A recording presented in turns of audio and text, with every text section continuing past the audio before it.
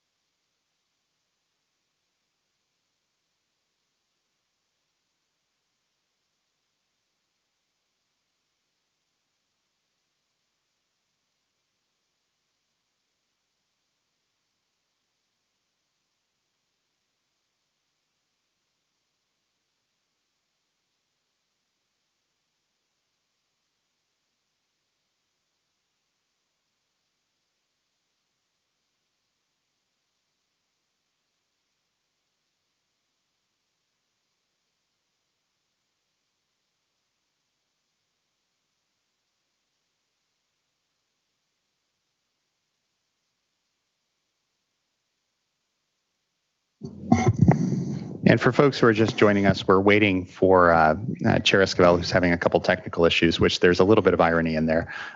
So we'll get the meeting started as soon as possible. And Mr. Loeffler, I've got the notes that need to get started. I think he was pointing in that direction, but we'll give him a little more time. Sounds good.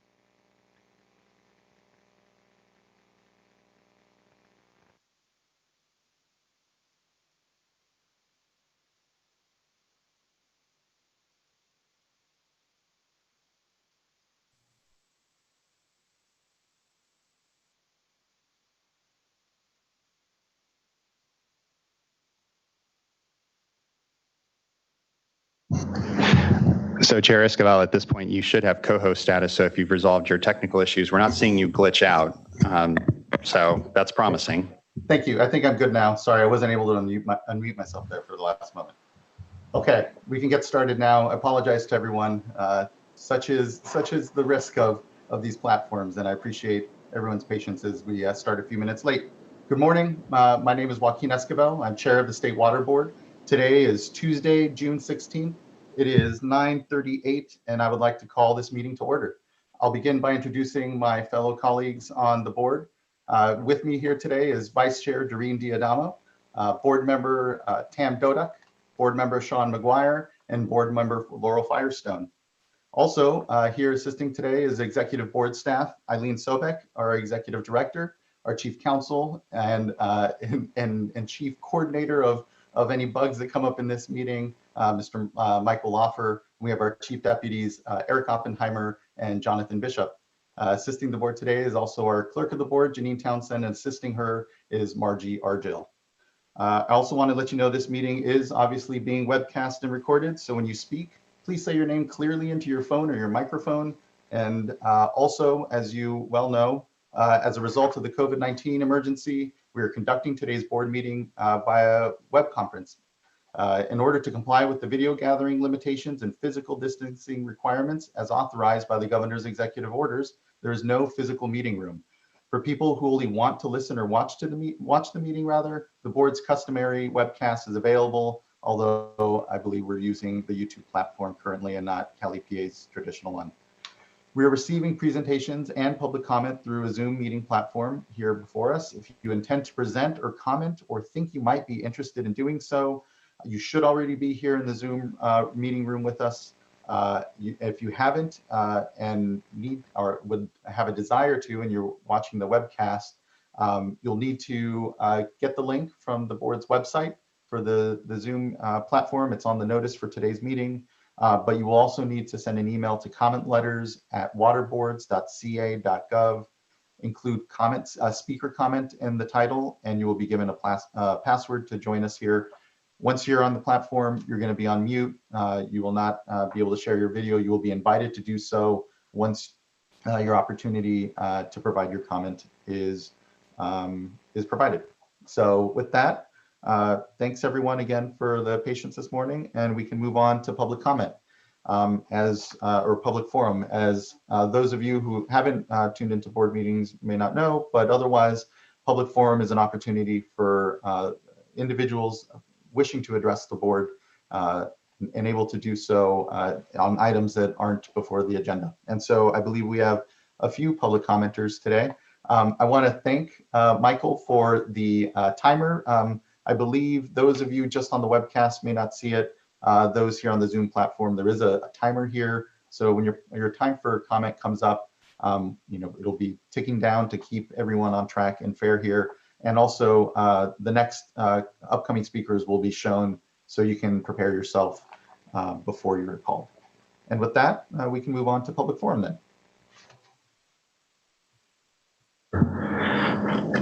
So our first speaker in public forum today is Mayor Bill Brand. Mayor Brand, we are asking you to go ahead and unmute your microphone and share your camera at this point in time.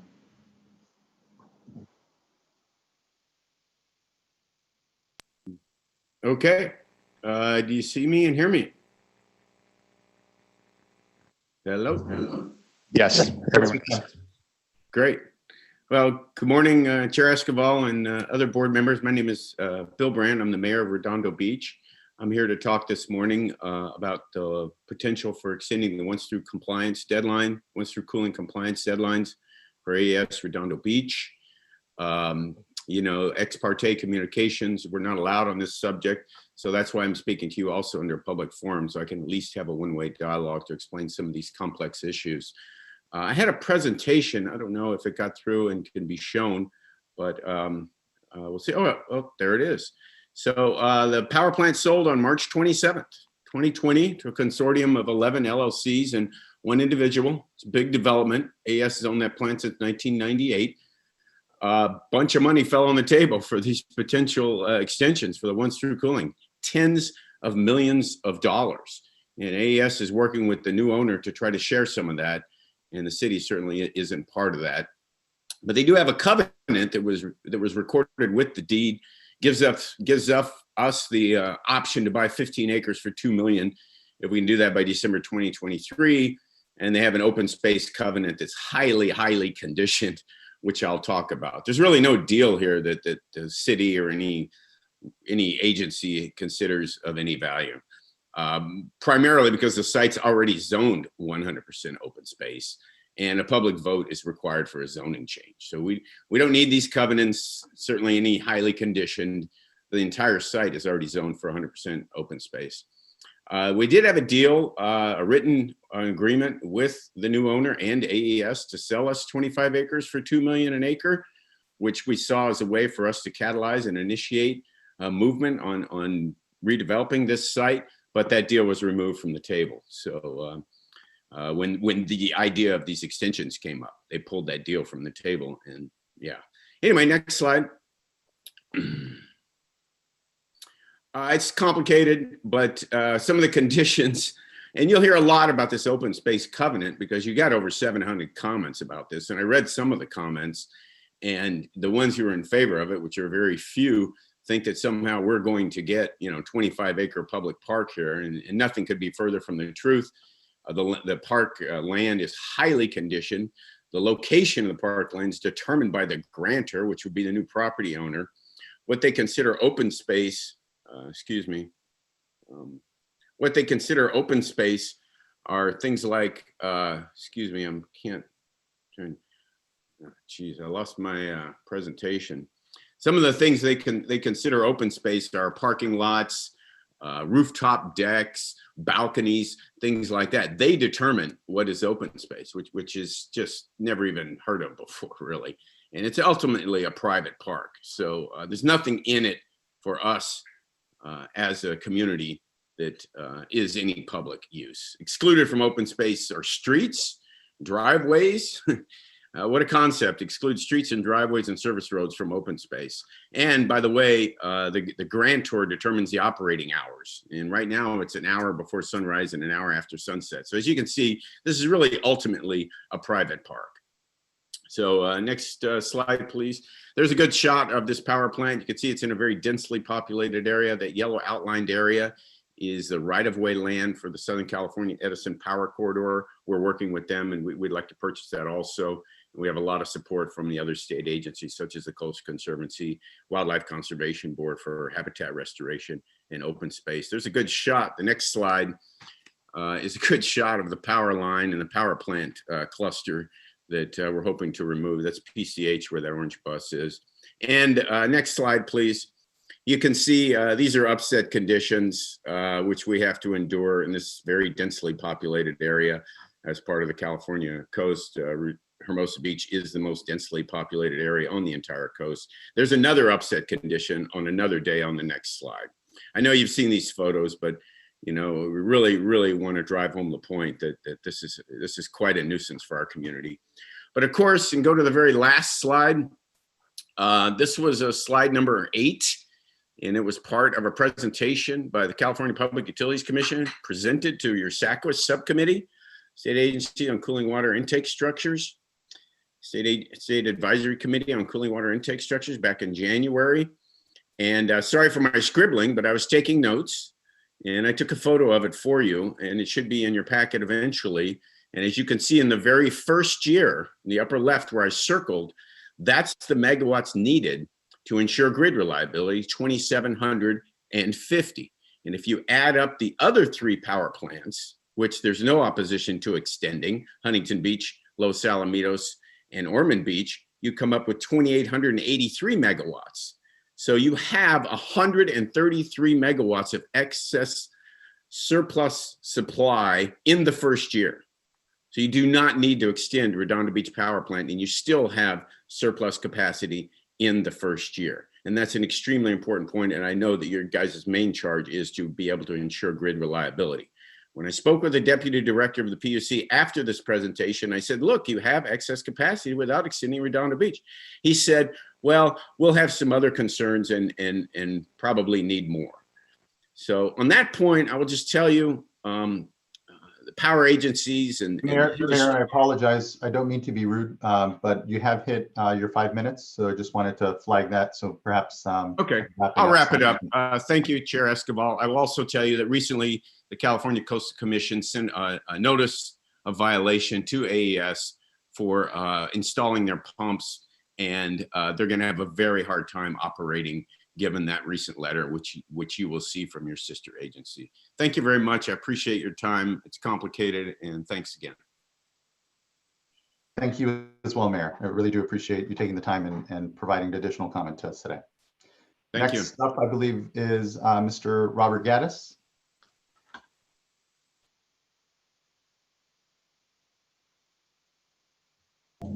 Mute and Morning, Mr. You're Gaddis. live, Mr. Gaddis.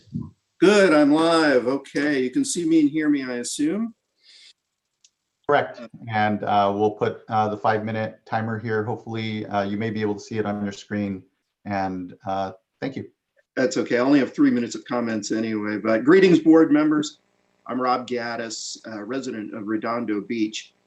This comment, too, is regarding the proposed OTC policy amendment and its impact upon Redondo Beach. And there's probably some overlap between what Mayor Brand said and what I'll say. I do apologize for that in advance, but I wasn't aware that of what he was going to say these things this morning. But you've been sent letters from folks, some not Redondo Beach residents, letters that repeat exactly the same talking points and terms provided by AES and or the developer who bought the AES Redondo Beach property. It would be useful to scrutinize those repeated talking points and terms because they're a combination of misleading assertions and bald-faced lies.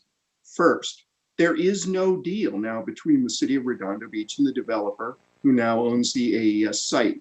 The only deal, as Mayor Brand said, it was reneged by the developer when the extension idea came up. Since then, there's been no realistic deal on the table worth considering or that could legally be fulfilled. The power plant site is zoned for park and open space, the whole property. The developers actually purchased a contaminated park. Any change to that property's zoning requires a vote by the residents, and they have already twice voted down what the developers contemplated. The city had a deal with the developer to purchase half of the land to preserve coastal wetlands and provide coastal public open space and parkland. The developer reneged on this deal when the extension idea came up, as Mayor Brand pointed out. All subsequent terms the developers put forward are not permanent, and they give him the right to, for example, alter the property's use, alter the location of the so-called public areas, count areas such as rooftops and balconies as open space, and alter public access of any land involved in the deal. And he has conditioned any deal upon him getting entitlements to develop the land as he sees fit, which is not in the city government's power to grant anyway. The letters sent to you use the talking points terms insured and assured, but the only thing assured is that no such deal is at all possible. And the buyer is not a reliable negotiating counterparty.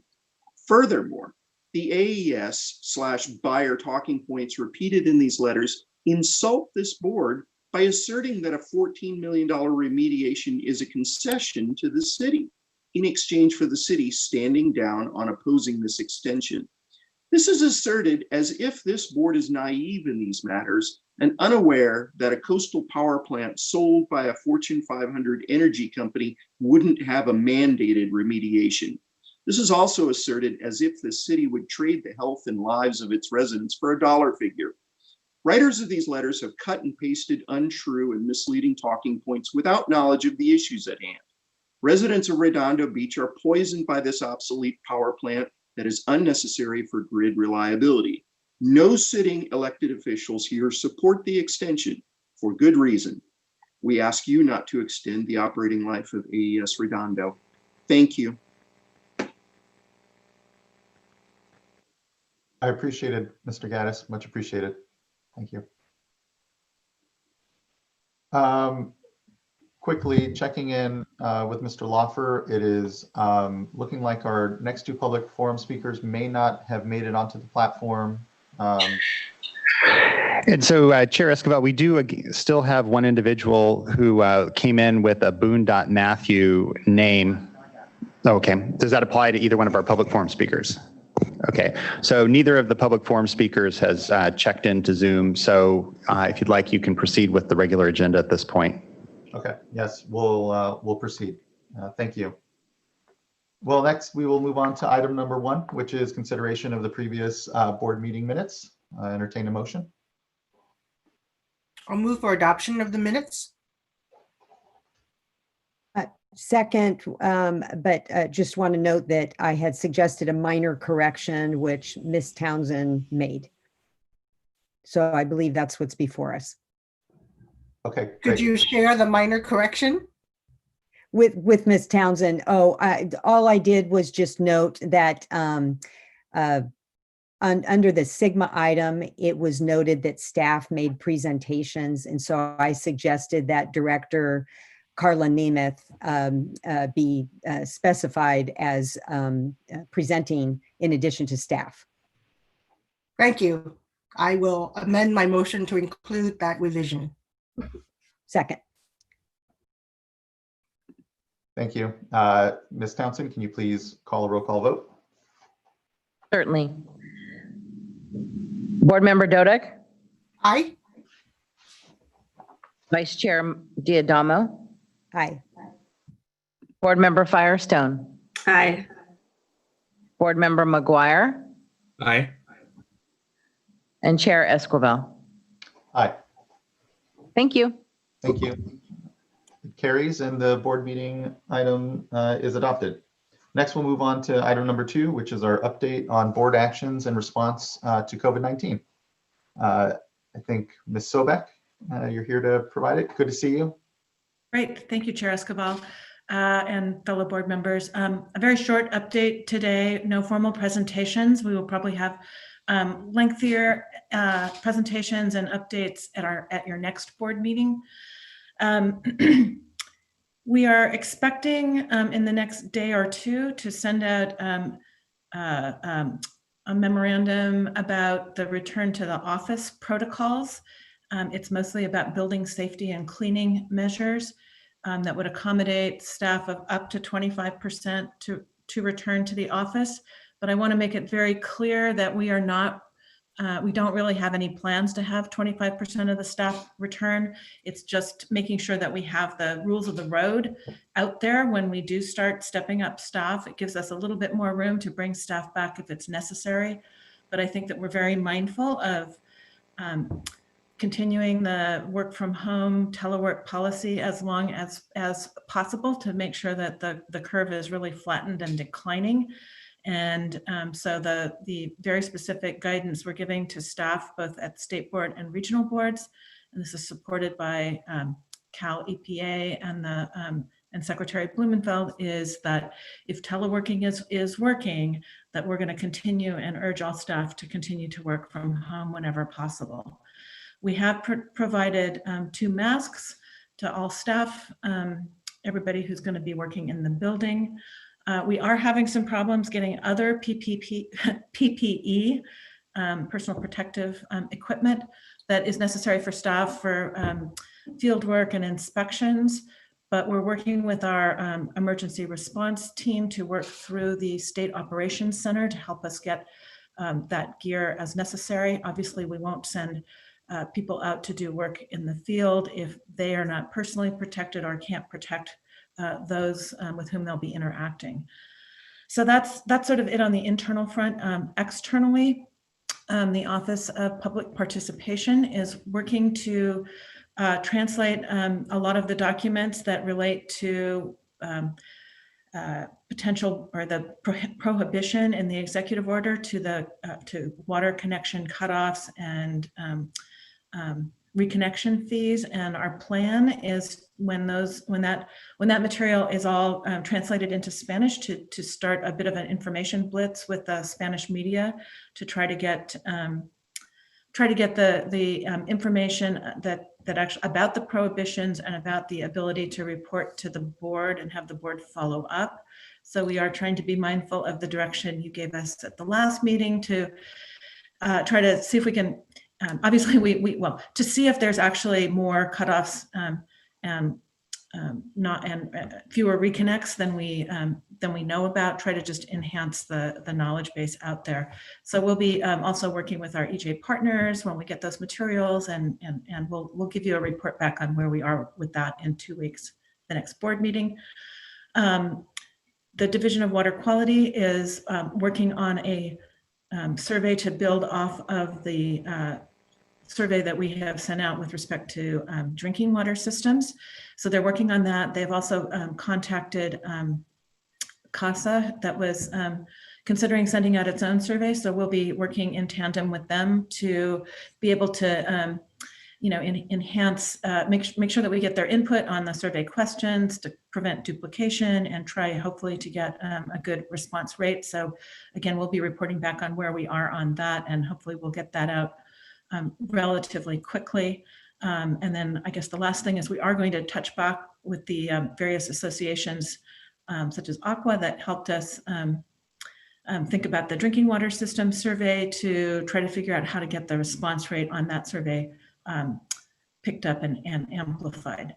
So that's our quick rundown of where we are on COVID related items, and we will talk to you in a bit more detail at the next meeting. Great. Thank you so much, Eileen. Really appreciate it. I know it continues to be an evolving space, both on the external response for us and certainly the internal one as we figure out what the future of work and telework looks like for our staff, but also then the board's work generally. So it's certainly an interesting time and space, and appreciate the frequent updates here, and look forward to the next one, which hopefully does have a little more of the data that we're starting to see perhaps, or kind of trends or otherwise. So thank you. Any comments from my fellow board members? Okay, thank you. Next, we'll move on to a couple of uncontested items. We have items number 3 and 4 here on the agenda that I believe are still uncontested. Ms. Townsend? We do have a speaker card for item number 3. Michael Carlin from SFPUC has indicated a desire to speak on it. So if you wanted to move with the uncontested item calendar and then pull item 3 and hear it separately. Yes, I see that now here. Thank you, Mr. Lawfer. Yes, let's go ahead and pull item number 3 from the uncontested item list. And we can, I'll have entertain a motion for item number 4, unless there's any comment that fellow board members would like to provide. Okay, we'll entertain a motion. I'll move to adopt item number 4. Second? Second. Great. Ms. Townsend, can you please call a roll call vote? Board Member McGuire, Aye. Vice Chair Diadamo, Aye. Board Member Firestone, Aye. Board Member McGuire, excuse me, Board Member Dodick, Aye. and Chair Esquivel. Aye. Thank you. Thank you. The item carries and item number 4 is adopted. So now we'll pop back up to item number 3. And does staff want to give just a brief overview of the item, and then we can allow Mr. Carlin to make his comments? Or should we just take Mr. Carlin's comments here? Hello, Ms. Morgan. Good morning, Chair Esquivel and members of the board. My name is Nicole Morgan, Assistant Deputy Director in the Division of Financial Assistance. I can just give a super quick overview here, and then we can hear the comments. So basically, in the fall of 2018, the Camp Fire burned over 153 acres of forest. Forest management, erosion control, and storm-proofing practices are necessary to reduce erosion and sediment to water courses. The proposed project is expected to directly prevent at least 9,525 cubic yards of sediment from being delivered to water courses within the North Fork Feather River watershed. So the Deputy Director of the Division of Financial Assistance approved $500,000 in CAA funding for the project. And staff are seeking an approval of an additional allocation of $275,198 in additional funding from CAA. The October 2nd, 2018 State Board adopted resolution number 2018-0047, authorized the Deputy Director of DFA to approve funding requests not to exceed $3 million from CAA for the purposes of mitigating water quality impacts due to the 2018 fire. This project also falls as a Tier 1 project that requires immediate action to mitigate a significant threat to the environment. And so the Butte County RCD has requested a total of $775,198 in CAA funding for the project. Due to the request exceeding the $500,000 that the Deputy Director of the Division of Financial Assistance is approved to authorize, we're seeking the additional $275,198 approval from the State Water Board. Thank you so much, Ms. Morgan, and appreciate the quick overview. Mr. Carlin, I think we'll unmute you and invite you to share your video here. I apologize, Chairman Esquivel. I think I typed in 03 by mistake. I'm actually standing in the queue for item 7. I apologize for that. Oh, okay. Apologies then. Well, I'm glad we had this quick overview of this item. This is a critical project and flags that the cleanup and abatement account is one that is used for these critical water quality challenges that have no other place to go and is a really critical tool. So with that, I'll entertain a motion for item number 3. And thank you, Ms. Morgan. I'll move to adopt item number 3. I'll second. Great. Ms. Townsend, would you like to call a roll call vote, please?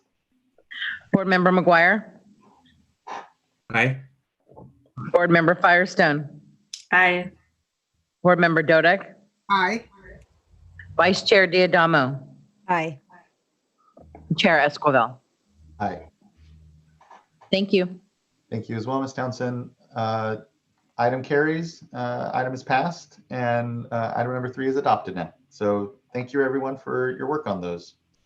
That brings us to the Division of Drinking item number 5, which is a consideration of a proposed resolution to adopt a definition of microplastics in drinking water. I'll note that we have a substantial amount of commenters. It's looking like, if I can do my quick math, it's looking about 25 folks or so. And so just wanted to flag that we'll be having a good amount of comment. I'm tempted to limit folks to 3 minutes perhaps, but we'll keep it at 5, and I'm sure not everyone will use their full amount.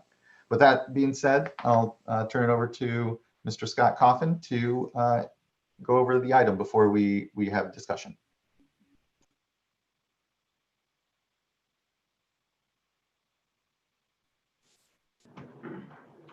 Thank you, Chair Esquivel.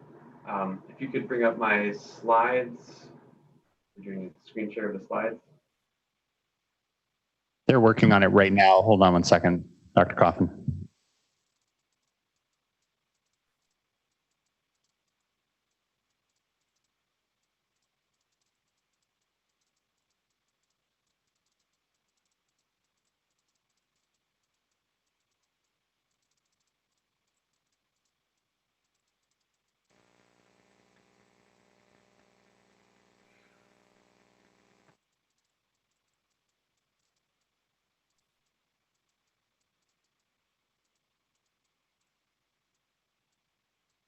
Alrighty, there we go.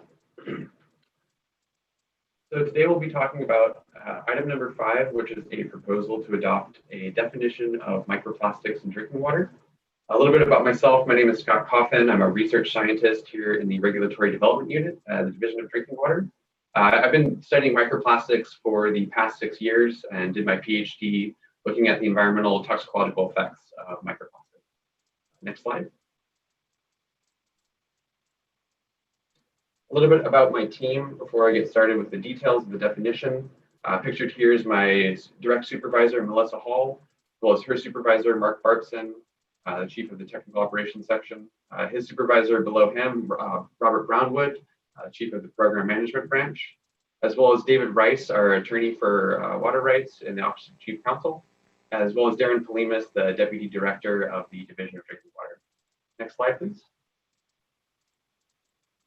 This has also been a highly coordinated effort, including agencies from state as well as international and national, including governmental organizations and academic institutions, non-governmental organizations and NGOs. So this has been not just our efforts, but this has really been a lot of coordination. Next slide, please.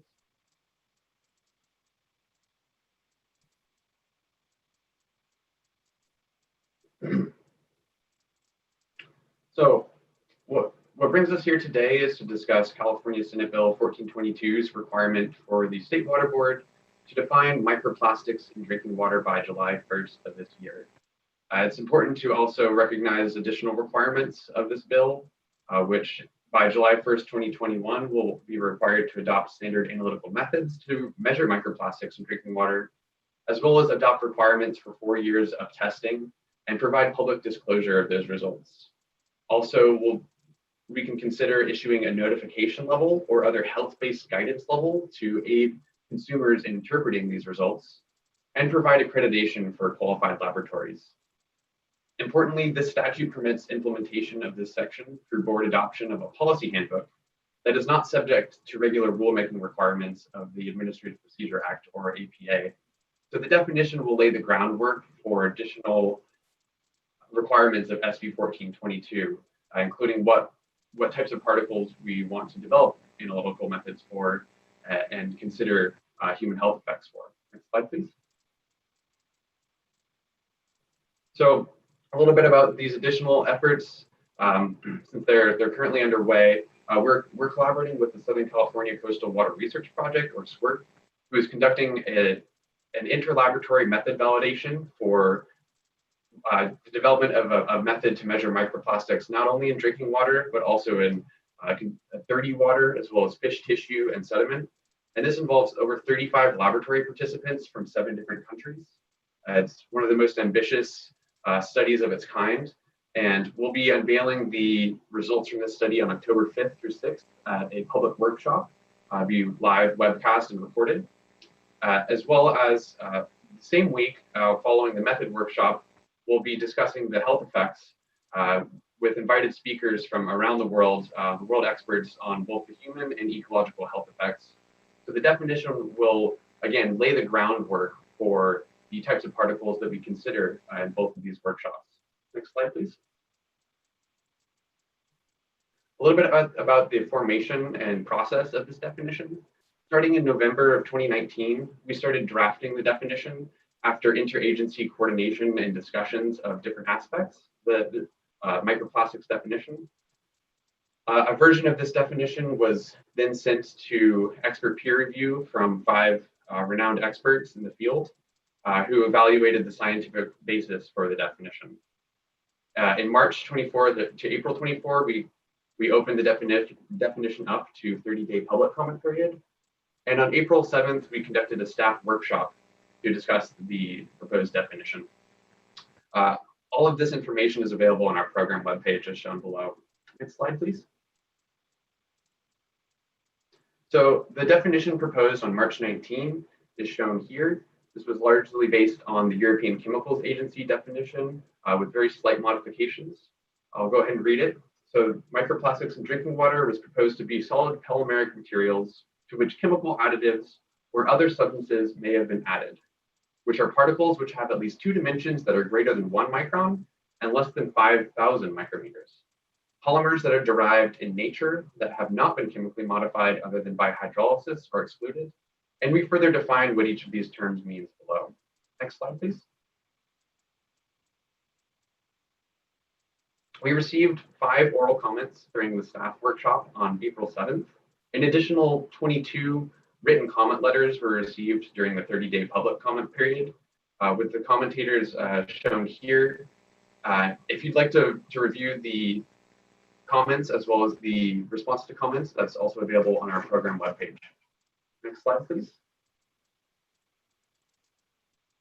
So first I'm going to go through some miscellaneous revision suggestions that we received from the public comment letters. The first was to follow the APA process, or the Administrative Procedure Act. And as mentioned before, SB 1422 does not require us to follow this process. An additional comment was to extend the comment period from 30 days. And if you go to the next slide, please. The rationale for extending this was due to COVID-related delays. Some constituents felt that 30 days was not enough time to participate in the public comment period. And I'd like to remind everyone that this is really the first iteration of this definition, and we fully intend to revisit the definition before June of 2021, when we will adopt standardized methods and additional requirements from SB 1422. We'll also reopen this definition up to peer review at that time too. So there will be additional opportunities for the public to participate and provide public comment. Next slide, please. An additional revision suggestion was to define drinking water. The rationale here being that the statute requires the State Water Board to adopt a definition of the full term microplastics in drinking water. And the definition does not expressly define what drinking water means. So this is SB 1422, which is codified in the Health and Safety Code 116376. Does not explicitly require the State Water Board to define drinking water. And furthermore, the focus of this bill is really to continue the State Water Board's directive of reducing the risk of contaminants in water, in particular microplastics. So defining drinking water is not required and would not be useful for this definition. Next slide, please.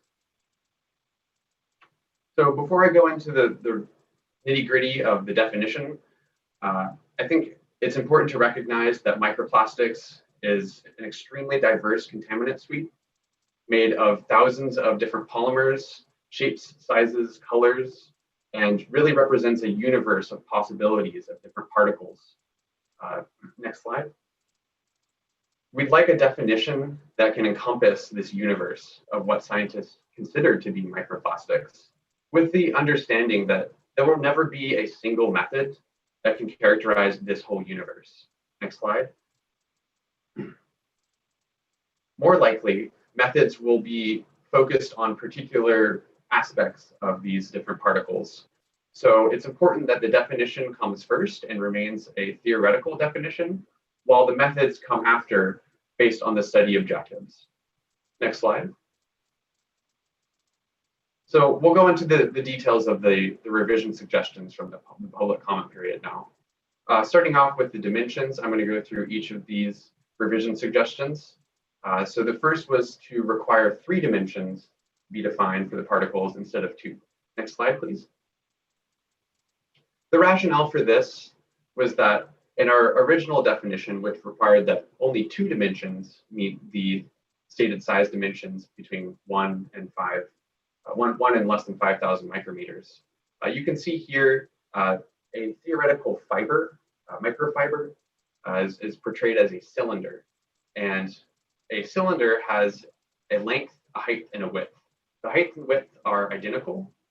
And so if you're just counting 2 dimensions and you only count the height and width, you could theoretically have a 5-foot long fiber that is 10 microns high and wide that would fall under our definition.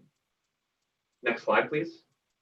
Based on this rationale, we are revising the definition to include 3 dimensions to reduce ambiguities and eliminate the possibility that infinitely long fibers or very long fibers could be included in the definition. The reason that we originally included 2 dimensions was that measuring 3 dimensions may be challenging with instrumentation, and that if 2 dimensions are considered, you could remove the possibility of having a film, which could also be feet long, and the height and the width could be within the stated dimensions. So adding 3 makes this definition much less ambiguous. Next slide, please. An additional revision suggestion was to increase the lower size limit from 1 micron up to around 20 microns, which, as the commenter stated, is approximately the size that can be reliably characterized directly using light-based microscopy. Next slide, please. And something to understand with the size of these particles is that the smaller you get, the more challenging it is to measure the size. However, there are different measurement and instrument techniques that are commonly used in the field by researchers. Light microscopes are the most common, using spectroscopic techniques such as Fourier transform infrared spectroscopy or Raman, each of which can get down to approximately 10 or 1 micron. And below that, different techniques are required for the nano range of particles. Something that is also relevant to think about when we talk about size, as shown here, is that the smaller the particles, the more they can be taken up by intestines, distributed through the body, accumulating in sensitive organs such as the brain and the liver, and may cause further toxic effects. So we are most concerned about these smaller particles, in particular the nano-sized plastics and microplastics below 10 microns. Next slide, please. Which brings me to my next point, which was brought up by several commentators, urging us to decrease or eliminate the lower size limit. The rationale being here that, again, nano-range particles are likely the most toxic to humans, and also to harmonize with other agencies, which nearly all have nano-range particles in their definition of microplastics. An additional rationale is that the definition should be theoretical and that methods can be based on it, but may not be perfectly representative of the definition. And this is often seen with public health goals, which are set at levels below the method limitations for drinking water constituents. Next slide, please. Relevant to the nano size of plastics, we don't have as validated or as developed techniques for monitoring these size plastics. However, we do believe that they exist in drinking water. A recent study found that microplastics were actually broken up by treatment train and releasing 10 times more nanoplastics than what came in the influent. So we certainly have reason to believe that these particles may exist in drinking water and could be toxic to humans. So we are concerned about their existence. Next slide. Looking at the agency's consensus, you can see below from 5,000 micrometers down to either no lower size limit or 1 nanometers. Virtually all international agencies adopt this size range, including the United States Environmental Protection Agency, the California Ocean Protection Council, the World Health Organization, European Chemicals Agency, as well as Environment and Climate Change and Health Canada. Next slide, please. So based on this rationale, we are revising the definition to go from 1 nanometer to 5,000 micrometers. This would be synonymous with the European Chemicals Agency definition, which has undergone extensive iteration and public comment. Recognizing that we are now including particles that have 6 orders of magnitude, communication can be challenging with this size range. So we're updating the definition to include a size-based classification. As seen here, nanoplastics, 1 to 100 nanometers, in line with the definition for nanoparticles. And then from 100 to 1 micron is sub-micron plastic. Above that, up to 100 microns is small microplastics. And then bringing us up to 1 millimeter are large microplastics, staying within the micro or the SI unit for micro. Above 1 micron is mesoplastics, up to 2.5 centimeters. And above that, macroplastics. And it's important to note that macroplastics are not considered microplastics, but they're shown here in the size-based classification for harmonization with additional agencies. Next slide. Moving on to the additional criteria for the definition, we'll talk about the substance criteria. So going through the revision suggestions, the first was to add a solubility threshold. Next slide. The comment rationale for adding a solubility threshold is that certain polymers with solubilities above 100 milligrams per liter or so would not occur as particles in drinking water. And shown below this is an excerpt of the definition showing the substance criteria, showing that we do not include a solubility threshold. Next slide. If we look at the literature for soluble polymers, we found that polyvinyl alcohol, which is considered to be a highly soluble polymer, is still found as particles in the water column.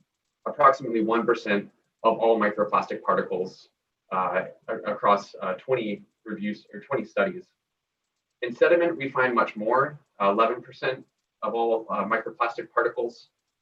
And so this is important to recognize because this solubility threshold may preempt us from recording particles such as polyvinyl alcohol, which, although they theoretically wouldn't be found as particles in the water, nonetheless they are. Next slide, please. So based on this consideration, the European Chemicals Agency arrived to the same conclusion that I am now, which is that polymer solubility is not a useful term to define microplastics, as both the terms solid and particle sufficiently captures that a polymer has kept its shape in the medium into which it is placed and can move as a unit. Next slide, please. Along the similar lines, we received a comment to add a density threshold with similar rationale that particles with above a certain density would not occur in drinking water because they would sink to the bottom of the water column and not be taken into a drinking water treatment plant. Shown below here, as you can see, there's no density threshold. Next slide, please. We considered a density threshold in the original discussions of the definition. And what we found was that certain particles with densities above 1 gram per centimeter cubed do occur in drinking water, sometimes at highly substantial rates. Shown here in dark gray is polyethylene terephthalate, PET, which has a density of 1.34 grams per centimeter cubed. If placed in water, it would sink to the bottom. But what we see in this advanced drinking water treatment plant is that the influent and the effluent are dominated by PET. Up to 50% or 60% of all of the particles found, the microplastic particles found in the water column. Next slide, please. This brings us to another point. This study also found a soluble polymer, polyacrylamide or PAM, which also has a density greater than 1.0 grams per centimeter cubed. And interestingly, they found more PAM in the effluent of the advanced drinking water treatment plant than in the influent. And this treatment included sedimentation, sand filtration, ozonation, as well as granular activated carbon filtration, extensive treatment. The authors believe that the PAM was added during the sedimentation process and was not fully removed by the treatment processes. Next slide, please. So based on that rationale, we're not including a density threshold. An additional revision suggestion was to exclude biodegradable polymers. And I'm going to go through each of these in rationale. Next slide, please. The first rationale was to provide incentive for companies to develop less persistent polymers. The persistence of microplastics is indeed considered one of the harmful aspects because once in the environment, it takes a very long time for them to go away. Enter polylactic acid, which is a recent development made from a biodegradable polymer polylactic acid that when exposed to biota can degrade into carbon dioxide and sugar. You may have seen this in stores. Something to understand with the definition of microplastics in drinking water is that we're concerned with public health in drinking water. And this is not a restriction proposal. We don't want to discourage companies from developing solutions, but we also want to remember that this definition is expressly for drinking water and for human health. Next slide. Which brings me to my second point, which is a additional rationale from the commentator that excluding biodegradable polymers would harmonize our definition with the European Chemicals Agency definition, which, as shown here, has an exclusion for biodegradable polymers, which are defined using standard methods. And again, the European Chemicals Agency definition is meant for a restriction proposal, so what could be put onto the market, whereas our definition is all the way downstream, looking at what gets to humans. Next slide. And since we're focused on human health, it's important to recognize the available information on the human health effects of biodegradable polymers. These are extremely new substances, and only recently have scientists begun to understand the toxicological effects of these particles. There's very few studies that have looked at human health, but of the studies, a recent one found that polylactic acid makes hexavalent chromium that is bound to it more bioaccessible to a simulated human gut than traditional polymers such as polyethylene, polypropylene, polyvinyl chloride, and polystyrene. So we are indeed concerned about the health effects of biodegradable polymers, and we can't simply exclude them based on their persistence at this moment. Next slide. An additional revision suggestion was to exclude dyed natural fibers. The original staff report included a table 1, that included examples of substances that may be included in the definition, including dyed natural fibers. And upon reevaluation of the science around dyed natural fibers, I found that it's extremely unlikely that any dyes, that dyed natural fibers would be included in the definition. Many dyes are made of single chemicals, not polymers, which means that they would not be considered as polymeric materials. So the staff report has since been changed to remove dyed natural fibers from the examples to reduce confusion. That said, there are certain dyed natural fibers that may be made with actual polymers, and I'll explain that in the next slide, please. So the portion that may include a dyed natural fiber in our definition is highlighted here in yellow, where a polymeric material means either a particle of any composition with a continuous polymer surface coating of any thickness, or a particle of any composition with a synthetic polymer content of greater than or equal to 1% by mass. Next slide, please.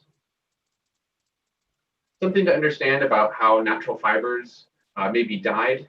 Like I mentioned before, they may be simply dyed with a natural or synthetic dye, such as anthraquine, which is just it's a non-polymeric chemical, in which case the natural fiber would not be considered to be polymeric and would not be included in our microplastics definition. Another way of adding color to a textile is to blend it with a polymer. Shown here on the top, you can see that cellulose or cotton is blended with a synthetic polymer. And in this case, this would also not be included in our definition because these particles could be separated mechanically. Additional ways that polymers can be included with cellulose are curing and grafting, as shown below. And in the case of curing, the monomer layer is actually polymerized on top of the cellulose layer, making it inextricably bound, chemically bound to the polymer. Grafting takes it in a different fashion and actually covalently bonds a synthetic polymer onto the natural fiber. Next slide, please. Which, as you can see on the right here, this is a schematic of what this would look like with a cotton or cellulose backbone with synthetic polymer graft, so polyester that's been covalently bound to the molecule. And for those of you that are really into organic chemistry, you can see on the left here that this is actually a chemical process where you're fundamentally changing the composition of cellulose. One way to think about it is if cellulose is like clean water and polyester is like wastewater. If you're combining the two, you no longer have clean water. You may have just diluted wastewater. Next slide, please. So an additional revision suggestion was to adopt the ASTM or ISO definition of the term plastic. The rationale here being that non-plastic polymers have complex dissolution behaviors in water and are difficult to detect in drinking water matrices. I covered this in the original staff workshop, but I'll go through it again. The International Standards Organization explicitly defines plastic as a material which contains as an essential ingredient a high molecular weight polymer in which at some stage in its processing the finished products will be quite low. They don't define what they mean by high molecular weight or as essential ingredients. So there's a lot of ambiguities with this definition. Furthermore, the requirement that is shaped by flow only includes thermoplastics and thermosets and would exclude elastomers such as synthetic rubber. ASTM takes this definition and makes further exclusions for rubber textile adhesives. Next slide, please. The trouble with excluding rubber and textiles is that not only do we find them in water at relatively high quantities, we also believe that they're quite toxic to biota and may be toxic to humans. For instance, San Francisco Estuary Institute found in stormwater that 39% of particles identified were fibers, 48% were tire wear particles from synthetic rubber. And drinking water is thought to contain between 50 and 99% microplastic fibers.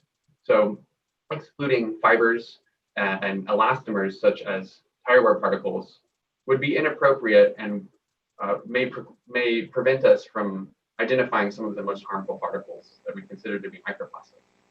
Next slide, please. So based on these revisions and rationale, we've updated the proposed definition as follows. Microplastics in drinking water are solid polymeric materials to which chemical additives or other substances may have been added, which are particles which have at least 3 dimensions that are greater than 1 nanometer and less than 5,000 micrometers. Polymers that are derived in nature that have not been chemically modified other than by hydrolysis are excluded, as well as a definition of all of the terms used and a classification framework. Next slide, please.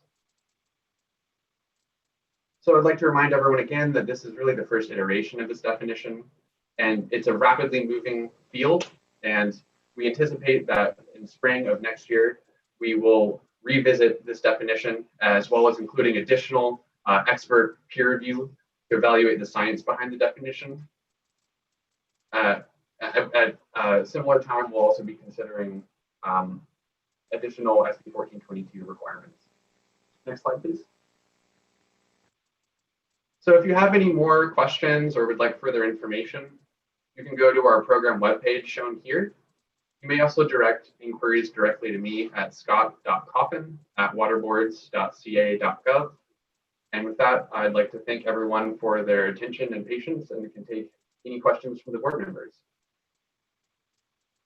Thank you so much, Dr. Coffin.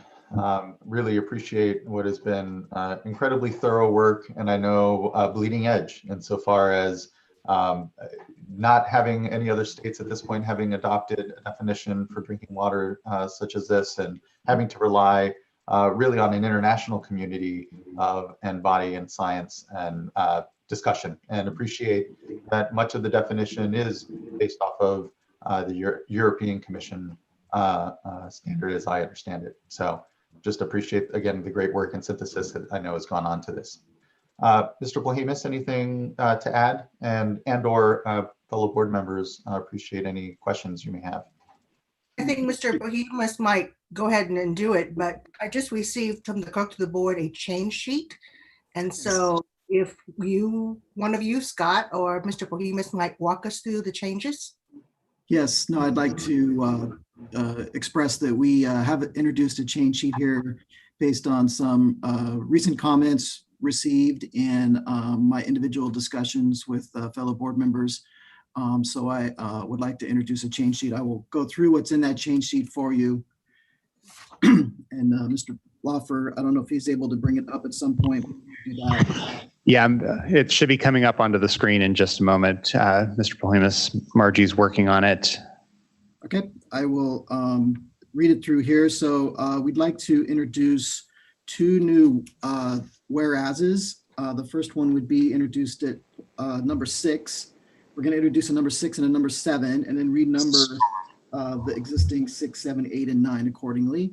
The new number 6 would read, the State Water Board intends to consider revisions to the definition in response to new information, including but not limited to toxicity and exposure to humans, standards adopted by other nations, regulatory agencies or authoritative bodies, as well as advances in analytical techniques and or the standardization of analytical methods.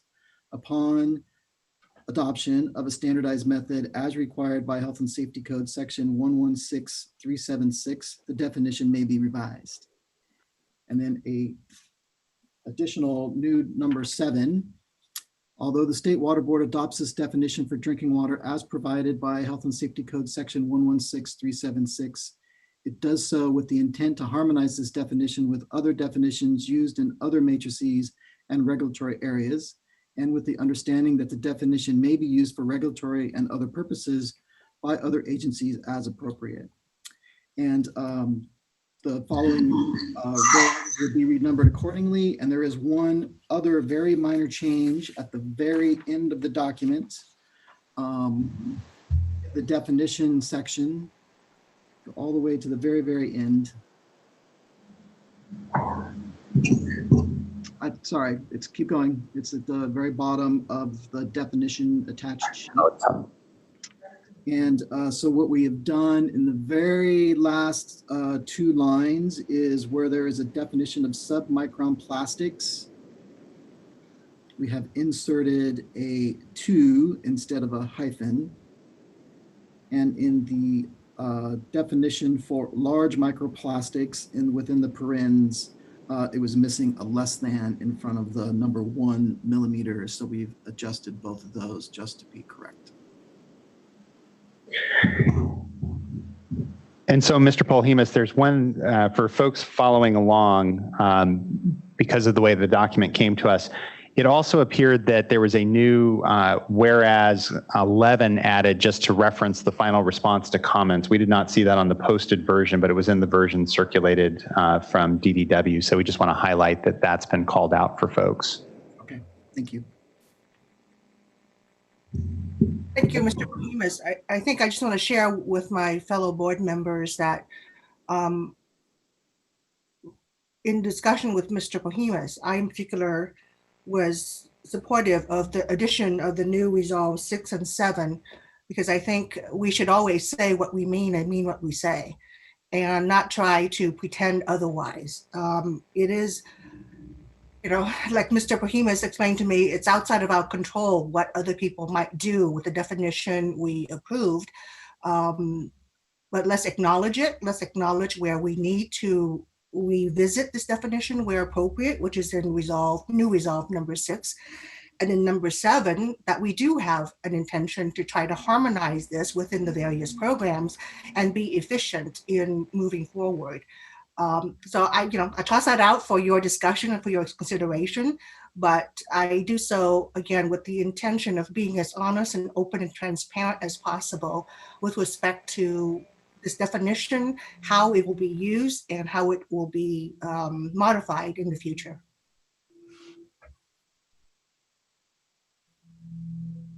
Thank you, board member.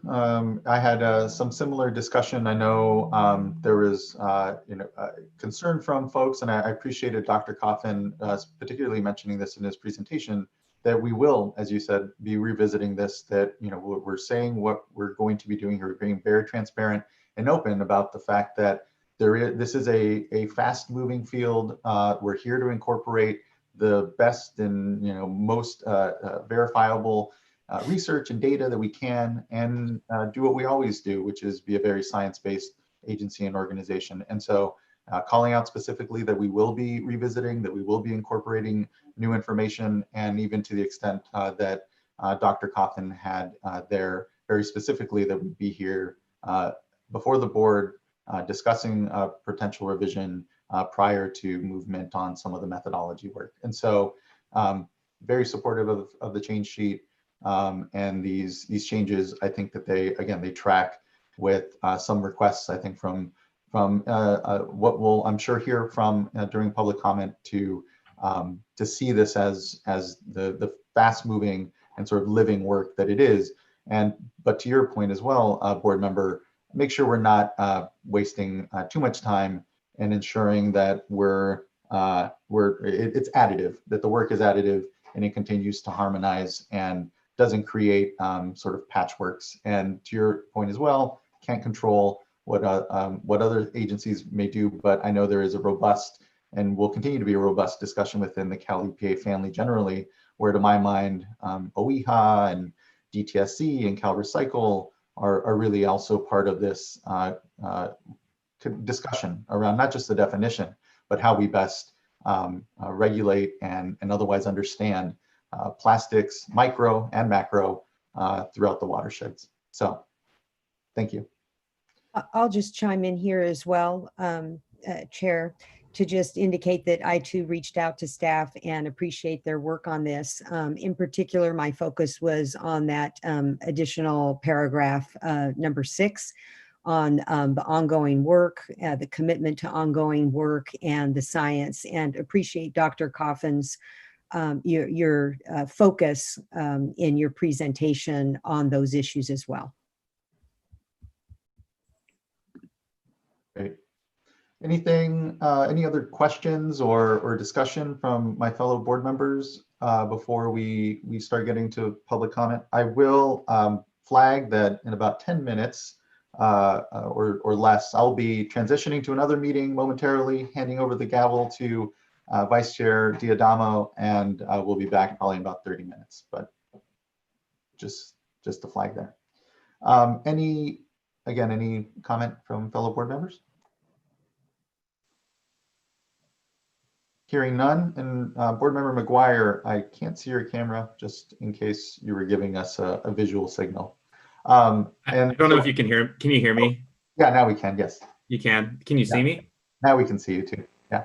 Okay. I'm having some technical issues, so I'm going to remain quiet for the time being until I get this resolved. Okay, that's fair. Well, with that, I think we can move on to our speaker cards. And I believe we have up first Ms. Kay-Ho from US EPA. And I think here momentarily. Yep, I think there I am. Hi, how are you? How are you? Thank you, everybody. Okay, my name is Dr. Kay-Ho. I am an environmental research scientist with the U.S. Environmental Protection Agency. I'd like to take the time first to thank the State of California Water Resources Control Board for this hard work on this very timely and important topic that will substantially affect every Californian in one way or another. The U.S. Environmental Protection Agency's Office of Research and Development supports the definition proposed by the California Resources Control Board in its entirety. We are particularly pleased to see the inclusive nature of the definition regarding smaller size microplastics and the incorporation of biodegradable plastics. Current research, as Scott mentioned, points to the biological activity of small size plastics, specifically those less than 1 micron. In addition, there is very little known about the toxicity of the new class of biodegradable plastics. So understanding their presence in drinking water is reasonable, justifiable, and proactive. We feel the definition as it stands is a good working platform with a clear statement for revision as new information and science, such as on the safety of biodegradable plastics, comes to light. And we urge the California Water Resources Board to support and pass the definition in its entirety as soon as possible. And with that, I will close. Thank you. Thank you, Dr. Ho. Really appreciate your comments and the support and the continued engagement of US EPA on these really critical shared spaces. So thank you. It's much appreciated. Thank you for the opportunity. Next, I'd like to call up Don Kopecki from representing California Manufacturers and Technology Association.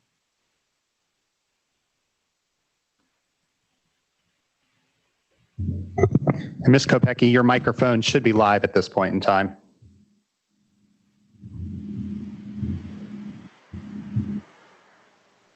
Try again, Don. Are you able to hear me? Hi Yes. there. Can you hear me Hello. now? Great. Yes. Sorry about that, having some technical difficulties on my end this morning, but appreciate the opportunity, Mr. Chair and members. Dawn Kepke with McHugh Kepke and Associates today before you on behalf of the California Manufacturers and Technology Association. CMTA appreciates the opportunity to provide comment on the State Water Board's proposed definition of microplastics in drinking water as required to be developed under Senate Bill 1422 by Senator Portantino. CMTA is concerned that the current version of the definition is overly broad, such that it encompasses most polymeric materials, most of which have nothing to do with concerns related to microplastics in drinking water and the overall environment. We are concerned that such a broad, all-encompassing approach may not be in line as consistent with the approach under the European Union's approach for these materials, and that it could, in that regard, have some detrimental impact on innovation and global companies' efforts to drive progress to more sustainable products and services in line with their global sustainability commitments. CMTA is concerned that these polymers will be negatively and inappropriately implicated merely because of their presence in drinking water.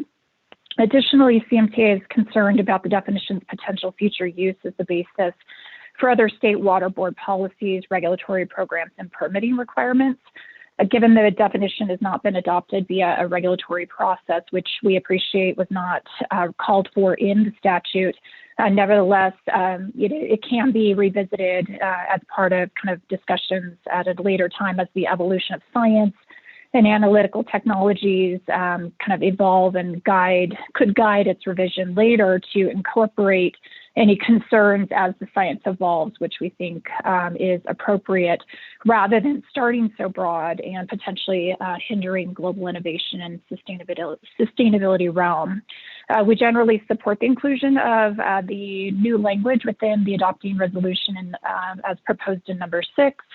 We do have some concerns about the language drafted within number 7. Again, just reading it quickly and just trying to kind of fully comprehend that, but do have concerns given that the definition has not been adopted via a formal rulemaking process, just that that could ultimately, it seems that the language would suggest very clearly that it could be transferred over for use for other regulatory programs, which is a key concern of CMTA's, not only by the board, but by other agencies, does create concern for us.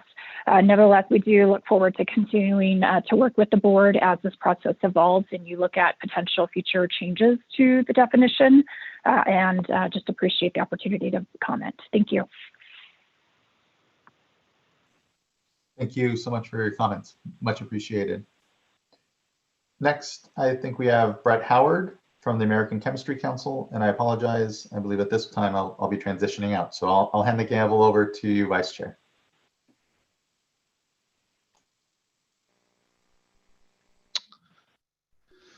Good afternoon, or good morning rather. Can everyone hear me? Thanks, Board Chair Esquivel and rest of the board members. My name is Brett Howard. I'm a director within the Regulatory and Technical Affairs Division at the American Chemistry Council. My work portfolio includes managing ACC scientific activities related to microplastics, including standards development work, among other things, and we appreciate the opportunity to comment. So we note that the California law requires the board to establish a definition of microplastics in drinking water by July 1. We encourage the board to release a definition that is aligned with existing test method capabilities, including lower detection limits. A drinking water monitoring program should not be designed to monitor polluters that are not likely to be in drinking water, as this is an unnecessary expense and burdensome to treatment facilities while not yielding any benefit to the general public. Therefore, ACC requests 2 changes to the definition, which we believe must be addressed. Number 1, the lower microplastic size limit, and 2, the exclusion of soluble polymers. So ACC recommends that the board set the lower size to at least 100 nanometers to align with the proposed EU definition, and preferably to 20 micrometers to align with existing analytical standards. And further, that the definition be limited to solid polymers, with a solubility cutoff of 100 milligrams per liter. So regarding the lower size limit, the revised definition sets a minimum size threshold of 1 nanometer, a 1,000-fold reduction from the originally proposed 1 micrometer. This is a problem for at least 3 reasons. First, the revised lower limit is not applicable because polymers simply are not that small. At the nanoscale range, polymers don't exist. You have single molecules. A sucrose molecule, which everyone knows as sugar, is 2 nanometers in size, just to give you some perspective. The point at which polyethylene becomes a polymer does not occur until the molecular weight is in the thousands, and there are several hundred nanometers. There are no reliable high throughput methods that can detect particles this small.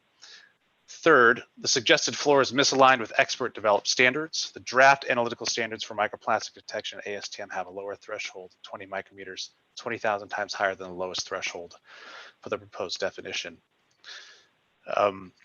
Furthermore, ECHA has been trying to develop a viable definition of microplastics broadly and not just in drinking waters for years. That experience has yielded many lessons. A definition cannot be developed in the abstract or in a vacuum. It must be supportable by detection limits and the regulatory purposes it supports. California's proposal here goes well beyond the even lower limits suggested by Europe, which in trade press last week reported 100 nanometers as the lower size limit as recommended by ECHA's RAC. Notably, the definition in Europe is still under development, with industry and other stakeholders pointing out many of the same issues industry is noting to the board today. While the full RAC opinion will be released in July, press reports suggest that there may be additional changes to the proposed definition in Europe, which may include requirements related to soluble polymers. Excluding soluble polymers is important because microplastic concern is driven by plastic particles that are completely insoluble in water in the drinking water context.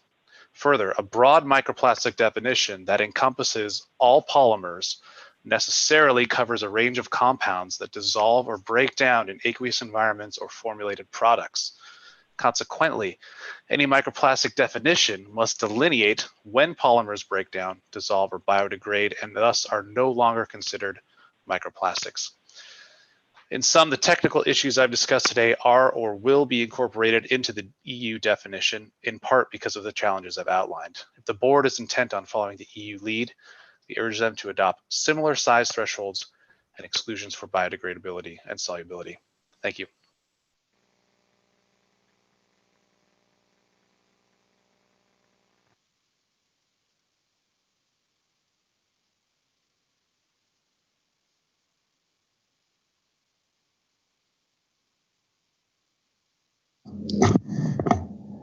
So our next speaker is going to be Dr. Rebecca Sutton. And Ms. Sutton, Dr. Sutton, we're asking you to go ahead and share your camera and unmute your microphone at this point. All right, can you hear me? I'm hoping yes. So my name is Dr. Rebecca Sutton. I am a senior scientist with San Francisco Estuary Institute, where I lead our work on contaminants of emerging concern. And I am the lead author of a major study to characterize microplastics in the San Francisco Bay, which to our knowledge is the most comprehensive regional study of microplastics available anywhere. Our findings presented last year support a scientific definition of microplastics that is broad in terms of size, shape, and chemical makeup. We recognize that the definition under discussion today is for microplastics in drinking water. Our study is relevant because our findings are indicative of what we're going to find in surface source waters that could be used for drinking water, and because given the rigor of the effort that the Water Board has applied to creating this definition, we anticipate that it could be used for other matrices, which is consistent with what was just discussed in the change sheet. So the definition proposed by the State Water Board is suitably comprehensive in terms of size, shape, and polymer, and it's in line with the current state of the science and largely consistent with the definition proposed by the European Chemicals Agency. So I'm going to go through each of the constraints or criteria individually. In terms of size, Dr. Coffin showed us a great slide showing that we've got light-based spectroscopy like Raman that can measure particles down to 1 micron, and other techniques like microscopy can get even lower. And we now have some evidence to indicate that the smaller particles in the micron to nanometer range could be more toxic and therefore should be of concern and included within our definition. And the proposed definition is consistent with the European Chemicals Agency's definition in terms of size. In particular, the European Chemicals Agency acknowledges that it is not yet possible to set size limits based solely on ecotoxicological considerations. We just don't have enough data yet. In terms of shape or morphology, we likewise see no evidence in the toxicological literature that suggests that a certain morphology or shape of a particle would somehow render it harmless. And therefore, that indicates that no morphology should be excluded from a definition that's focused on human health. For our study, we observed high levels of fibers in many samples from San Francisco Bay, and most importantly, these fibers were found in our prey fish and bivalves. Fibers were the majority of the particles we observed. And similarly, we have seen Dr. Coffin presented a few findings indicating that fibers might be present in drinking water as well. So fibers are definitely important. We feel a little cautious about the State Water Board's suggestion to limit fiber size, all 3 dimensions, to 5 millimeters, because that seems to be an arbitrary definition of length in terms of fiber that might not be supported by toxicology. In terms of the chemical or polymer makeup of particles, we saw a wide variety of particles of polymer types out in San Francisco Bay. And we don't see any evidence yet that indicates certain polymers are not toxic or harmless, and therefore we should be fairly comprehensive in our definition. Dr. Coffin showed a few different definitions of plastic. There are inconsistencies out there with these definitions, so it's understandable that there's some confusion about what counts as plastic and what does not. We recommend a more comprehensive and wide-ranging definition. In particular, we observed a high abundance of rubbery fragments in our stormwater and sediment samples in San Francisco Bay, and we think that these may be derived from vehicle tires and therefore composed of rubber. Now, some definitions exclude rubber polymers from the definition of plastic, but we recommend including them given that they are highly abundant, there's uncertainty related to health impacts, and this would be consistent with the European Chemicals Agency. In terms of solubility, we see this as highly variable in the environment. And for example, we saw a number of particles in San Francisco Bay that would be considered soluble by some of these definitions, such as the polyvinyl alcohol that Dr. Coffin mentioned in his slides.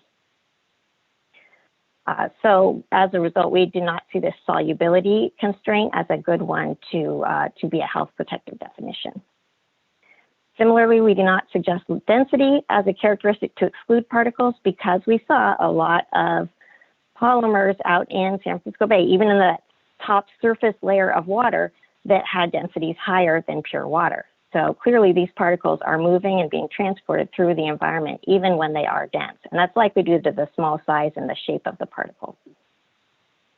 We definitely support the inclusion of biodegradable polymers because many products marketed as biodegradable can persist in the environment for years and can fragment to that microplastic size. And while biodegradable polymers have received fairly limited toxicological study, what exists to date suggests that they may have some toxic properties just like the more conventional plastics. So since we want a definition that's health protective, we should definitely be including the biodegradable polymers until we can show that they are not a concern. So in summary, our studies in California indicate a broad definition of microplastics is most appropriate and health protective, and a limited definition, one that would exclude smaller size fragments or the really widely observed shapes and polymer types that we saw in San Francisco Bay, would ignore some of the most important microplastics that we're actually seeing in the environment and have growing concerns about. So, and certainly the definition should not be limited by current analytical capabilities because they are rapidly evolving. And we really want to thank the Water Board staff for all the significant investment and hard work in establishing this thoughtful definition, which is likely to be useful outside of this drinking water context. Thank you. Thank you, Dr. Sutton. Appreciate your work in this important field. Our next speaker is Greg Johns.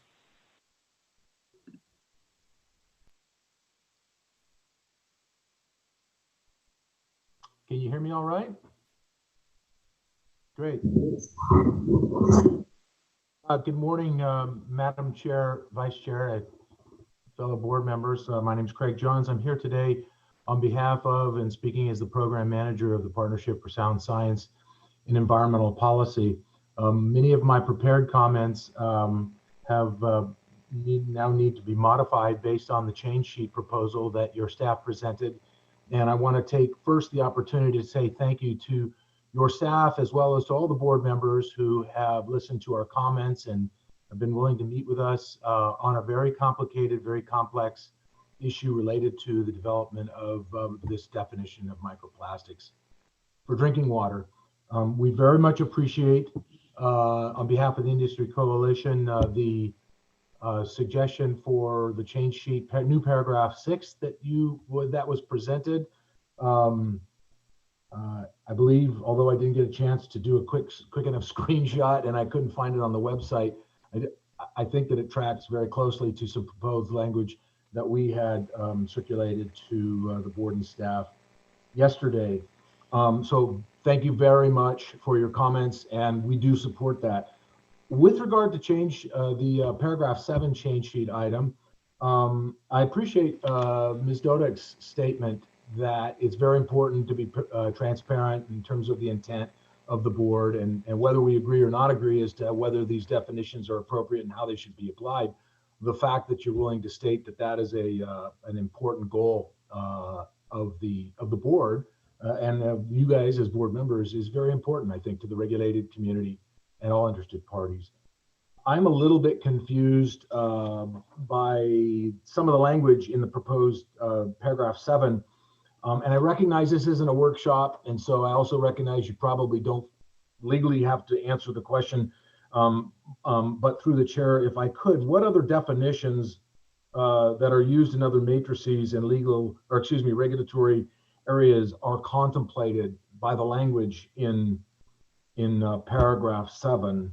And secondly, would the board anticipate a future formal regulatory action before whatever definition is ultimately arrived at, whether it's here today or through modifications next year when you do the second phase of this process? Would there be a separate formal regulatory adoption process before, for instance, the definition and some of the monitoring and testing requirements adopted over the next, say, 12 months or so are applied in the wastewater arena, for instance, or in other arenas? I will leave my question at that, but again, I do appreciate your willingness to consider and the change sheet of paragraph 6. I think paragraph 7 is workable from our perspective. Not that it matters to you per se, but I am curious to how you see the language in that paragraph 7 kind of working in real time. Thank you. Thank you for your comments. I think what we'll do is just keep moving through the other speakers, because I'm aware that there are others involved in your partnership that may have similar concerns, and then we will check in with staff at the conclusion of the comments. So again, thank you very much, and thank you for reaching out to a number of us and expressing your concerns. Okay. Madam Vice Chair, if I might, again, I second the Vice Chair's thank to you, Mr. Johns. Very often stakeholders would meet with us, but when we request some productive suggestions afterwards, there's a lack of follow-up. So I always appreciate when I make a request or issue an invitation for some suggested language, a compromise of some sort, and stakeholders follow up on it. So kudos to you and your colleagues. I really appreciate it. Thank you. Thank you, Mr. Johns, and thank you, Board Member Dodek. All right, we will move on. Our next speaker is Ian Davies with the Personal Care Products Council. Hi, good morning, and thank you for the opportunity to provide my comments. My name's Dr. Ian Davies. I'm Director of Environmental Science Programs at the Personal Care Products Council. So I just want to share some thoughts regarding, first of all, the definition. Now, I appreciate the desire by some parties to have a more broad scope. However, I think it's important to remember that the concern around microplastic in the environment is the solid nature of these particles causing physical effects to both biota and human health. However, within this definition, you're going to catch, obviously, soluble polymers. So we're really just concerned that perhaps the point's really been missed here. And also, if you include soluble polymers, the question is, are you really addressing the scientific concerns?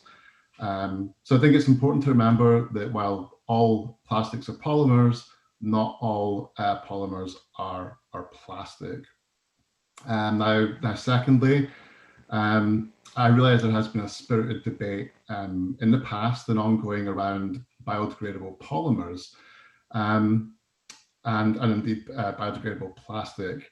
So it was interesting in the talk that was just given, there was a mention of polylactic acid. Polylactic acid isn't biodegradable, it's compostable, so I don't think that was a very good example. This is an area where there's a lot of innovation. So materials such as PHA, stearic acid-based polymers, these all have to pass biodegradation tests in the European Union. There is actually a tiered approach to showing biodegradability of these materials. And I think it's also important to remember that you're looking at drinking water, but if you think about the water cycle, persistent plastics obviously are going to continue to travel around the water cycle. Biodegradable plastic, not so. So we are concerned that with this inclusion of biodegradable plastic, there is a danger it can stifle innovation. And if you think about the goals that we're trying to achieve here, which is to get rid of these persistent plastic particles, I do feel that you're perhaps missing a trick in reducing plastic waste. Really, if you look at, for example, the European Chemicals Agency's suggestion for a tiered approach to assessing biodegradability, I think that you can really close off some concerns that have been expressed. So again, thank you. And that concludes my comments. Thank you, Dr. Davies. Appreciate it. Our next speaker is Lauren De Valencia with the American Coatings Association. And Vice Chair Diadamo, Ms. De Valencia was in our Zoom meeting earlier, but has dropped out. And so I think we should probably move on at this point to the next speaker, which is Ms. Kalua. All right. Caitlin Kalua with the California Coastkeeper Alliance. Hear me? Hi, this is Lauren De Valencia. Can you hear me? Hold on one second, Lauren. Sorry. We're not seeing you in the list. So can you speak again so we can identify which speaker? Sure. Yeah, I'm just here on the phone line for item 6. Hold on one second.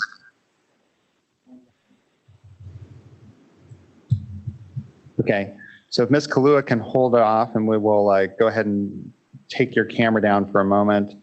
And I believe, let's try that again, just to make sure we're hearing Ms. Valencia. Okay, great. Can you hear me? Yes, thank you. Okay, sorry about that. Well, good morning. Again, my name is Lauren De Valencia, and I am speaking today on behalf of the American Coatings Association, which is a voluntary nonprofit trade association working to advance the needs of the paint and coatings industry and the professionals who work in it. We will take some time to review the change sheet that was distributed today, but we did just want to express concerns regarding the proposed definition of microplastics in drinking water. And I know that ACC, the American Chemistry Council, has provided detailed comments today and also written comments as well. So I will not go into detail today. I'll just align our comments and concerns with that of ACC. And then just would urge the board to consider further refining the definition in the future to reflect those concerns. Excuse me, and I really appreciate the time today of the board. Thank you.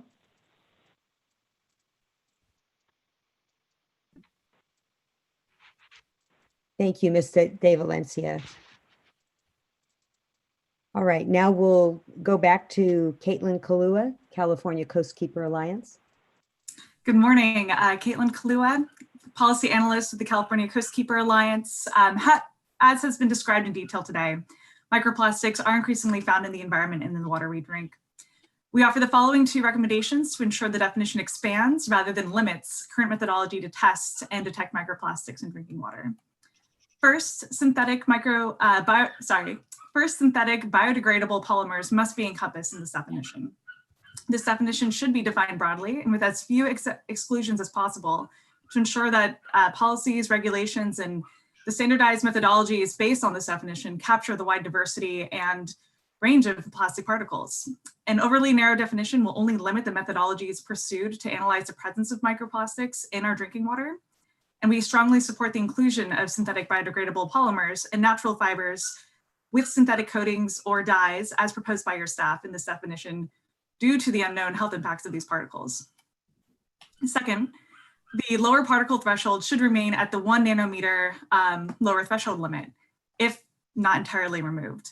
Current studies suggest that smaller plastic particles are more hazardous to human health, and current definitions of microplastics used by the OPC, NOAA, and US EPA do not include lower size limits, and instead simply define microplastics as particles less than 5 millimeters in size. We urge your board not increase the lower size limit threshold, and if anything, this lower threshold should be removed to encourage innovations in scientific research and methodologies to detect microplastics. If a lower threshold must be included, we support your staff's recommendation of a lower threshold of 1 nanometer. Ultimately, the definition adopted by your board will serve as an important model for permits and policies across the state and possibly throughout the nation.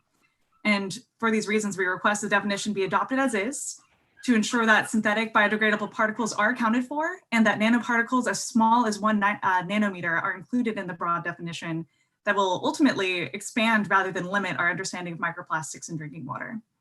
That concludes my comment, and thank you for the opportunity to speak today. Thank you, Ms. Kalua. All right, the next speaker that we have is Mr. Richard McHenry with the California Sports Fishing Protection Alliance. Good morning, board members. I am Richard McHenry. I'm a civil engineer, and I'm representing the California Sports Fishing Protection Alliance, or CSPA. We submitted written comments on the draft definition of microplastics, and I'd like to thank your staff, Dr. Coffin and Ms. Hall, for their review and consideration of our comments. Our principal concern was the lower recommended limit of 1 micrometer, which was included in the original draft, and that has been modified to 1 nanometer. To be brief, I'm not going to repeat our written comments, and Dr. Coffin covered a lot of those anyway. So CSPA supports the microplastics definition as it is now presented to the board and recommends adoption. Thank you for your consideration. I'd be happy to answer any questions. Thank you. Thank you, Mr. McHenry. Our next speaker is Jared Voskule with the California Association of Sanitation Agencies. Hi, good morning. Can you hear me okay? Yes. All right. Good morning, Vice Chair Diadamo and board members. Jared Voskule on behalf of CASA, the California Association of Sanitation Agencies. CASA represents over 125 public agencies and cities throughout the state who provide wastewater collection, treatment, and recycling services. I would like to thank the board for its work and leadership during the crisis and pandemic, and I'd also like to recognize staff's tremendous work here on the definition of microplastics. Dr. Coffin's presentation in the board workshop was a real tour de force, and I learned so much from him about microplastics. With regard to comments today, I'd like to start by thanking staff for the update in the report regarding dyed natural fibers. There was another change, however, the expansion of the definition of microplastics to encompass nanoplastics, which was not slight, and it was a major departure from the original definition that had been presented and discussed during the board workshop. And for a number of reasons, we respectfully request that for the purposes of today, that the board would consider reverting to the prior categorization size for the time being, As it was repeated, this definition is only the first step, and it will be revisited over multiple opportunities in the next year. I think to maybe achieve that change efficiently, if you were to go to the last page of the definition, to the very bottom, to the last footnote, it would simply be removal of the nano and sub micron classifications from the footnote to effectuate that reversion. We have process reasons and substantive ones as the basis for this request. As an initial matter, nanoplastics aren't microplastics. They're a different category or constituent, and as described in the staff workshop, they have different impacts than microplastics, and they pose different risks, which we're only beginning to understand. And so having a full board and stakeholder conversation about all of those distinct issues would be beneficial, given the gaps in detection methodologies for nanoplastics. This distinction is also important with regard to the feasibility for monitoring for nanoplastics, and nano size range is simply not feasible really for agencies.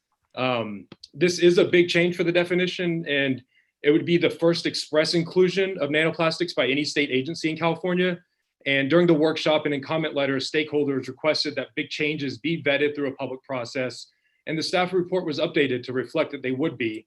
And so we hope that same spirit of process and public engagement can be applied for this new proposed change of the definition of microplastics to include nanoplastics.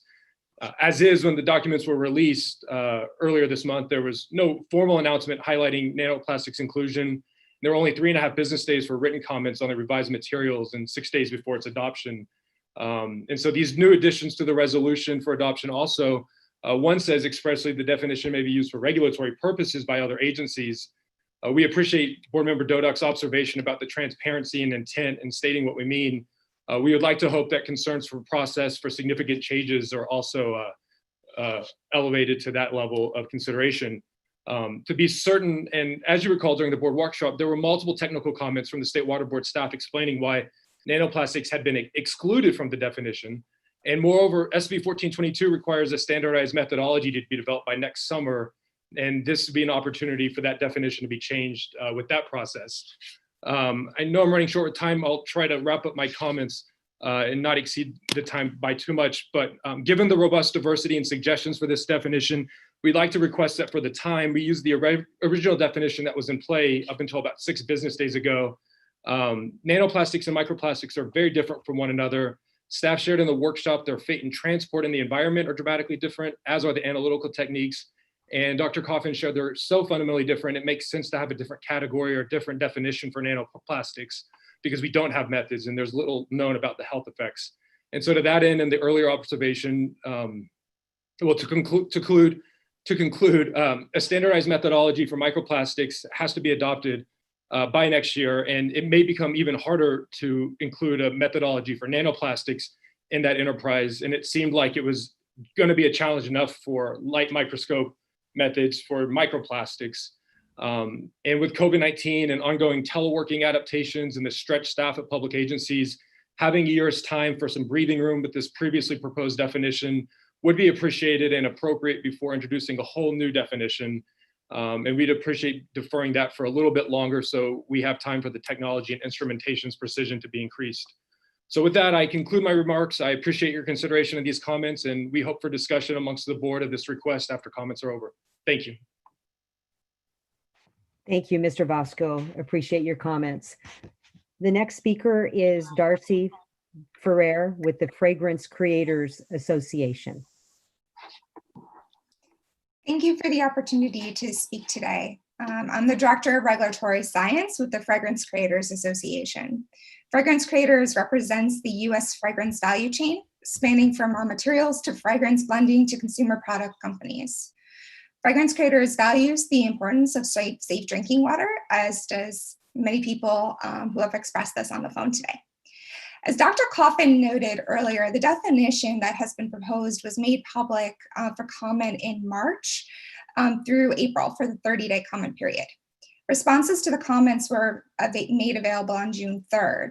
During this time, stakeholders, including our membership, have been dealing with the ramifications of COVID-19, including ensuring that the nation has sufficient cleaning, sanitizing, disinfectant, and personal care products necessary to combat this pandemic.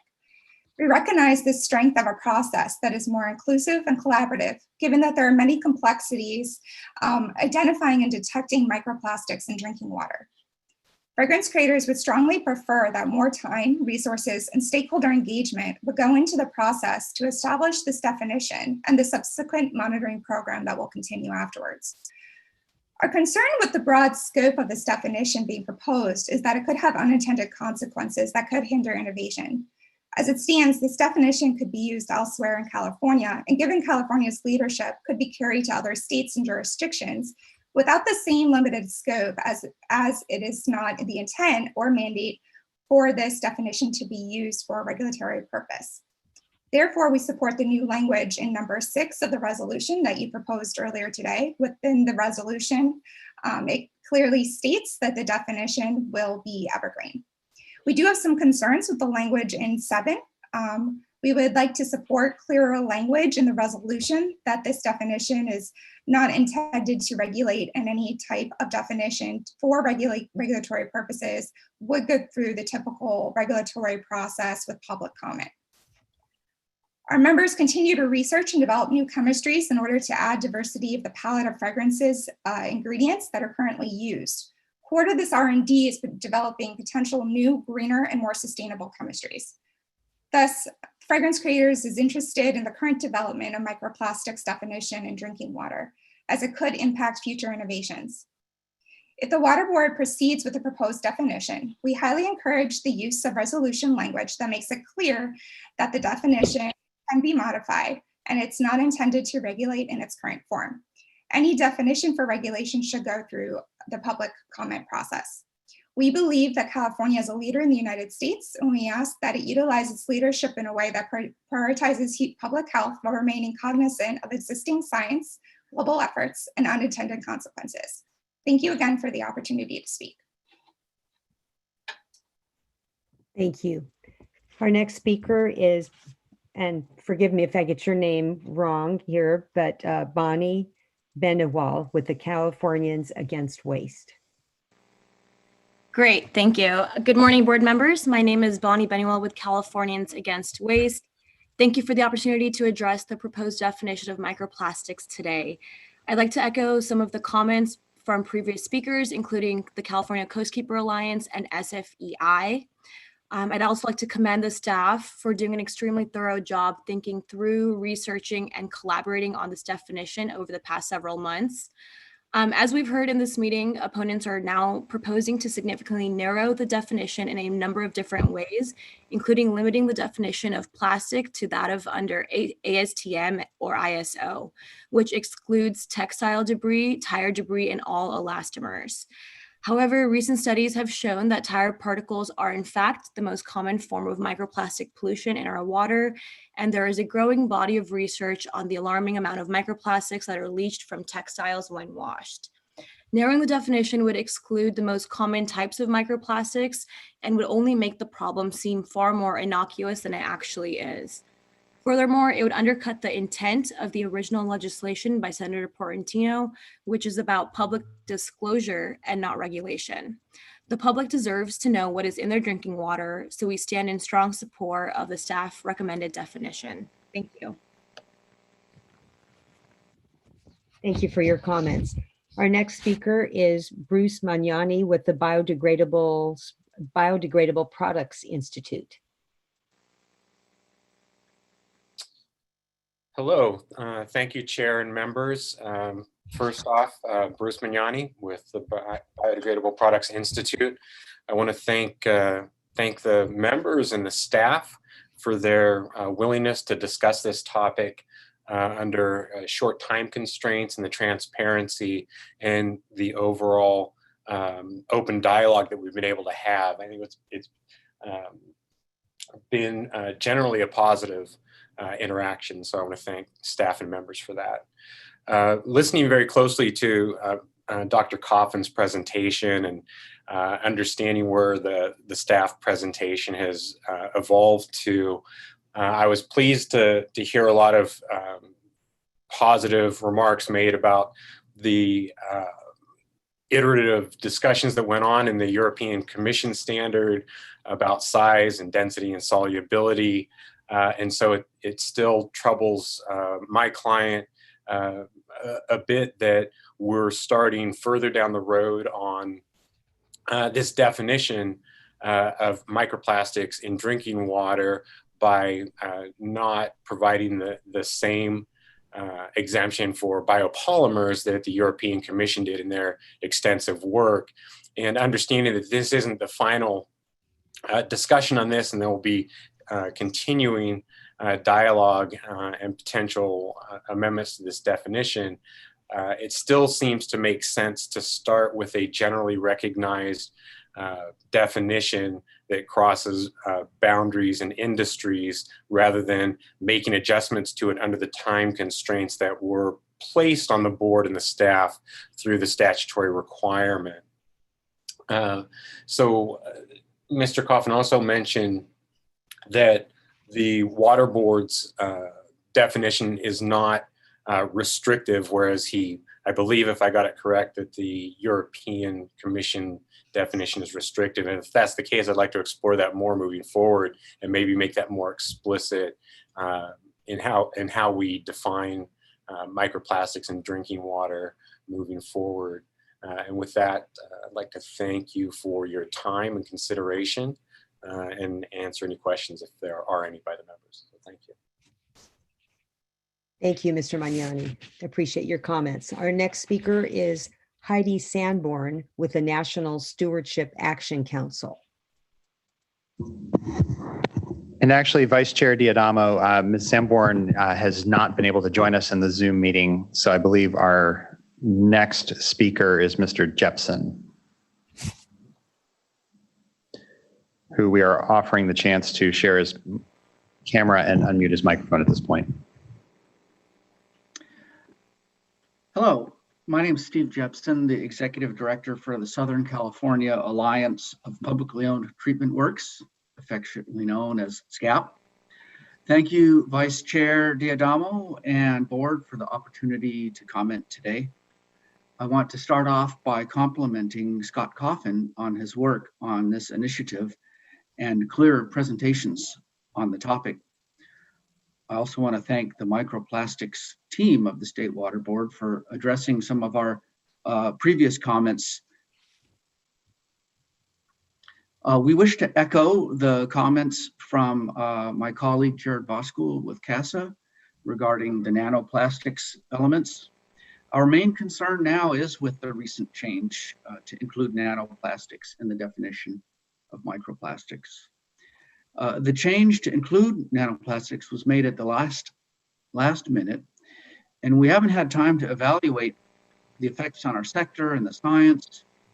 We would request that the adoption of the microplastics definition be delayed so that the State Water Board can complete the appropriate outreach and stakeholders can engage the scientific communities to evaluate the effects of this change. I think this may be catching many of our stakeholders by surprise as it was so last minute. And when I was monitoring the proposed definition on the State Water Board website, it still was at 1 micrometer or micron as of yesterday. I also want to point out that all 5 experts contracted through SQUIRP by the State Water Board for the peer review of the definition recommended the lower cutoff, 1 micron. So including nanoplastics in the definition would be against the SQUIRP team recommendations. As Jared Voskuhl mentioned, nanoplastics are not microplastics. They are different, behaved differently. There are extreme challenges with measuring and quantifying nanoplastics and should have a separate category from microplastics, which could be revisited later as the Water Board continues to pursue the plastics issues.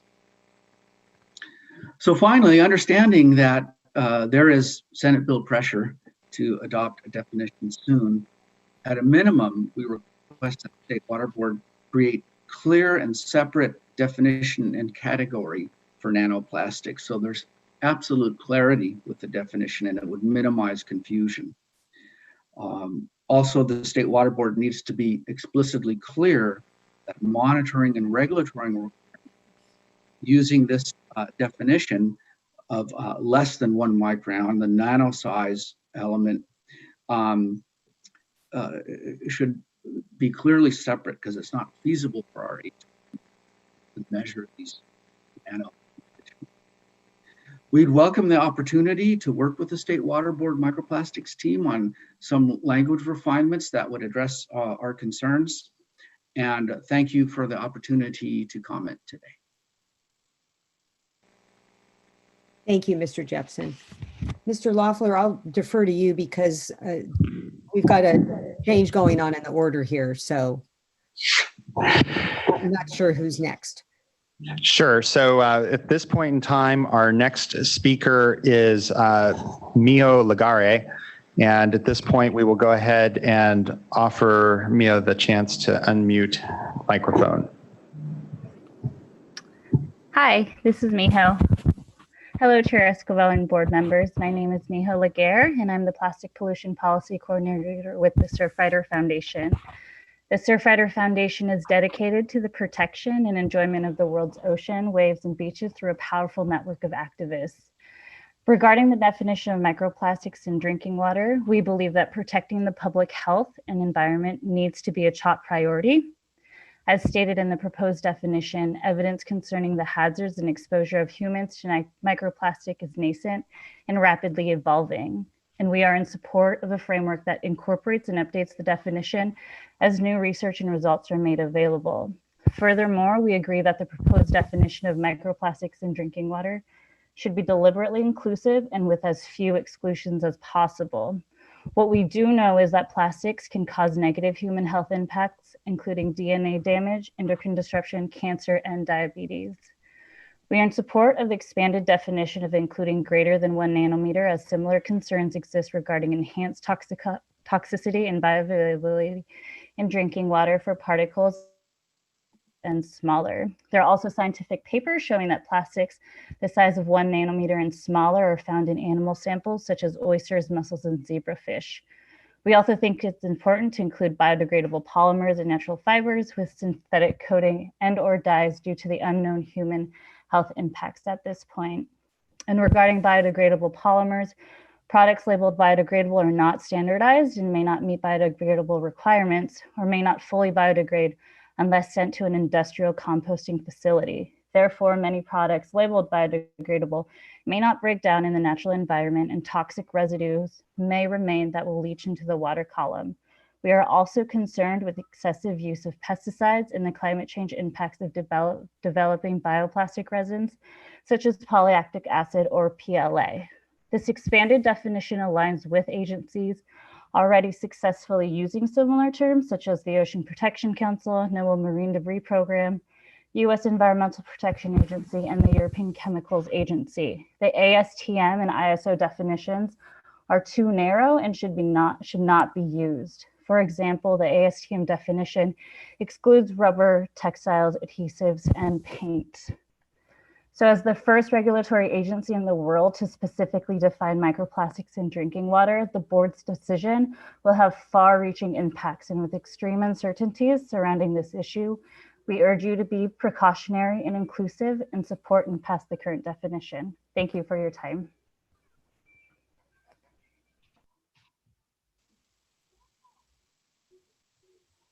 Thank you. And I think, hi, Vice Chair. Hello, everyone again. I'll take the gavel back here. So thank you for your comments. And I think next we have up Ms. Morovati.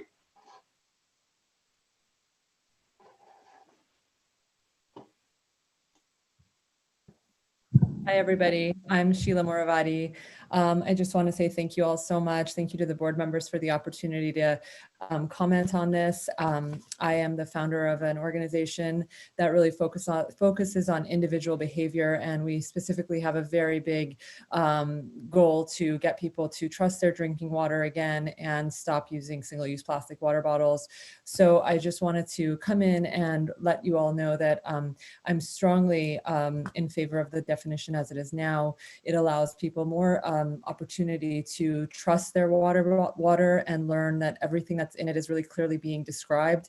And if there are questions, they can learn more about it. I think that that has been, from my research over the past year for our Drink Tap campaign, the biggest issue is people do not have faith or trust in their local drinking water. Cities have been communicating with us that they are unable to communicate clearly that they are feeling good about their drinking water. And this is an opportunity once more to be as transparent as possible. Also, I feel that it's important for individuals to know that what is happening to the whole cycle of discarding single-use plastics and how it does affect us as a whole full circle. Many times we think we're throwing something away, but in actuality, it's affecting us once again. And we are unable to continually convince people that stop throwing things away thinking that it's actually going away. This comes right back to us full circle. And this is yet again a very big moment for the individual to understand that their actions matter significantly, and they need to know everything that's happening in the most clear and transparent way. So with that in mind, thank you all for taking the time to listen, and all your hard work for making this effort sort of so massive, and it's important. Thank you. Ms. Moravati, and to your point, it is about the continuum of plastic use, from macroplastics and finding their way into the environment. They're breaking down into microplastics. And we're interested in, I know we are, and continue to work with our sister agencies, CalRecycle and others that have a piece of that sort of regulatory life cycle pie, if you will. And we're going to have to address these things comprehensively if we're ever really going to handle on things. So thank you for your comments and your work. Really appreciate it. Next up, I believe we have Mr. Nicholas Georges. Yes. Hello, members of the board, staff, and other stakeholders. My name is Nicholas Georges, representing the Household and Commercial Products Association. HCPA is a national trade association representing companies that manufacture and sell products used for cleaning, protecting, maintaining, and disinfecting homes and commercial environments. I appreciate the opportunity to discuss the microplastics in drinking water proposed definition. Microplastics pollution, as with all types of pollution, is an important concern to many regulatory authorities and stakeholders. While our understanding of the science of microplastics is evolving, HCPA respectfully requests that the board remain flexible with this initial definition and be open to modifying as the science and our understanding of microplastics evolve. We are pleased to hear from Scott Coffin's presentation that there's an intention to revisit the definition next spring as progress is made with the adoption of standard methodology, and overall support the new language in the adopting resolution, though we do share similar concerns to previous, as stated by previous stakeholders. HCPA recommends that solubility and biodegradability criteria be included in the definition. By including these two aspects, the definition would be robust enough to facilitate the development of proper analytical techniques. The definition as written is extremely broad, and while we understand staff's reluctance to make exclusions due to the current uncertainties in the science, HCPA fears that by not granting reasonable requests, resources will be overextended in trying to quantify and monitor particles that go beyond what can reasonably be measured. In conclusion, HCPA believes that the science and our knowledge on microplastics, along with analytical detection methodology, needs to be further developed before we can properly define microplastics in drinking water. We understand that the board needs to proceed forward in meeting the statutory requirements, but we request that the board be flexible with this definition. Thank you for your time and consideration. Thank you so much, Mr. Georges, for your comments. Much appreciated.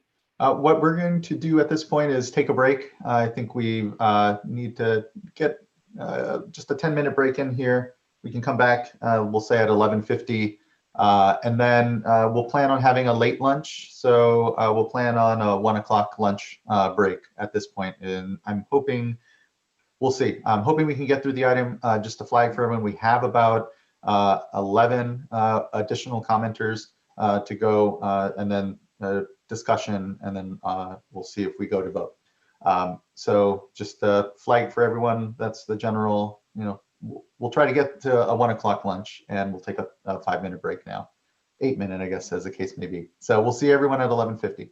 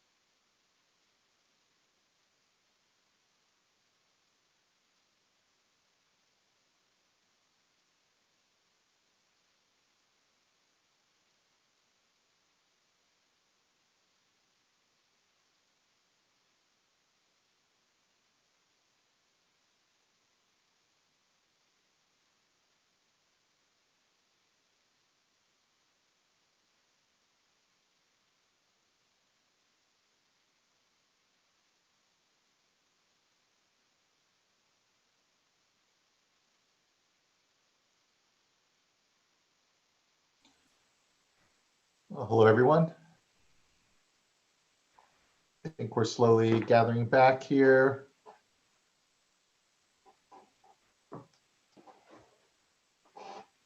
As we sort of prepare here, I believe, yes, Mr. Adam Kurland will be our next speaker. So in a moment, you'll be invited to share your camera and unmuted. And welcome back, everyone.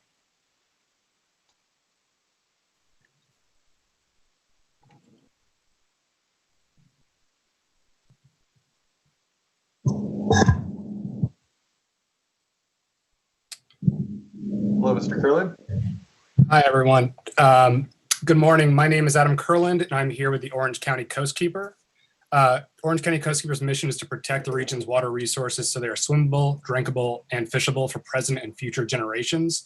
And this mission is virtually identical to the state board's mission. Speaking on the issue of the definition of microplastics, microplastics are a relatively new and emerging area of study with limited research and data on ingested microplastics. However, even with this limited research, we already know that microplastic ingestion can have verifiable impacts on human health, such as cancer and diabetes, as well as DNA damage. Part of Senate Bill 1422's purpose is for the state to obtain more information about microplastic contamination in drinking water, so that the public is made aware of the extent of the contamination. Therefore, it would be antithetical to the scientific purpose of the bill to limit the scope to only a fraction of the polymer contaminants that are present in drinking water. However, groups like the American Chemistry Council are aggressively lobbying board members to restrict the scope by limiting the size of contaminants that can be tested. They argue that polymers cannot be 1 nanometer or smaller.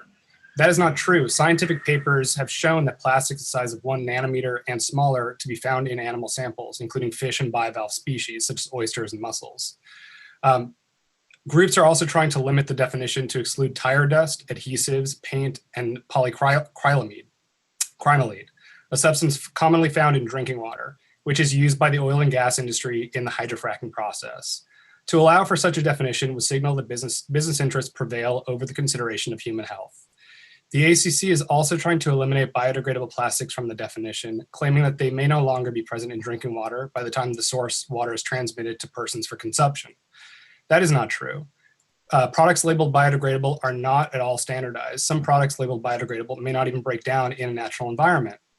Therefore, a biodegradable plastic would need to be accompanied by more information and data, including the percent that it degrades over time, and the complete assurance that no toxic residue will be left over and end up in the water column. As a result, these arguments frustrate the bill's purpose. Therefore, we support the proposed flexible definition of microplastics, and note that it also aligns with domestic international organizations, including the Ocean Protection Council, NOAA's Marine Debris Program, US EPA, and the European Chemicals Agency. To further align with these organizations, we encourage the board to remove the lower size limits entirely and to state simply that microplastics are those particles less than 5 millimeter in size. Increased research has led to revelations that microplastics are on every continent, from the deepest parts of the oceans to the highest peaks. They can be swept up into the atmosphere and rained back down onto Earth. As the first definition of its kind, the board should address not only what is flagrantly known, but what may be revealed in the coming years, that microplastics cause harm to all living things on Earth. Thank you for your time. Thank you as well. Much appreciated. Next, I believe we have Miss Emily Parker from Heal the Bay. Hello, Miss Parker. Hi, good morning, or good afternoon, I should say, Chair Escobar and board members. Can you hear me all right? All right, awesome. My name is Emily Parker. I'm the coastal and marine scientist with Heal the Bay in Santa Monica, California. I'd like to thank the board for the opportunity to comment virtually on this very important item, and to board staff for their meticulous review of microplastic science in the development of this definition. Along with the Clean Seas Lobbying Coalition, we submitted written comments in response to the definition of microplastics in drinking water, and we'd like to thank the board staff for incorporating our suggestion to broaden the size limits of microplastics. We're supportive of this new definition that has been presented today, as it is in line with the current state of the science. The new definition now states that microplastics must be greater than 1 nanometer and smaller than 5,000 micrometers. We strongly encourage you to not increase this minimum size limit today or in any future alterations. And as already recommended by the California Coastkeeper Alliance, we do also recommend going one step further and removing a minimum size limit altogether, and simply defining the size of microplastics as anything smaller than 5,000 micrometers. As mentioned in Dr. Coffin's presentation and previous comments, nanoplastics as small do indeed exist. They are found in the environment, and the methodology to detect them also exists. These nanoplastics are even more dangerous to human health than microplastics, as they are more toxic and small enough to easily pass biological barriers such as the gut-blood and blood-brain barrier. Even the smallest nanoplastics should be included in this definition for the protection of human health and consistency with international agencies. Additionally, we cannot stress enough the importance of including biodegradable and compostable polymers that are derived from nature, such as polylactic acid or PLA, in this definition. As we saw in Dr. Coffin's presentation, these polymers behave exactly like polymers derived from fossil fuels and are just as, if not even more, concerning to public health. We strongly urge that these polymers remain included in this definition. This microplastics definition is not only critical for informing regulatory action and developing analytical methods in the future, but will also determine what information the public will have about their drinking water. Our communities have the right to know exactly what is in their drinking water, and intentionally keeping this definition broad enough to include all bioplastics and extremely small nanoplastics is essential. This broad definition would not hinder or stifle industrial innovation, and as it stands would encompass all potentially dangerous micro and nanoplastics that affect human health, as is its intent. This concludes my comments, and thank you very much for your time. Thank you so much, Ms. Parker. Next up, I believe we have Ms. Sasha Adkins from the Loyola University of Chicago Institute of Environmental Sustainability. Hello. Thank you for joining us today. Thank you for allowing me to give my comments. And I would like to clarify that my positions represent my own views only and not those of my university or my institute. I will not be using my slides today because many of the points have masterfully been covered already.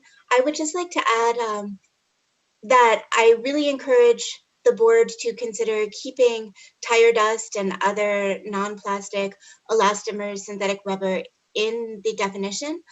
My own work has shown that methyl mercury, which of course is of grave public health concern, adsorbs very efficiently to styrene butadiene black copolymer, which is one of the materials from which tires are made. And so tire dust, whether or not the styrene butadiene black copolymer itself is toxic, may be adsorbing mercury. We know that many of these synthetic polymers also adsorb persistent organic pollutants of other forms, but I believe that I've been the first to show mercury. There are other metals that adsorb as well, and Dr. Coffin covered that hexavalent chromium is made more bioavailable by polylactic acid. Along those lines, I did a brief literature review in preparing for today and found many studies that show that the toxicity of polylactic acid, which is one of those biodegradable, in air quotes, polymers, is actually more significant than those of the conventional plastics. So I would encourage the board to keep the definition as is, and I thank you very much for your time. Thank you for your time and expertise. Much appreciated. Thank you. Next up, we have Ms. Evelyn Wendell from WeTap.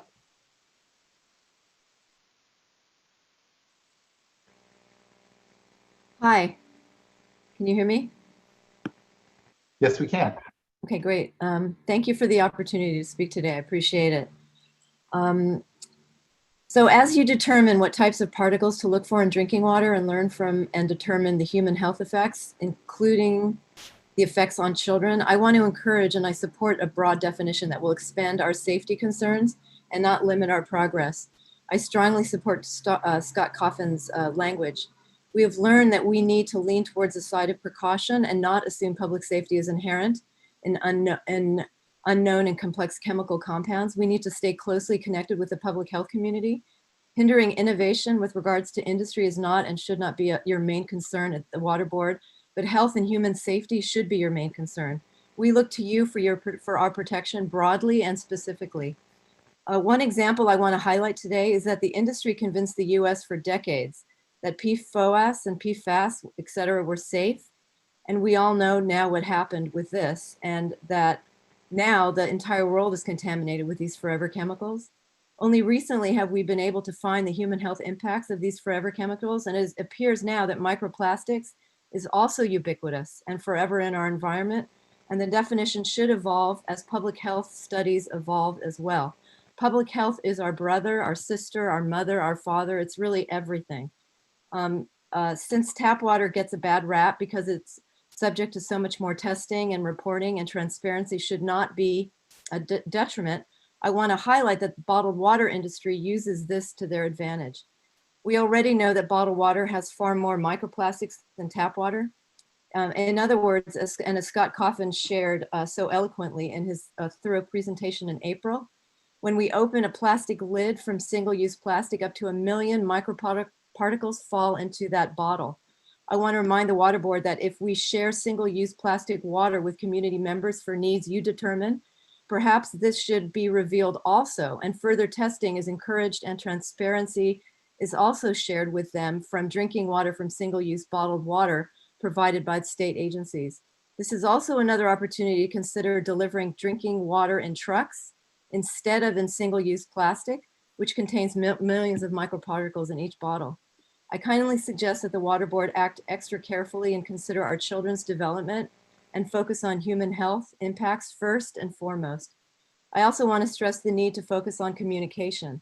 I want to commend Scott Coffin for his thorough and thoughtful work in shaping the language and shared information with all of us. I feel very confident in knowing how excellent and thoughtful the Water Board leadership is, and that you have our best interest at heart. Thank you for the time to speak today. Bye, everyone. Thank you, Ms. Wendell. Really appreciate your comments and continued leadership in this space. Thank you, I appreciate that. Next, I'd like to call up Ms. Genevieve Abaddon. Hey, can you hear me? Yes, we can. Thanks. All right. Thank you so much. Good afternoon, Chair and board members. I am Genevieve Abaddon with EcoConsult on behalf of the Clean Seas Lobbying Coalition. The Clean Seas Lobbying Coalition is formed from 11 nonprofit organizations dedicated to plastic pollution solutions, and we were proud to have been at the forefront of passing SB 1422 with Senator Portantino. We want to thank Dr. Scott Coffin and others for considering the comments that we submitted in our comment letter and for the thoughtful and well-researched responses. We are thrilled to see the incorporation of ours and others' suggestion to broaden the lower size limit of microplastics. As we've heard already, nanoplastics can be extremely dangerous to human health as they are small enough to easily pass through the gut-blood barrier and the blood-brain barriers. Most nanoplastics are considered polymers, and even the smallest nanoplastics should be included in the definition.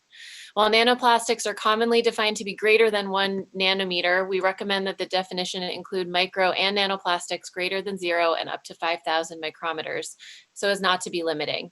Otherwise, we support the definition as proposed. I have also been asked to provide comment for Andrea Ventura with Clean Water Action, who's unable to make it this morning. She was able to comment at the first meeting on this matter and mentioned then and wants to reiterate now that we and others had similar debates with the industry when we were working to ban the use of plastic microbeads in personal care products. Fortunately, the legislature stayed firm on the definition of microplastics then, rejecting the premise that, quote, biodegradable plastics were acceptable. The reasoning continues to be that such polymers do not break down immediately, and it is not known what they may break down into. Thus, a biodegradable polymer is no less harmful than non-biodegradable counterparts. Consequently, they still contaminate water, especially with added chemicals, and are capable of collecting toxins before breaking down and should not be ingested. Biodegradable microbeads, after much debate, were not excluded from the definition of plastic microbeads, and the exfoliation product world did not crumble. We believe that, if anything, keeping biodegradable polymers in the definition could stimulate innovation towards less harmful materials and products while avoiding regrettable substitutions. While some stakeholders have made quite a few suggestions to narrow the proposed definition, we believe that the definition should be as broad as possible so as to capture all forms of microplastics, including textile fibers, tire particles, elastomers, etc. SB 1422 that required the development of this definition is ultimately about disclosure, and the public deserves to know what's in their drinking water and for their health to be protected. I echo the sentiment that this definition will have far-reaching impacts, and we look forward to continuing to work with you to get it right. Thank you so much for your time. Thank you. Thank you for your comments. Next up, we have Craig Cadwallader from Surfrider Foundation, South Bay chapter. Hello, can you hear me? Yes, we can. Oh, Thanks for joining us. Thank you very much, Mr. Chairman and the board. I appreciate the opportunity to comment. I support the comments that have already been offered by the folks at Surfrider, Heal the Bay, Coastkeeper, and the Clean Seas Coalition. And I'd like to focus on one tiny area, which regards tire dust. And I have an experience, our chapters in the South Bay area of Santa Monica Bay. And we had an experience in Hermosa Beach where the storm drains during the first flush outfall actually discharged a bunch of tire dust that blackened the beach in a major way. It looked like an oil spill, and it turned out to be tire dust from Pacific Coast Highway where that storm drain collected its debris. And the local municipalities have been cutting back on their annual cleaning of storm drains. So, and I only see that probably becoming a greater problem as all the budgets have been severely curtailed by COVID-19 impacts. And I think it's critical to include the definition, to include tire dust and textile microfibers and others that have been suggested.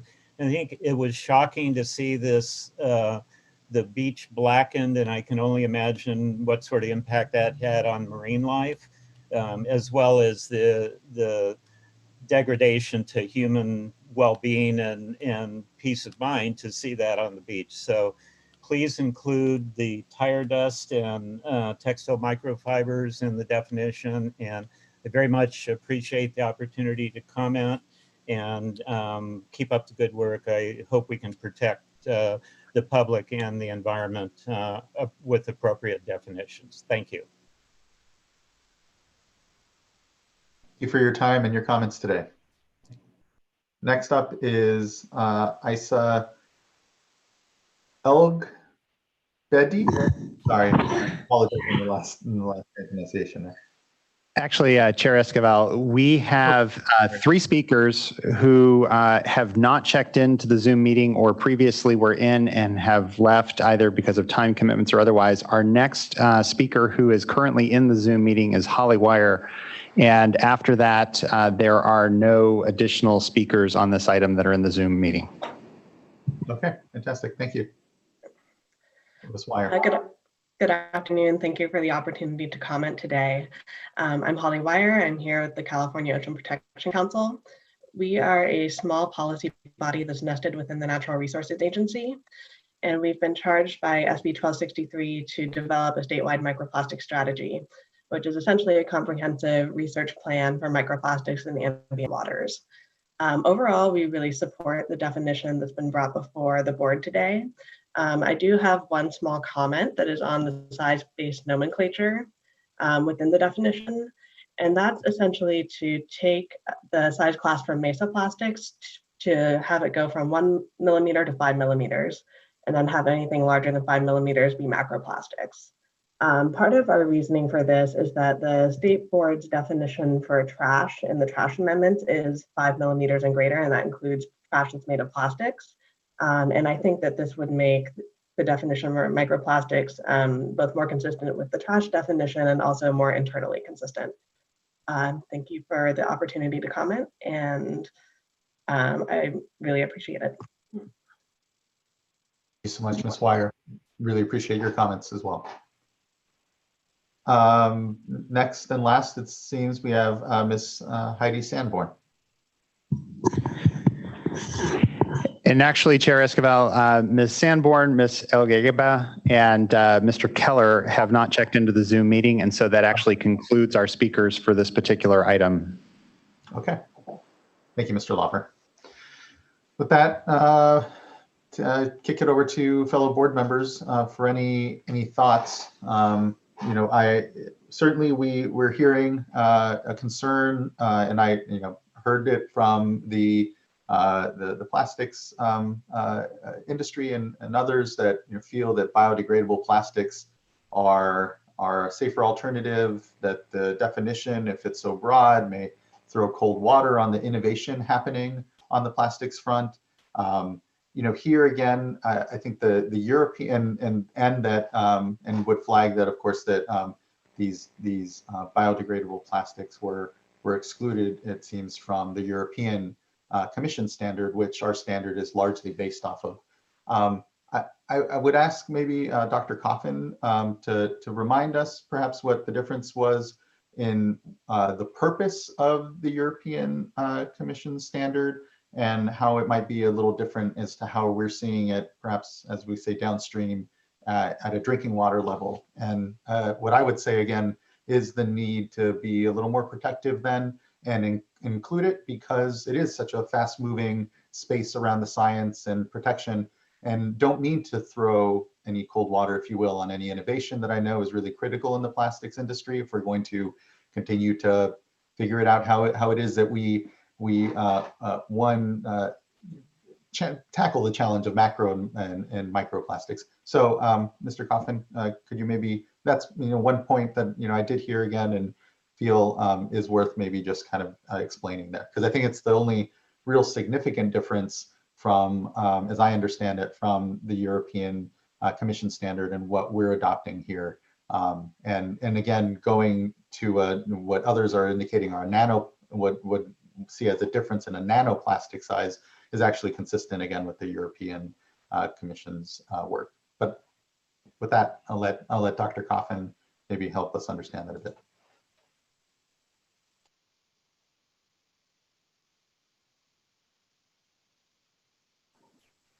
Thank you, Chair Esquivel. So the European Chemicals Agency definition is prepared for a restriction proposal, meaning they would actually base what can go into the market off of that proposal, whereas our definition is the exact opposite end of the spectrum, looking at what ends up in drinking water. And so I think Genevieve, commentator, made a great point, which is that we should include these polymers in our definition because it would allow the focus to remain on new emerging chemicals, and so that we can evaluate their health effects before they enter the environment and develop safer alternatives. Thank you. Much appreciated, Dr. Coffin. Otherwise, I don't think I had much other comment. I appreciated everyone's thoughts. Again, I think what I can acknowledge, I think we all have acknowledged, is that this is fast moving. New information will be coming at us. We're going to have to incorporate that and figure out how we best understand how this definition one in drinking water ties into our other work, but ultimately how we continue to remain nimble and open to, again, the very immediate scientific process that is going on, and that the boards is part of a continuum around.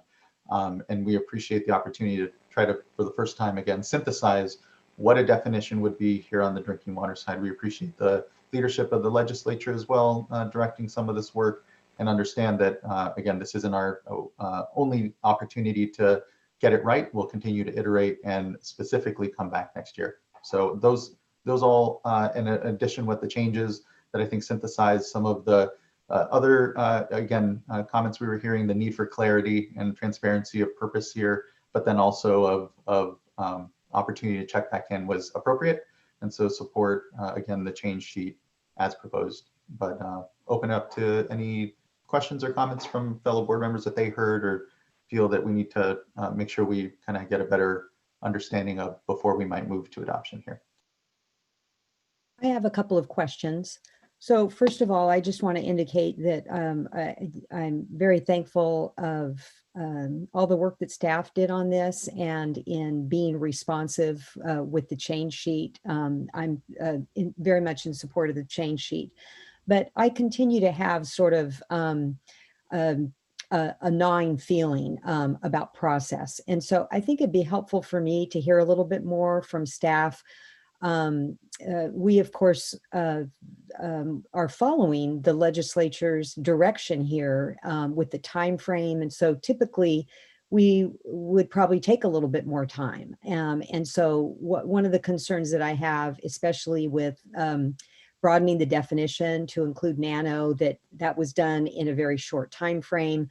But on balance, for me, recognizing that there's evolving science, our staff is going to continue to work on this in short order as early as next year. And so I personally am comfortable, but I'd like to hear from staff a little bit more about their vision of the future on not just on the definition and also on detection, but to just make it clear to the public that when we go to actually take action, that we would be going through our normal process and the normal process with extended comment, workshops, et cetera. So just want to hear from staff so that they could outline that process.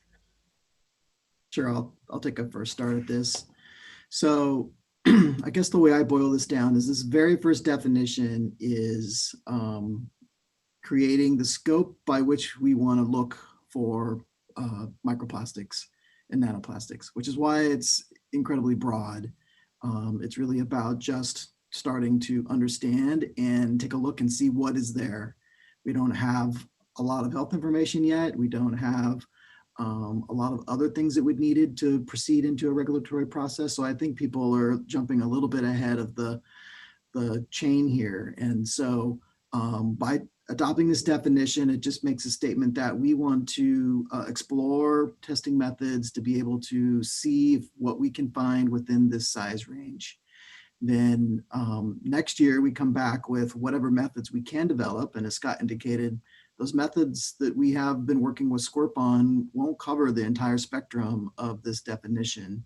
Well, there'll be more needed in order to cover the entire range of what we'd like to look at here. And of course, at that time, we'll learn more from just the whole development of the method and maybe have different ideas about how we want to define microplastics or the categories or other components that we would bring forward at that time. And I see it as several iterations of both working on methods and creating definitions until we get closer to some understanding.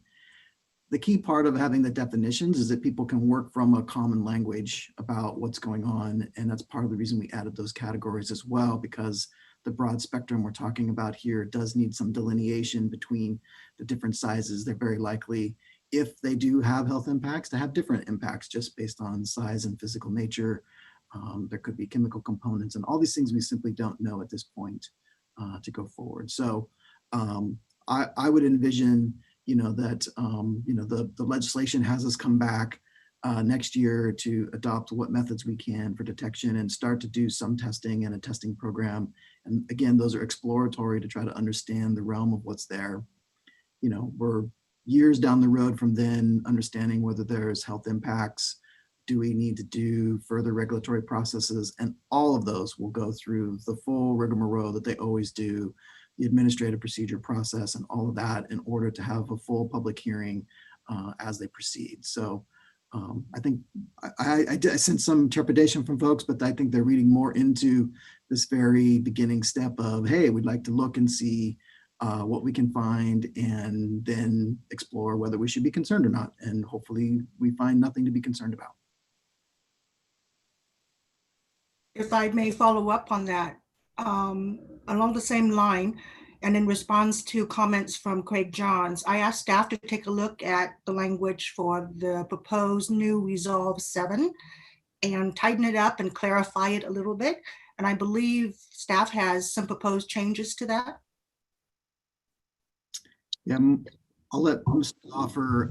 He was back with us on the email to check with those.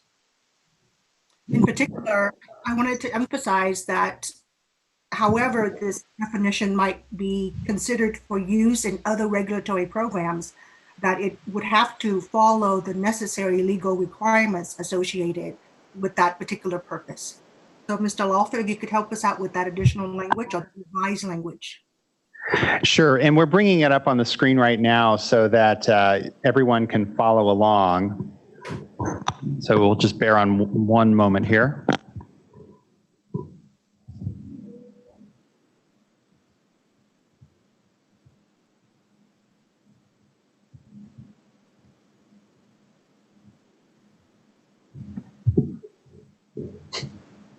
Apparently, we don't have the fastest equipment in the world. The operators look very fast, though. And I'll begin to describe it before the red line actually comes up. And the text you will see on the screen is a red line against the change sheet that had been introduced earlier today by Deputy Director Polhemus. And the changes are solely to whereas 7. And Margie, if you can scroll down to 7 and then also zoom out the text considerably so people can read it. And the first change that you will see in the red line when it comes up is to strike out the phrase matrices and, so that it will read, although the State Water Board adopts this definition for drinking water as provided by Health and Safety Code section 116,376, it does so with the intent to harmonize this definition with other definitions used in other regulatory areas. So if you can keep going down, Margie. All right, so can you flip it so that it appears to be in, go into review, and it looks like it's set up to perhaps depict in simple changes.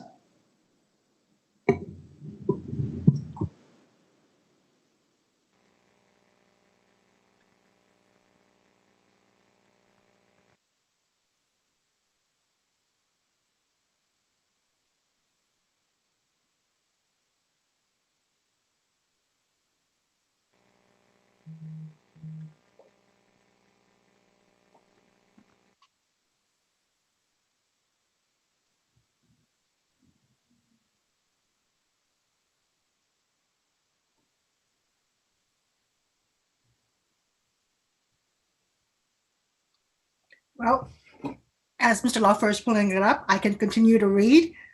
The rest of the sentence would read as follows. It does so, harmonize this definition with other definitions used in other regulatory areas, comma, and with the understanding that the definition may be considered for regulatory use and other purposes following any necessary regulatory procedures required by law.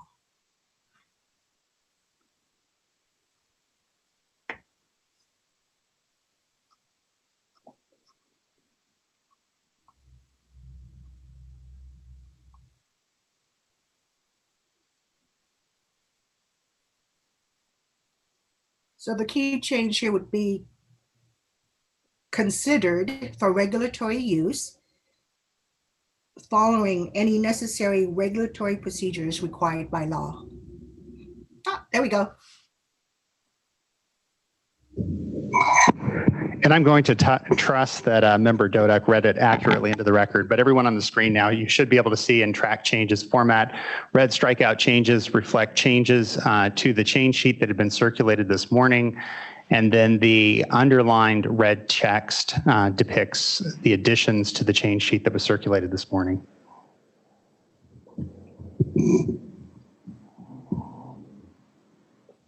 Yeah, I'm fine with it. Again, any sort of applicability of this to some other, regulatory process or whatever would, again, be subject to the APA, would go through its own, that's completely assumed. Glad to restate it here. I don't see any issue.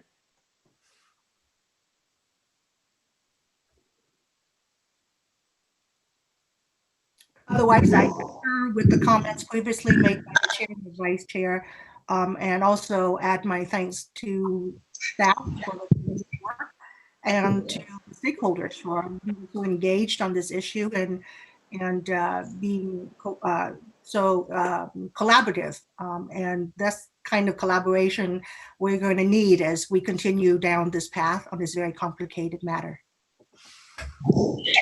And while the document is up on the screen, one point of clarity from the change sheet as it was circulated earlier this morning, Deputy Director Polhemus had read into the record the changes made to footnote 3 in the definition. However, the change sheet as depicted this morning did not show the bold underline on the 2 between 100 nanometers and less than 100 micrometers, and then also did not show the less than sign.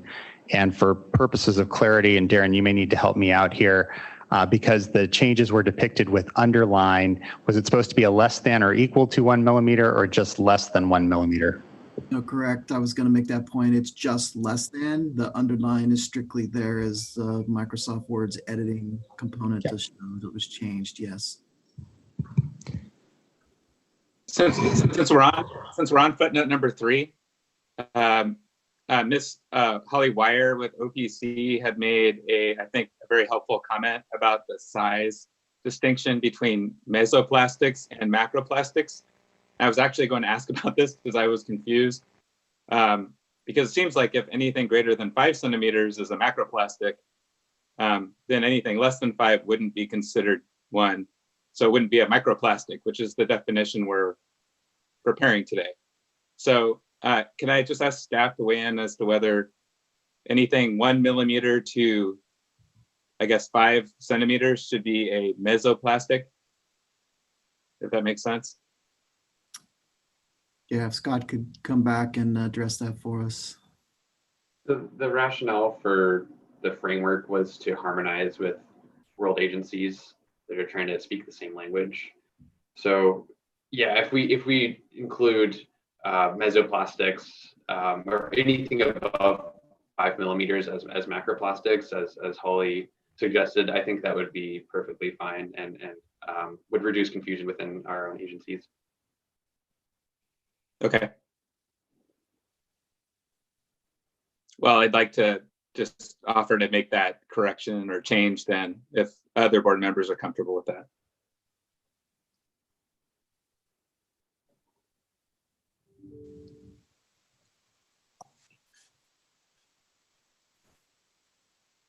I'm not hearing any opposition, I guess, from the other board members. So yeah, I'm comfortable with that.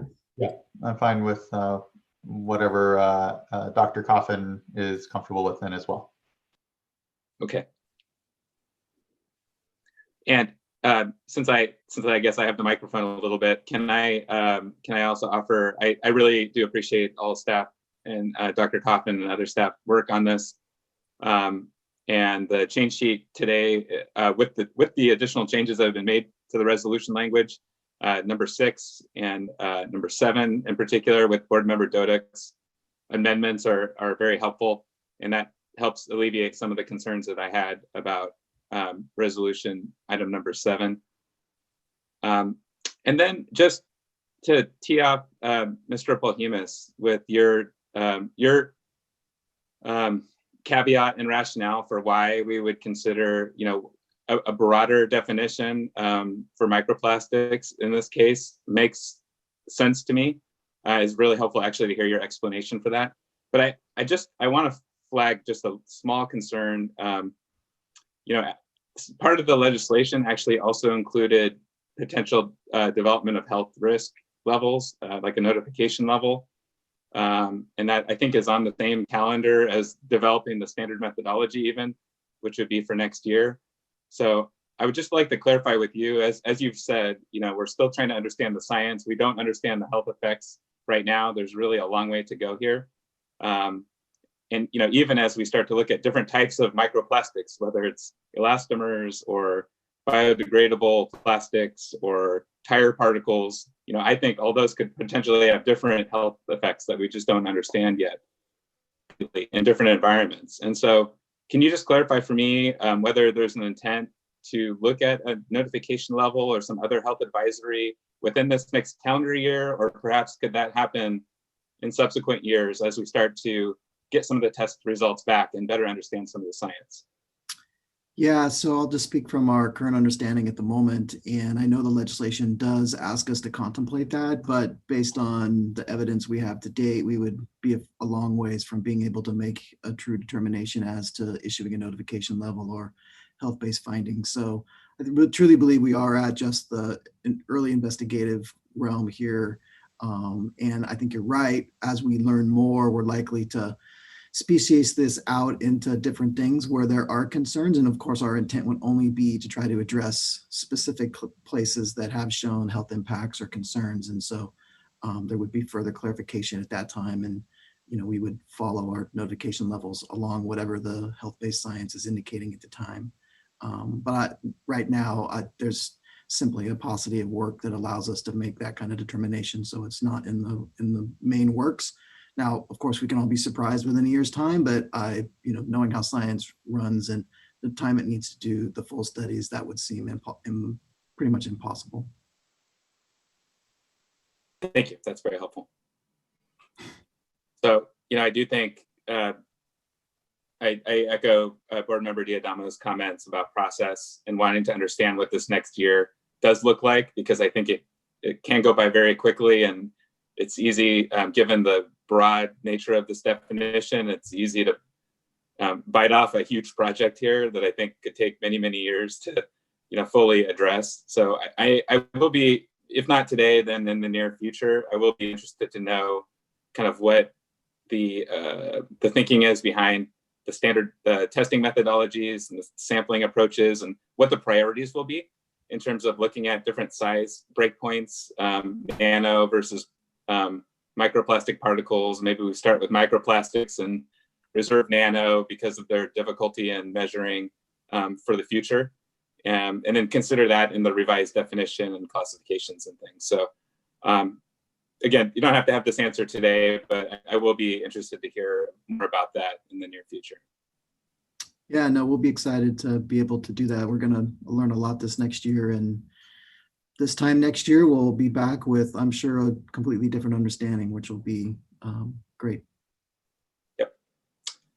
And so given that, this really is a study year, and to better understand the world that we're challenged with here in terms of microplastics. And it is a grave concern to me, and both in drinking water and in our environment and its presence there. So I'm comfortable moving forward today as with the changes.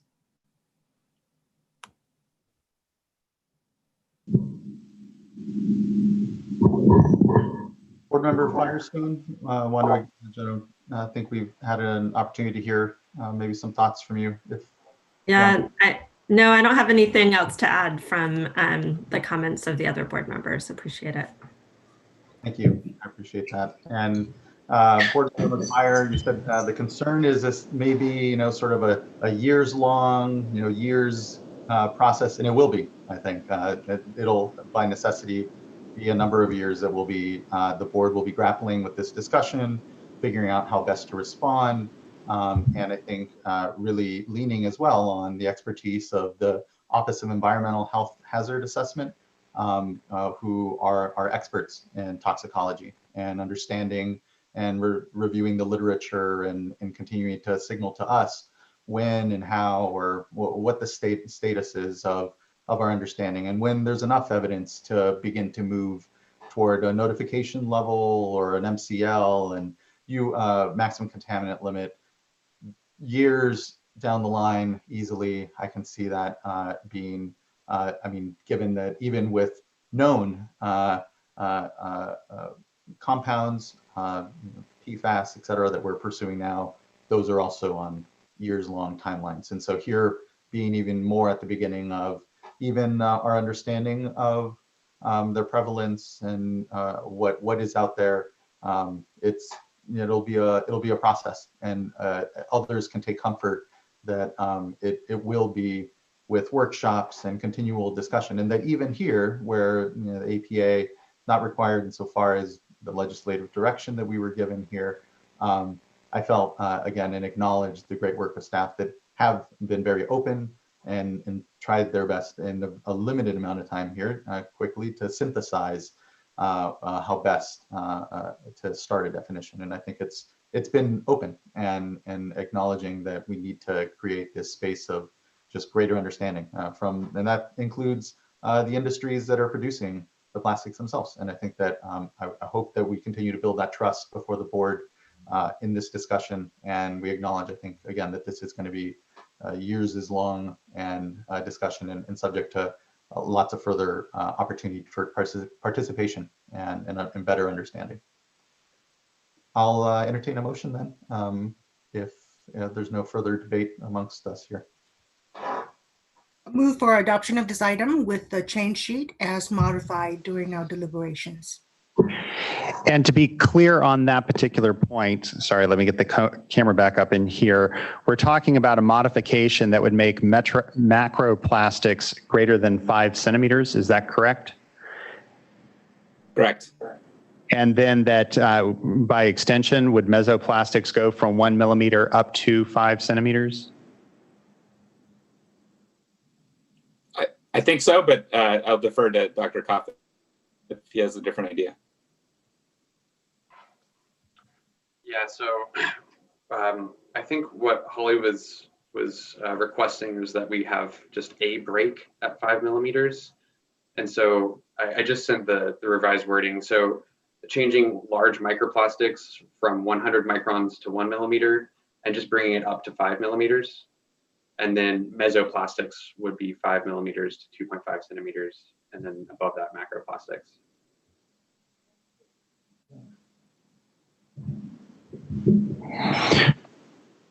So moved.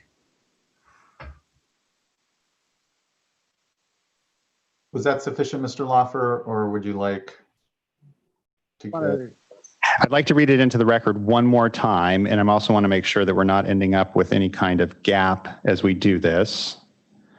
So large microplastics in that definition would be from 100 micrometers to 5 millimeters. And we would get rid of the less than, and so it would just be to 5 millimeters. Keep the less than. Okay, so 100 micrometers to less than 5 millimeters, and then the definition of mesoplastics, or the categorization of mesoplastics, would then run from 5 millimeters up to less than 2.5 centimeters. And those changes should be clear enough, and we'll make sure that the final gets posted with that accurately. Great, thank you. Thank you. Thank you, Mr. Loffer. I will second the motion with the change sheets and the other changes that have been read into the record. A second. Ms. Townsend, can you please call the vote? Certainly. Board Member Dodek? Aye. Board Member McGuire?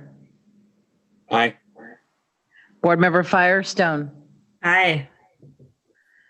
Vice Chair Diadamo? Aye. And Chair Esquivel? Aye. Thank you. Thank you. Item carries and is adopted. So thank you, everybody. And thanks for the really good discussion. Look forward to additional discussion and know that our work is only just beginning in this entire space. So just thank you, everybody, for the great work and discussion. So next we have our Division of Financial Assistance items 6 and 7. The question is, should we go ahead and break for lunch now then? Yes. As a tranche, because I was going to maybe do one, but I don't know. Yes. I see 1 o'clock lunch. Let's go to do lunch then. I'm seeing agreement for lunch. So we'll do a 30-minute lunch and say we'll go 35 minutes. I'm being generous today. And so we'll start back up at 1:15. Great. Okay. Well, thank you, everybody. Have a good lunch. And we'll start up on the Division of Financial Assistance, item number 6. And thanks again. See you soon.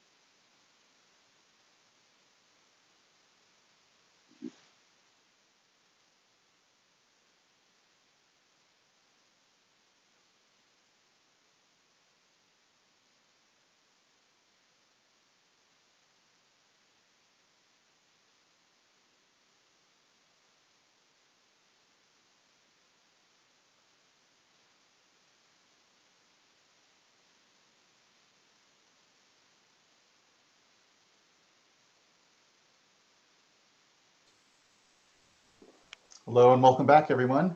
Hope everyone had a good lunch break there. I think we'll be starting up here momentarily.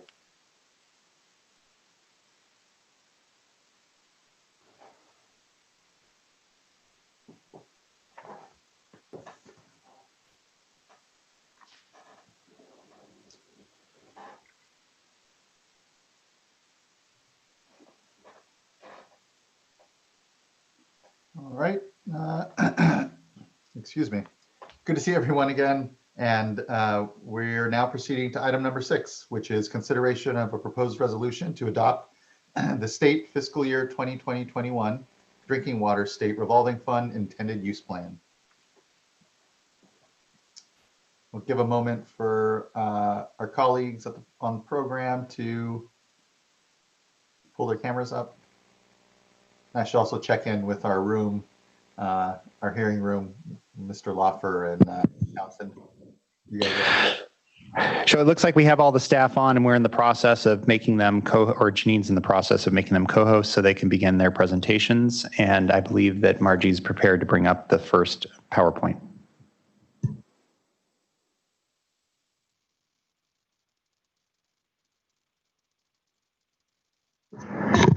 So Ewan, at this point in time, you should have control over your camera and microphone, and you can begin your presentation when you like. Okay, thank you, Mr. Loffer.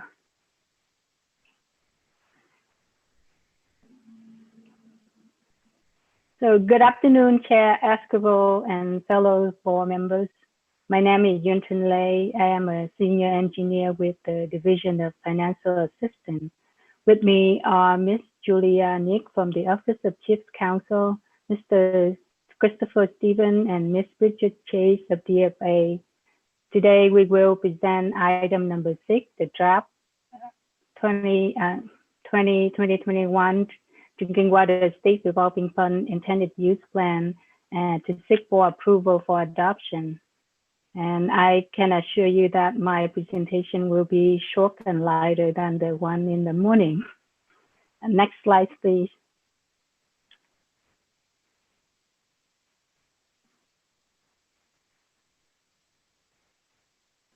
Next slide, please. So here is an overview of the topics for this presentation. In the interest of time, I won't go over the background and basic of the IUP, which many of you are familiar with. Instead, I will go into more detail on the disaster relief appropriations, which is new this year, and highlight new information on small DACs and small S DACs. I will also talk about some significant comments and proposed changes to the IUP, as well as the schedule, and then we'll answer any question that you may have. Next slide, please. So one of the elements required in the IUP is the financial outlook of the program. DFA has determined that the estimated sustainable funding capacity for the drinking water SIF is approximately $308 million in loans per year over 30 years. Complementary funds include $202 million of small community grants from a combination of Propositions 1 and 68, and around $47.5 million in principal forgiveness. There are also $160 million from Proposition 1 groundwater, with $110 million is reserved for DACs and SDACs for drinking water projects that include treatment of groundwater source for direct potable use. The grant is available for projects that benefit DACs and SDACs of any size, not limited to just small. And the final solicitation around Thre is planned to open later in 2020. Next, please. This is a table of the breakdown of applications that on the comprehensive list. As of February 2020, the list has 314 applications for almost $3 billion in requested financing.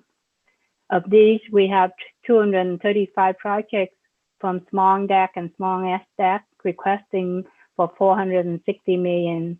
There are 27 rollover projects from prior year for 1.15 billion, and also 52 projects for 1.35 billion that were reviewed and ranked for placement on the fundable list. Next, please. The fundable list this is the list of projects that DFA identifies as most ready for financing by June 30th, 2021.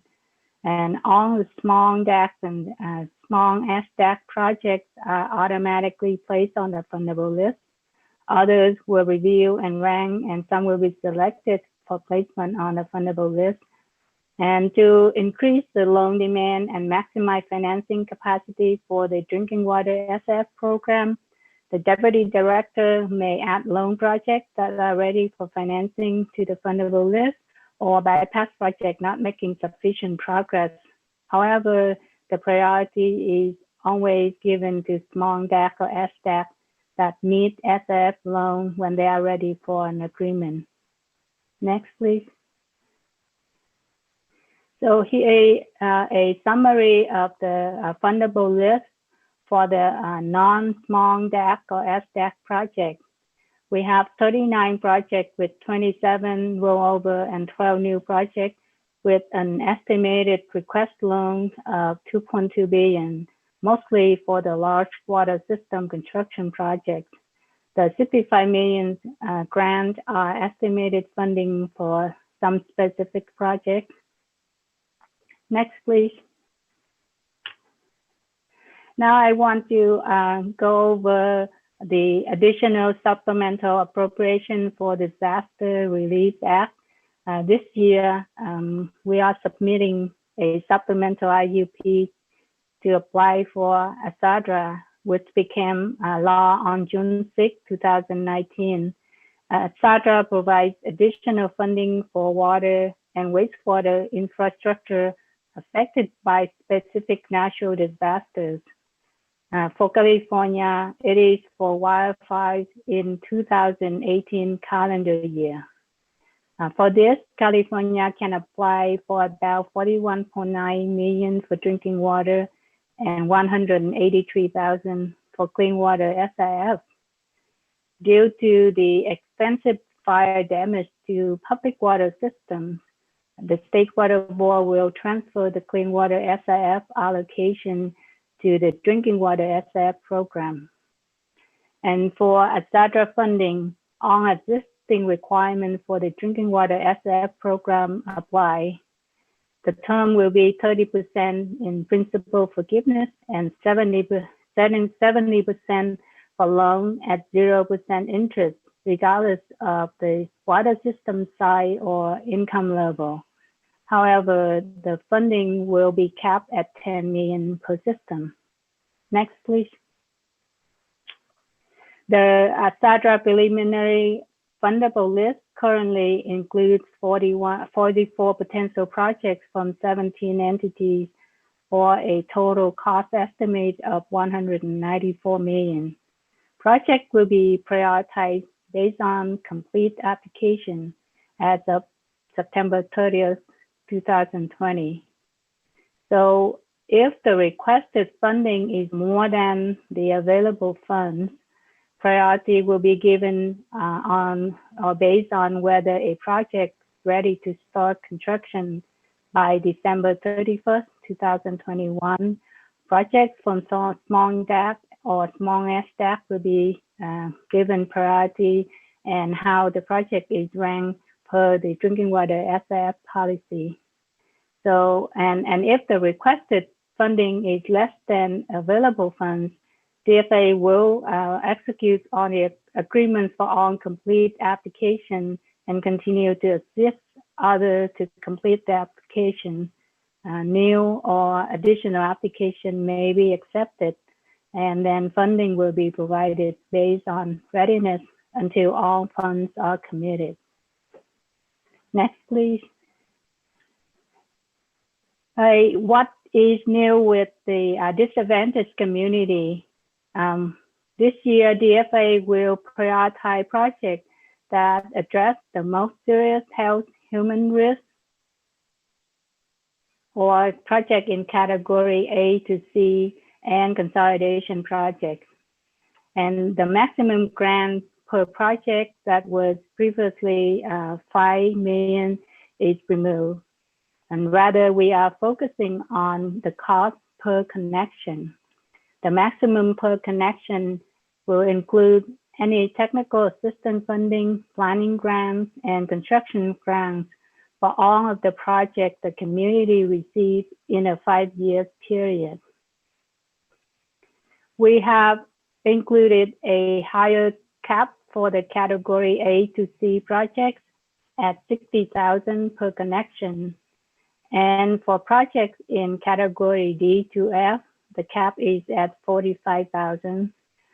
For smaller systems that have fewer than 45 connections, the deputy director may approve construction projects up to 2 million, regardless of the per connection limit. We have also opened up the grant funding for some small non-DAC and expanded small DAC. The State Water Board continues to promote consolidation by providing incentives to a receiving public water system when the system fully consolidates one or more small water systems or extends services to one or more communities of at least 15 homes. And in addition to the current offering of 0% loan up to 10 million, we plan to incentivize consolidation further by adding a grant or principal forgiveness for construction projects that fully benefits the receiving system of up to 5,000 per connection for consolidating a small DAC and up to 10,000 per connection for a small SDAC, with a maximum of 5 million per water system for the incentive. Next, please. This time we received 7 comments letters during the public comments from May 11 to June 10, 2020, and some of the significant are requesting to resolve backlogs of projects, recommend to increase leveraging ratio and revenue bonds to address the decrease in funding capacity while funding demands increase, suggest that the drinking water SF to provide assistance for economic impacts on COVID-19, set goals, track metrics, and speed up the processing of technical assistance of applications and claims for DAC and SDAC, recognize and support human health benefits of green infrastructure projects beyond water meters. And there are also a concern regarding funding available only for public water system and not for state small water system or private homeowners on contaminated wells. And next, please. So for staff have considered all of the comments that we received and proposed the following changes to the IUP. We add a statement to address the current COVID-19 situation, add qualifying languages on green project reserve to more than just water meters. We remove the planning funding cap. This would allow all planning projects to have plan and specification complete under planning and ready to go to construction. Clarify that the 5 years cap per connection is for all funding, including planning, technical assistance, and construction. And add languages to confirm that DFA will perform metrics, will use performance metrics identified in the CEFA policy and CEFA fund expenditure plan across the program as applicable. And we will increase the grant funding percentage for expanded small DAC and small non-DAC in category A to C. And so next slide, please. Just here, just a recap of some of the important dates. And the drinking water SF-IUP is presented at the board meeting for consideration for adoption today. And DFA intends to execute agreements for project on the fundable list by June 30th of 2021. And I would like to bring up one additional change to the IUP to update a reference that were not made it to the change sheet early on this week. And Miss Julia Nick will be reading it now to the board. So we'd like to suggest a change to section F, other state and state water board requirements on page 44, changing the second paragraph to read, commencing with construction of a project and continuing throughout the reasonably expected useful life of the project, recipients must implement practices consistent with compliance obligations under governing statutes, regulations, and executive orders.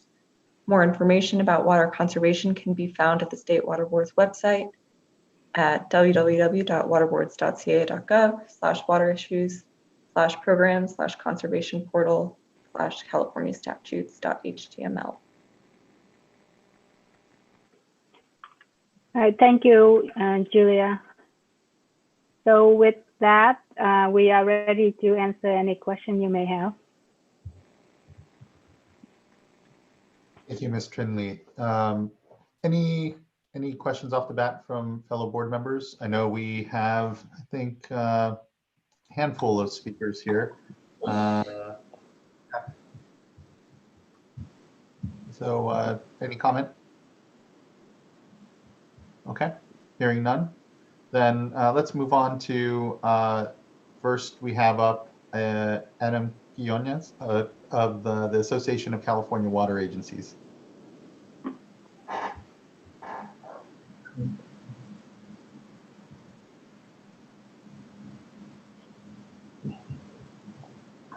Good afternoon, Mr. Chair and members. Adam Quinones on behalf of the Association of California Water Agencies. Just want to first thank staff for their time that they have graciously given to us regarding this issue. I just want to make a couple of quick comments related to the drinking water SRF that also apply to the clean water SRF. But as has probably been noted in comment letters, there is a proposed reduction in long-term lending capacity of the drinking water SRF as well as the clean water SRF. And, you know, this issue was raised in the workshop a couple weeks ago. We understand that a new financial consultant was hired to advise on the long-term sustainability of the fund. But we are still very unclear as to what different assumptions were made that would result in such a significant decrease. We've had conversations with staff and again, really appreciate their time, but it's still for us unclear as to why such a significant drop in funding would occur. So, you know, if there is some sort of report that was given to the board that details the reasoning for the decrease, some of the assumptions that were made potentially, we would just really appreciate, I think, and other stakeholders would as well, to see that information so that we can better understand why the long-term lending capacity was decreased so significantly, particularly if this is going to be sort of the basis for future year calculations. So we just hope that there is sort of additional explanation as to why the decrease and potentially more conversation going forward. Thank you so much. Thank you, Mr. Quinones. If this was a very much a topic of discussion, I know for myself, and I'm sure many of the other board members. And when it comes to why the difference, we're trying to still get a little more information. Mr. Stevens here will be able to better give maybe some background. I think really though, it kind of comes up to an issue of a lack of transparency maybe in some of what are proprietary models in these consulting companies that we use. I know we're trying to understand what was maybe in a little more granularity what we do is give data to then, our advisors, our financial advisors. They run it through their various models with their expertise and come to us with a number with some understanding, but with understanding that their modeling, whatever it is that they use, is they're somewhat of a proprietary product, as I understand. So we're trying to bridge from what is now and better built into the contract a need for transparency on these going into so I think we're a little limited in what we will understand what changed so much in there, but what I want to make sure we do is build strong confidence in the work product now with this contractor at the very least, and ensure that they're explaining and doing what we always do here at the board, which is to show our homework around these decisions. And it's a huge decrease. It's a 40% decrease, as I understand, if not more. And has real implications, again, on what we know to be critical infrastructure projects throughout the state of California that we need to get in the ground. And we're always here to make sure that we're doing right and being very transparent in all of that work, how we come to our assumptions, and particularly this really critical number when it comes to what's even sustainable to fund from the program and its good stewardship therein. I'll let Mr. Stevens, Christopher Stevens, explain if there's anything further sort of in there that he knows of at this point. Yes, thank you, Chair Escobar. Two things I would add into there. Number one, I am working with CASA and water reuse to arrange a more detailed overview of how those calculations are done. I'd be happy to add in Mr. Quinones into that.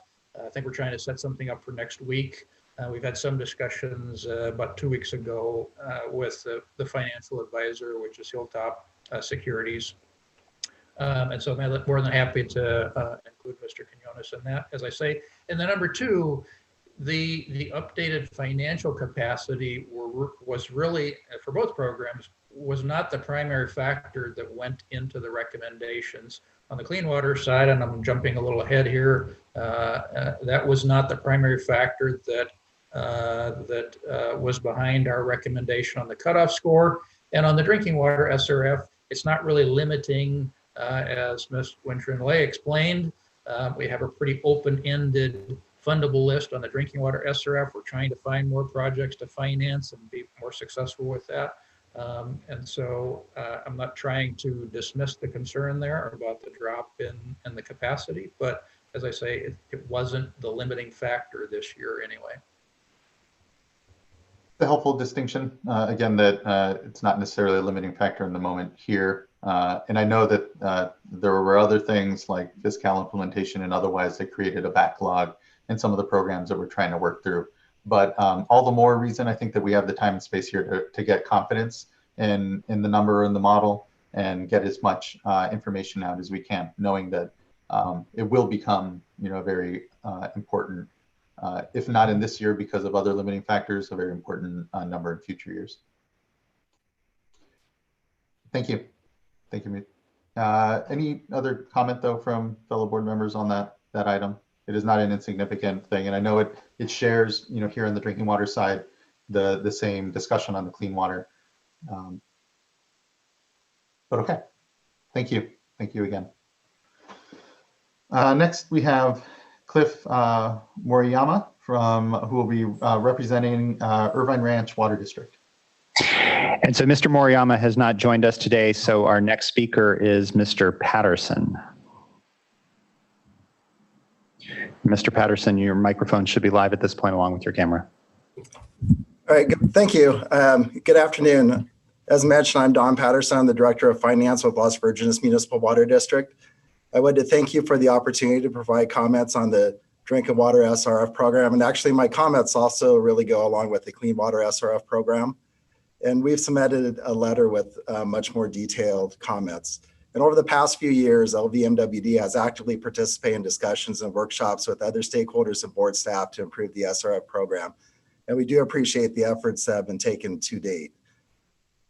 As I'm sure you can all imagine, SRF funding is critical to achieve statewide priorities, such as the need for economic stimulus to address the effects of COVID-19 and the current recession, the governor's draft water resiliency portfolio that calls for increasing financial capacity to support water projects, and the growing need for increased investment in clean water, recycled water, and drinking water infrastructure.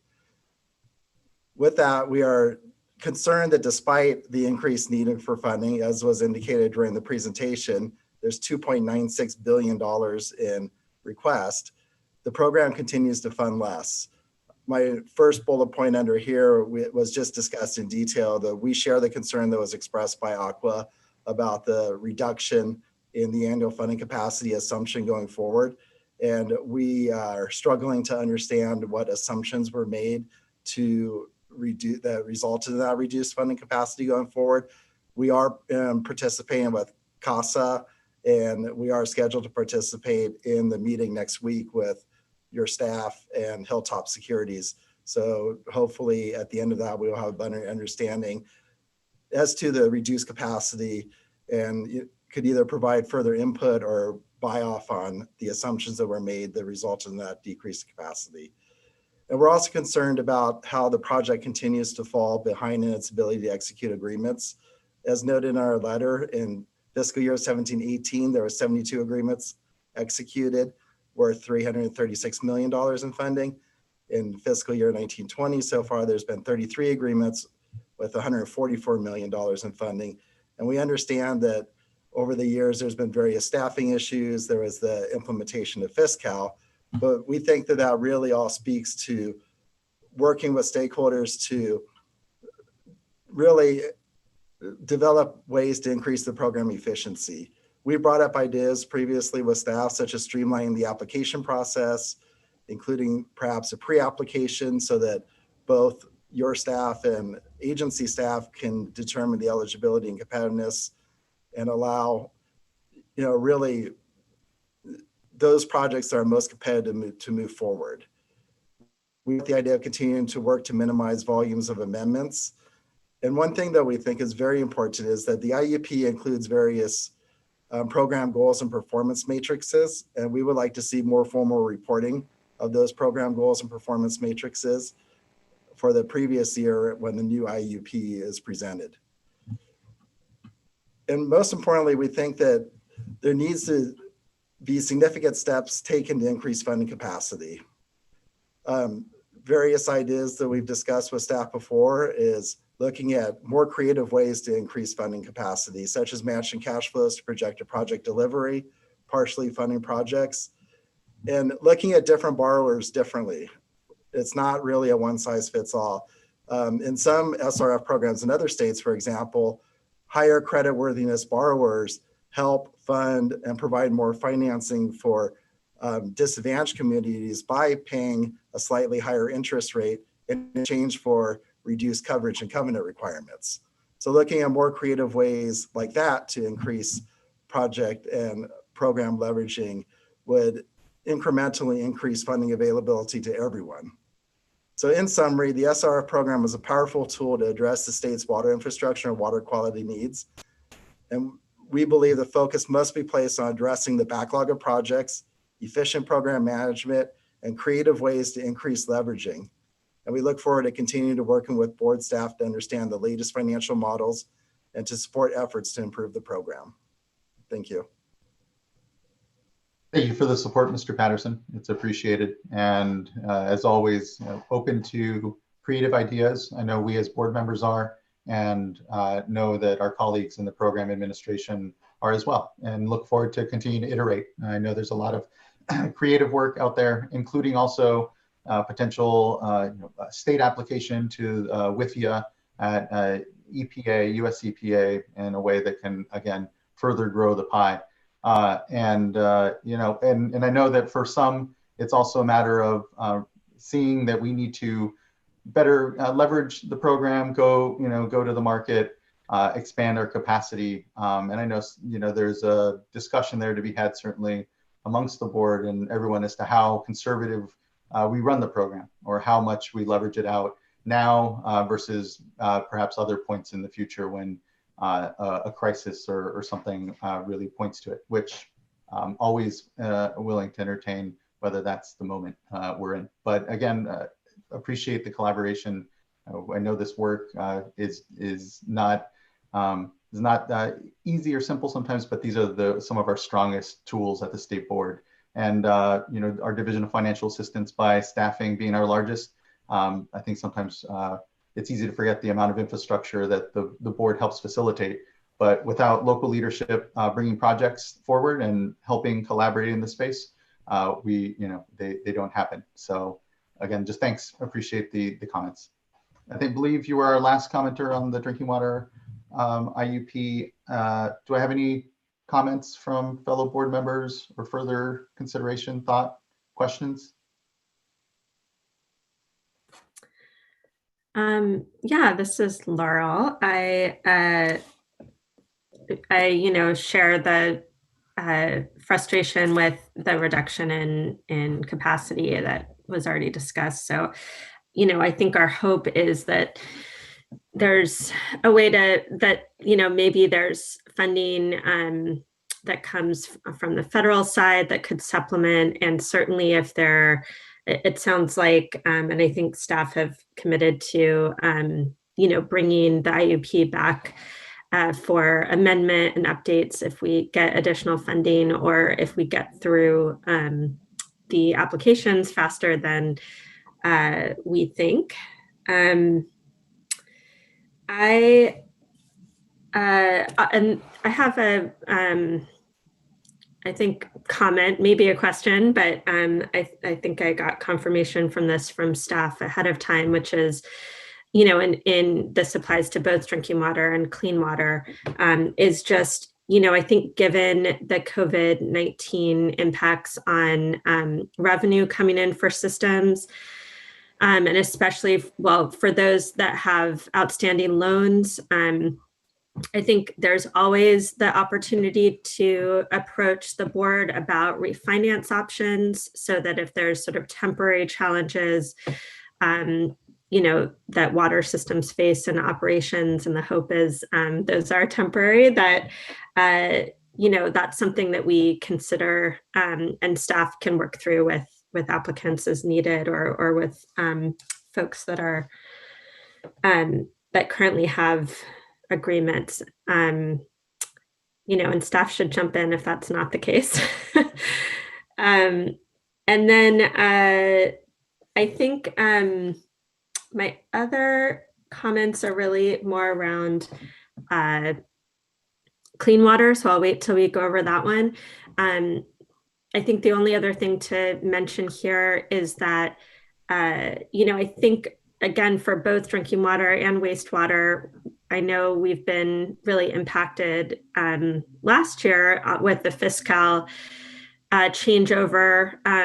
And I think that's been frustrating for everybody, including our staff, but certainly the applicants as well. And so I guess I wanted to say both thanks to staff and applicants for their work, and, I guess patience, but continued work to try and resolve that. I think there have been drastic improvements, and appreciate that.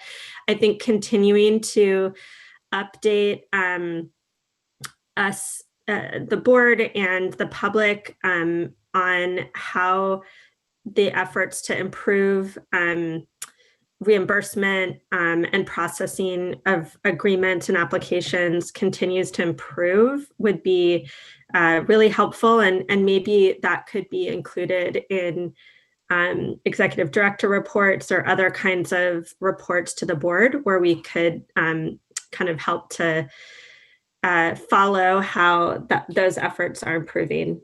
And I think lastly, and again, I think this applies to both drinking water and clean water, can staff just clarify what changes have been made around advance payment for small disadvantaged or severely disadvantaged communities, particularly since we were having trouble with fiscal reimbursements in a timely manner? Well, just on that specific question there, I know that that was included as a goal in the IUP. I'm not totally familiar with the details there, so I'm going to hope that Bridget Chase could maybe speak to that a little bit if she's on. This is Leslie. I can address that. So we have some limited ability to do advanced pay. So we have to have statutory authority, and we only have that for Prop 1 and Prop 68. So right now we're working on the guidelines, and that will be an appendix that we'll add into the IUP when we develop those guidelines. So for projects that are receiving those funds only, we would be able to do advanced pay. Great, thanks for that clarification and work. That's all I have for drinking water side. And again, a thank you to staff and for commenters and stakeholders on this. Thank you, board member. Anything further from anyone? And if not, I'll entertain a motion. I'll move. And I think, were there change with the change sheet? There was both the change sheet and then there was the language that Ms. Nick read into the record to clean up the stale reference on page 44. Okay, so I'll move to adopt with the change sheet and the additional changes that were read into the record. Second. Ms. Townsend, can you please call the vote? Board Member Firestone. Aye. Vice Chair Diadamo. Aye. Board Member McGuire.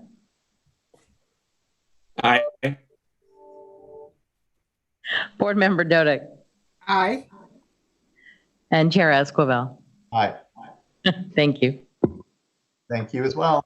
And carries and the item is adopted. Thank you. And that now brings us to item number 7, which is a similar discussion, but on the Clean Water State Revolving Fund intended use plan. And Mr. Stevens, are you going to be, or Ms. Loudon, our presenter? Mr. Bob Pontareri is going to present that. Okay.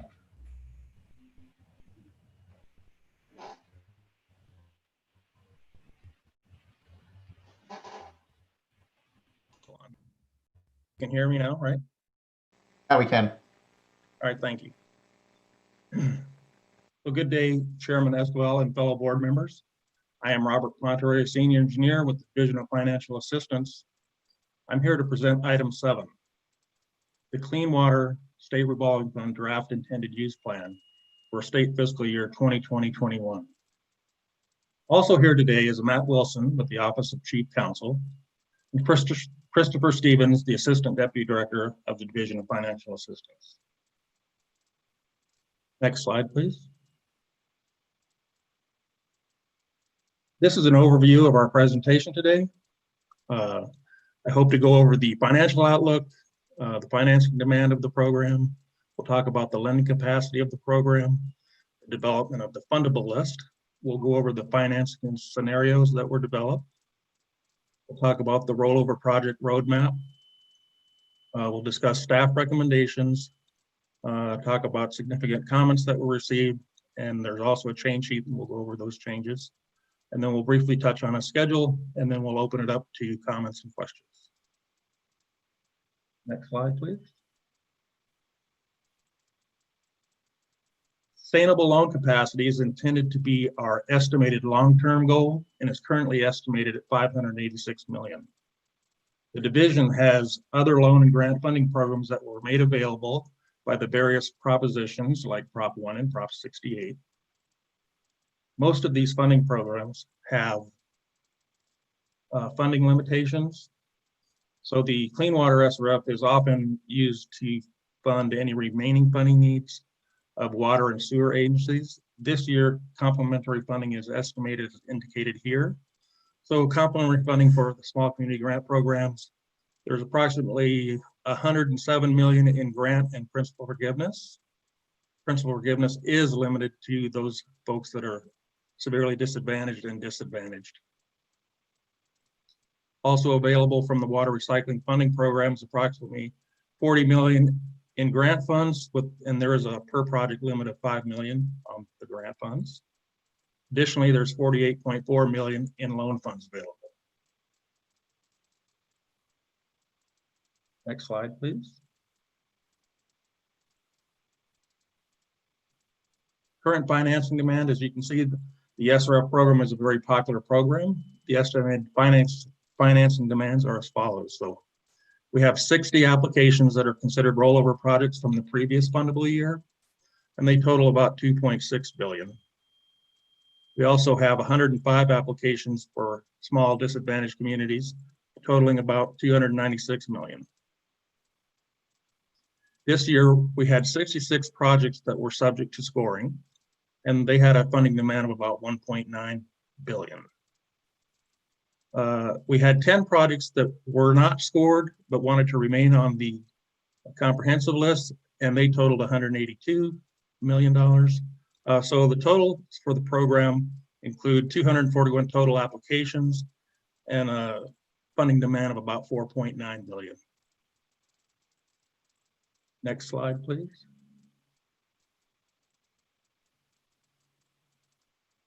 The lending capacity, as everybody is aware, is reduced from the previous year's 1 billion. The new estimate is now at 586 million. So you might ask what happened. So there was a new financial advisor hired during the year. They developed a new financial model. The model was vetted and staff feel comfortable with the new model. The new model was verified by a senior qualitative banker. California data was input into a Texas model, and it had similar results as the California model. And division staff reviewed and discussed assumptions and methodology in detail with the financial advisor. I would like to add that the lower capacity does not affect the rollover projects or the disadvantaged community projects. Next slide, please. So the comprehensive list is a list of project applications with the exception of disadvantaged community projects. We need to go back one slide, please. Thank you. The comprehensive list also includes rollover projects and new projects that received a priority score. We consider the comprehensive list as our funding pipeline for future projects to be funded. And I would note that the DAC projects are not included on the comprehensive list or in the fundable list, as they are automatically placed on the fundable list once they have a complete application and are ready to be funded. Loan demand far exceeds our funding capacity. So a funding target is basically 90% equals 527 million on the low end, and on the upper end it's 125% or 733 million of the estimated total loan capacity. Various funding scenarios were developed to maximize the desired outcomes. And then the fundable list itself identifies projects for full reviews. Only projects that are on the fundable list are eligible to be financed, and all those projects that are on the fundable list have the reasonable expectation of being financed by June 30th of each funding year. Again, SDACs and DACs are automatically on the fundable list at the time they're ready to be financed. Next slide, please.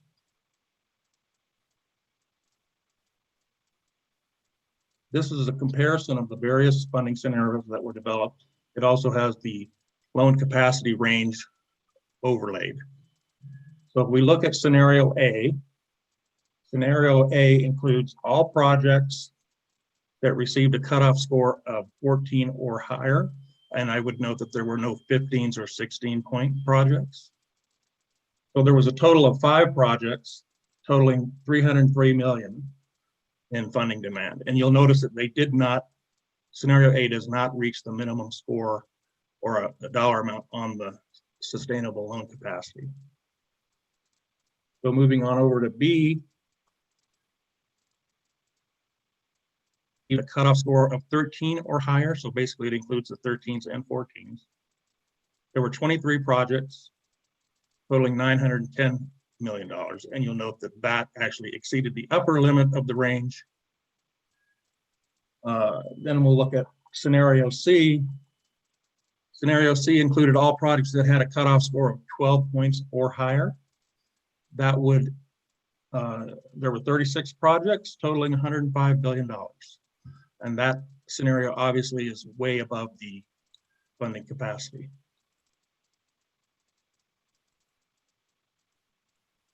Next slide, please.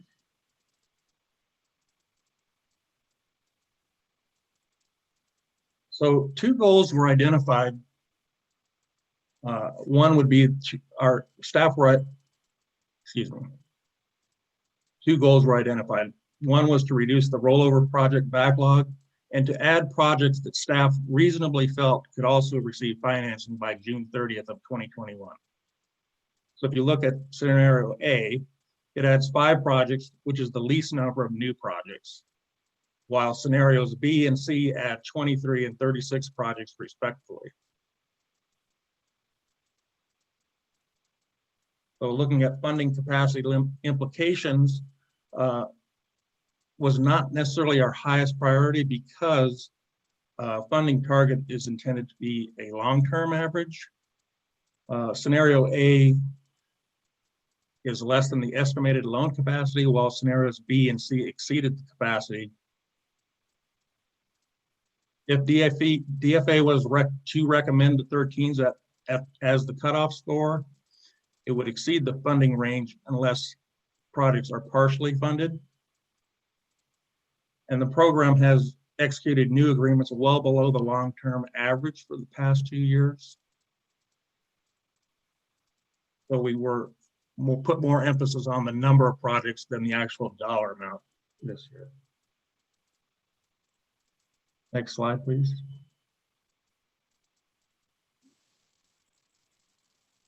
So the Clean Water SRF staff have revised our processes and developed a plan to reduce the rollover backlog. So how we're going to do that? So we're going to implement some streamlining efforts. We hope these efforts will allow contract staff to focus on new funding agreements. We amended the SRF policy in December of 2019 to streamline the final budget approval process. We've also added some additional efficiency by utilizing additional staff for amendments to adjust project schedules.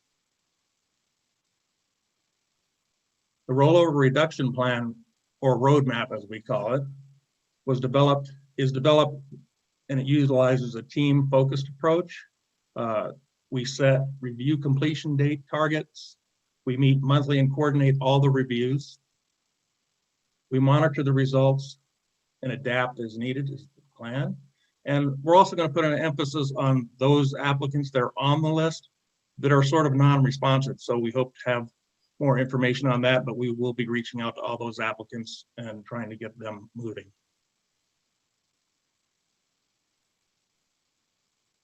Next slide. So that brings us to staff's recommendation. So staff's recommendation is a hybrid of scenarios A and B.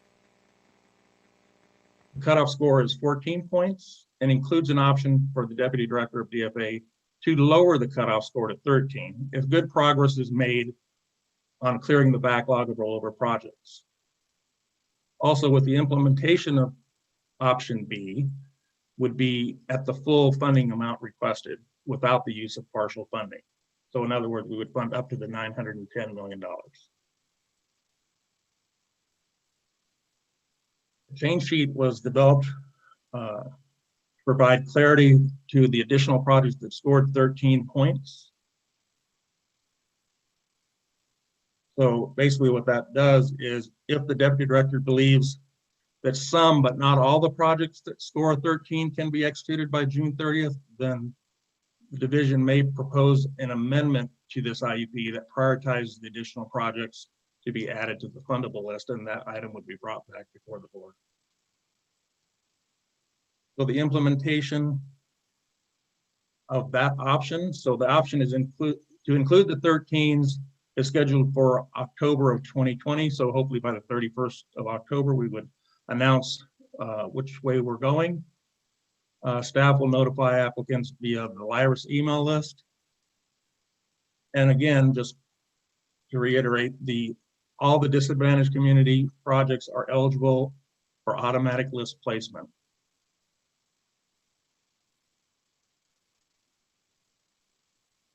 Next slide, please. So significant comments. So we received 28 comment letters. Staff prepared responses to those comments. The significant comments are as listed. So the main comment was the estimated loan capacity and the model used to determine that capacity. A lot of commenters commented on scenario A, the fact that the cutoff score was at 14 points and only adds 5 projects. Commenters also commented that they would like to see a lower cutoff score of 13 points, which would be the inclusion of the scenario Bs. Additional comments centered around prioritization of the 13s, basically based off of readiness or environmental document status, et cetera, things like that.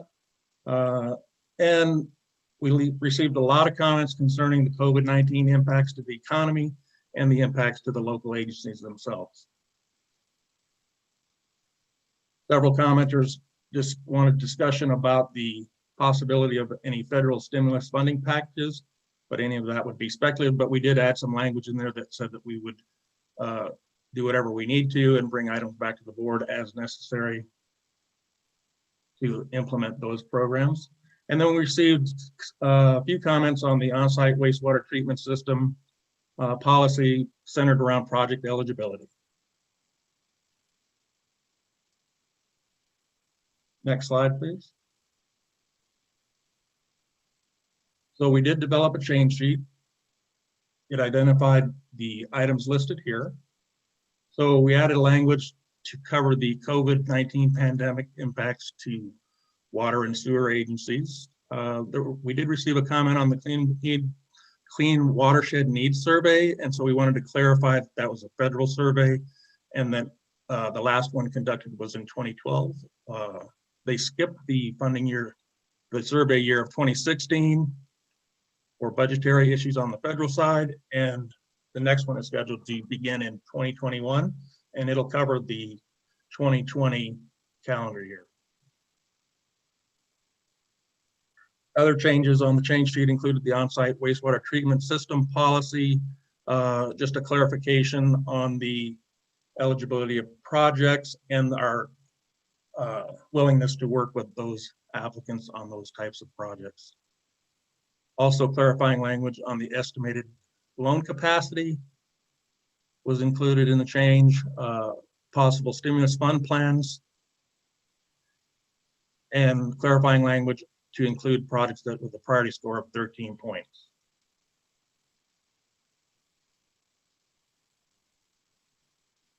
Next slide, please. So just briefly touching on our project schedule here. So we went out to comment. That was from May to June 10th of this year. The deadline for submitting comments was June 10th. We're addressing the board today. Just a quick note that October 31st is our intended deadline to determine if the option to include the projects to score 13 points will be implemented. And then we have a December 31st, 2020 deadline in here, just to state the fact that we'll be developing our next fundable list at that point in time. So all applicants should get their documents in time to be included and get the most points that they can at that point. And then the June 30th, 2021 deadline is there to just remind everybody that our intent is to execute all the agreements that are on the 2021 fundable list by the June 30th, 2021 deadline.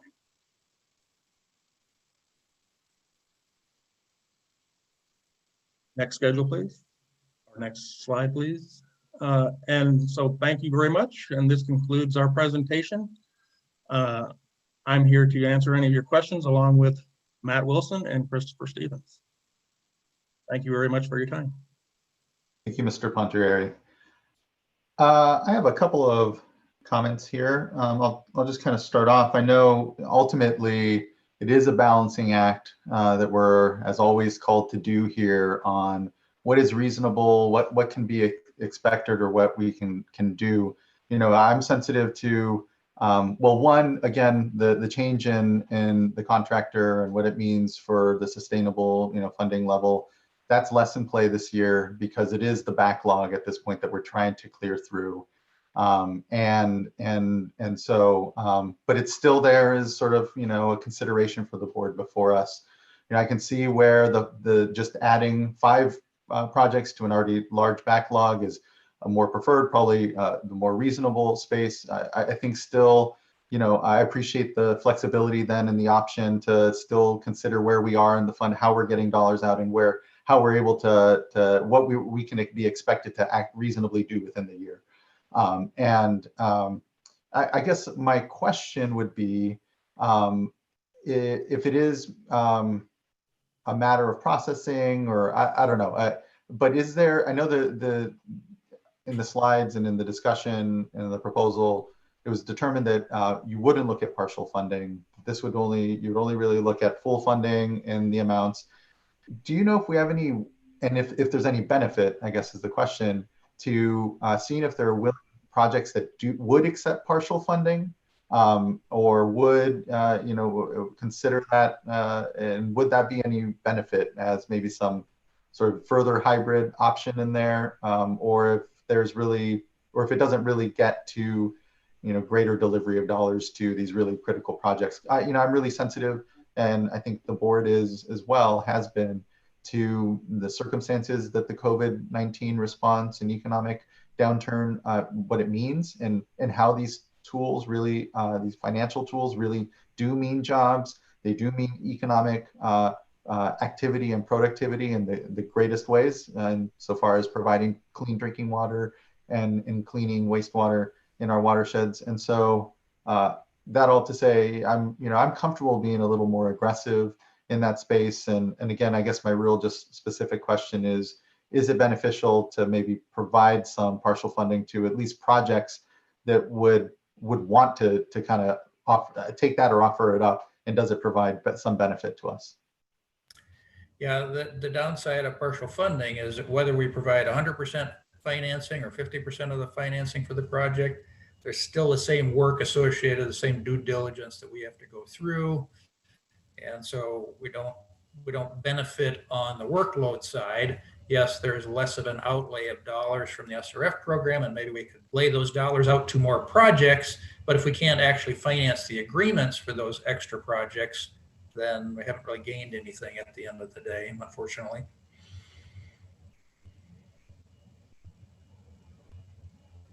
That's helpful. It's just kind of where my mind had gone to, insofar as if there's any better balancing, I guess, within, sort of what the realities of what we have in the program are. Yeah, I know people are disappointed by just the recommendation to add 5 projects with the option to maybe add another 20 or so. But look at it from the perspective of those that are already on the fundable list. Fiscal wasn't their fault. And so, I think the board as an organization needs to make good on that commitment to those folks. They're waiting for agreements. They've been waiting patiently. And so, yeah, it very much is a balancing act. I will, add in here that Mr. Pontareri mentioned the roadmap there to try to work through this backlog. So we have put the roadmap together on the assumption that we will fund all of the 13s, that we will add all of those. Now, that's a tall order. It envisions about 150 agreements being executed over the next year. That would certainly be a banner year for the Clean Water SRF and its complementary funding programs. I'm not saying it's impossible, but it is definitely a tall order, probably 1.5 times what we've done at our peak in the past. And so we're definitely going to try that. So wish us luck. Well, and knowing the criticality then for the roadmap to try to hit this mark, if you will, to hit a productivity that the program has yet to see. But I think what you know is that we all as board members, and I know all of our stakeholders, are completely supportive in making sure that we try to, as best we can, get the resources to you all to actually do that work. And I know that you can't, there comes a point, particularly, and I'll just say that, there is the 5% redirection that we know is out there and potential cuts. And that too has obvious impacts. And I know our stakeholders recognize that. They recognize how challenging all this time is for us. And so we're going to have to continue to work with one another. And that includes folks that, and we're trying to be active and kind of, instead of waiting for, the outreach, I appreciate that was part of the roadmap, actively going after these more dormant projects to see where they are and kind of, again, ensure that we're getting resources to those places that are going to use them and can and will most, and ensure there's not too much foot dragging. Because again, we're here to own our own bureaucratic processes, I think, and at the same time know that we need cooperation from folks and stakeholders on the outside. And so I appreciate that. Anything from fellow board members further? Chair, yes. Hi. Yeah, I have a question. Obviously, I'm concerned, like many others are, about the funding capacity change that we're all experiencing here. And I think, I'm, for one, very open to creative ideas for how we can bridge that gap. And I know a number have been mentioned in regards to the drinking water SRF. And so I too am feeling a little ambitious here and wanting to be more aggressive. But let me ask this question first, and then I want to hear stakeholders' input and then go from there. My question is, you talk a lot about rollover as it pertains to the staff backlog workload and trying to catch up with that. Is there a similar concept as it relates to rollover of funding? For example, if we do go with scenario A, it's $303 million. It's below the sustainable loan capacity range.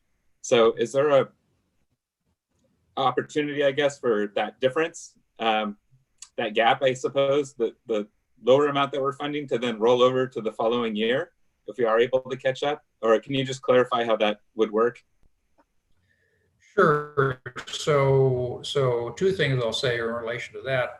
As I say, we're working on the assumption that we will recommend to Leslie, the Deputy Director of DFA, that all of those 13 should be scored. And if that is true, then we would exceed the funding capacity of the program as it's currently calculated.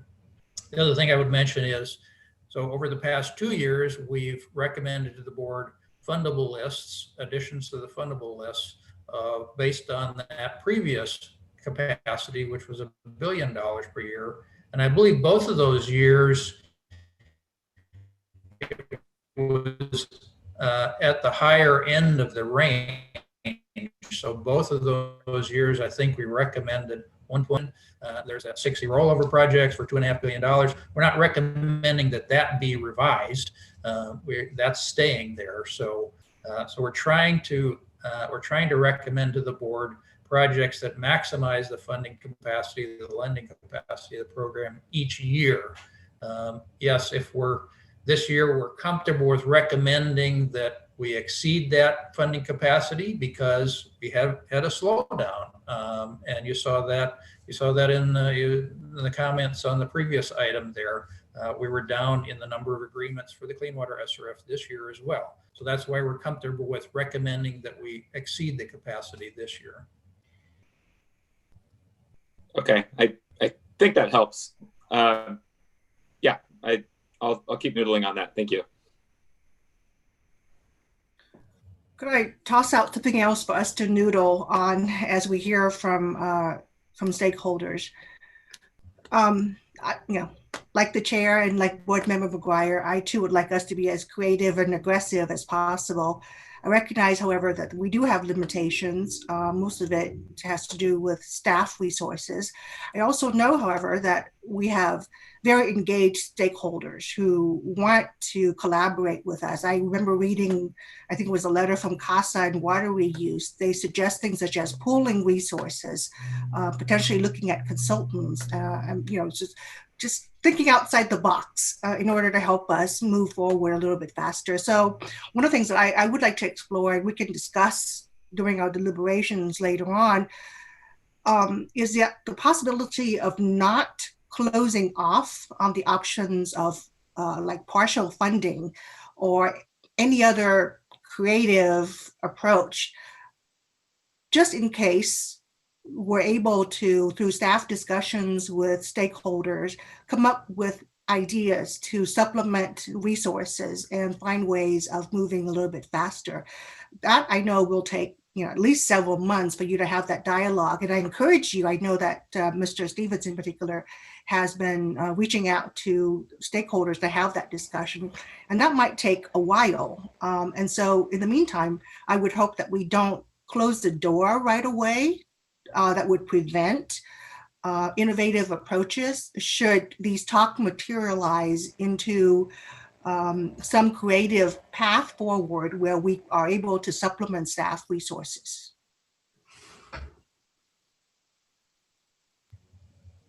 Absolutely.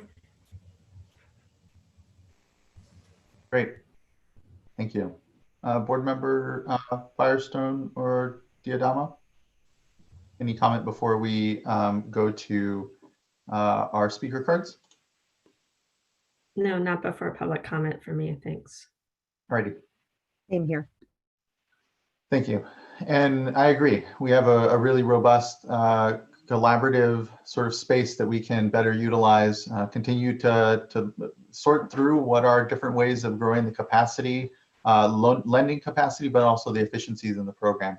And again, these are such critical financial tools, for project implementation, for infrastructure in the state of California, and we I think as a board are very committed to making sure that we continue to synthesize, as we do with many of our programs and policies, just the best that we can from the state, but also from our neighboring states who also are administering programs. And again, I think there we find examples of different ways, although from different agencies and different structures at the state level, creative uses of the revolving loan funds. And so we need to continue to make sure we innovate, and I appreciate that. All right, well, let's, I think, go to now our speaker cards. And great to have and see Bobby Larson from the California Association of Sanitation Agencies as our first speaker. Good to see you, Ms. Larson. Thank you, Mr. Chair. It's very nice to see you and your fellow board members. I haven't actually gone away. I've just changed roles. So it's a pleasure to be here to talk with you about the Clean Water SRF. Although it's not the way I'm used to seeing you, but it's still nice. So I want to start by thanking both Ms. Loudon and Mr. Stevens for the time that they have spent with us and the rest of the staff. They've been very generous with their time, and we've had a lot of very candid discussions. And I don't think, and I'm not speaking for them, but I don't think they're particularly excited about where we are either. But I have to tell you that the feeling that we have coming into this is one of somewhat deflation and feeling a little bit like this is not the time for us to be conservative. This isn't the time for us to be sort of cowering. And I'm not, I just think that, so I appreciate some of the board member comments feeling a little bit the same, a little bit like, maybe there's a way we could do a little bit more. And so I want to also, before I make a couple specific points, just say that I believe that at least two of the changes on your change sheet, change 3 and change 4, were made in response to our written comments, and we do very much appreciate that. And let me start with change 4, which is some language on this financial capacity target that we've been talking about. And while we certainly appreciate those changes because they do caveat the new financial capacity in a way that we think it needs to be caveated, we think you should not put the number in at all into this IUP for a couple of reasons. One, we've been hearing that it isn't critical to the funding list this year. It's not critical to the specific recommendation to fund scenario A plus possibly scenario B. And once that number is there, it kind of becomes the default number that then we have to try to disprove or work around. And, you know, we appreciate very much, as I think Mr. Pontuari said in his presentation, that staff feels comfortable with the assumptions. But we don't know what those assumptions are that went into that model. And so without knowing that, recognizing that the model itself is, you know, is the model, but what those assumptions are. So our recommendation would be that you simply take that out for now until there's greater both board member and stakeholder confidence, I would say, in that number, because it performs a very important function once we all agree on it, right? It sets expectations, it gives us this target to shoot at, but this year it just doesn't feel like it's performing that role at all, or that it's necessary. And my colleague Jennifer West will have a little bit more, I think, to say about that. So I'll just stop there and move to my second point. So the financial capacity is one thing, and I think it's important when we're talking about these issues to separate, is this a financial capacity issue or is this a staffing and resource issue? And we have various recommendations, you know, that we are talking with your staff about. For example, we think that you should just bite the bullet and say we're funding scenario B. Yes, it's a little bit over this new funding target, but the staff already has a plan in place that they believe can get us there. And I just think we'll all be a lot more motivated to work on some of these streamlining activities and some of these more creative options if we have that much more ambitious target to shoot at. And I was pleased that Board Member Dodak mentioned this concept of consultants. We would not sit here today knowing, you know, what your staff's resource limitations are and say they should do scenario B with the existing staffing levels that they have. We feel that we need to step up, work with your staff to figure out the best way to bring some consultants in that can help to reduce that backlog, move us on to the new projects so that we can do a little bit better than 5 new projects. And it doesn't sound like we're that far apart based on what Mr. Stevens said in terms of their goal is to get there. So I think what we're really talking about is, do we just say today, yes, we're going to get there and all do our best, or do we wait and see? And, you know, so if it's a staffing issue, consultants can help. There are some other things we can do.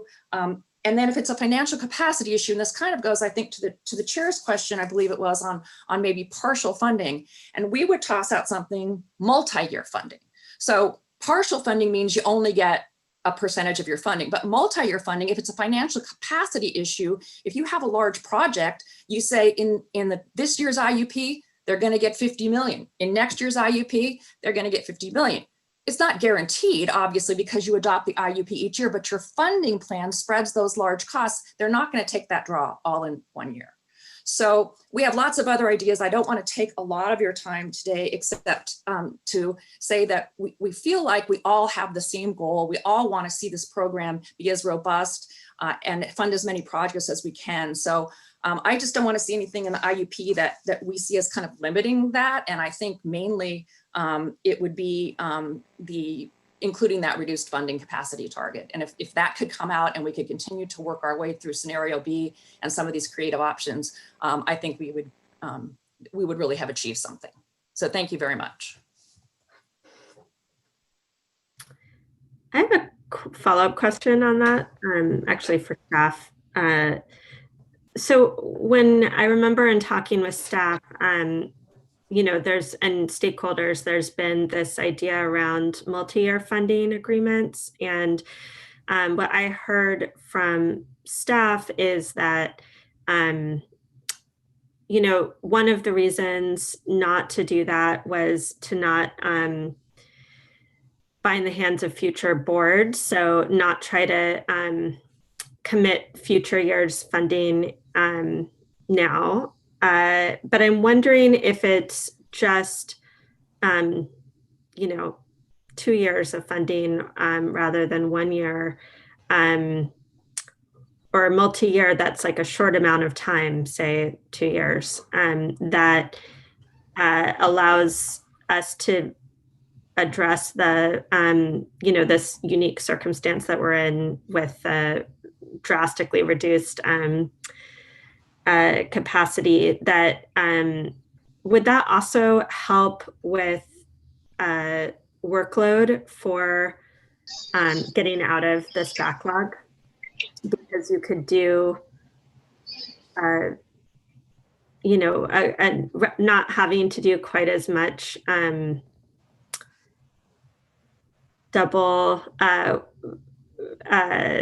contracting, you know, this year for partial and partial for future years. And can you sort of comment on that whole concept and what staff's thoughts are? Sure, I can address that. That would put the board in an awkward position.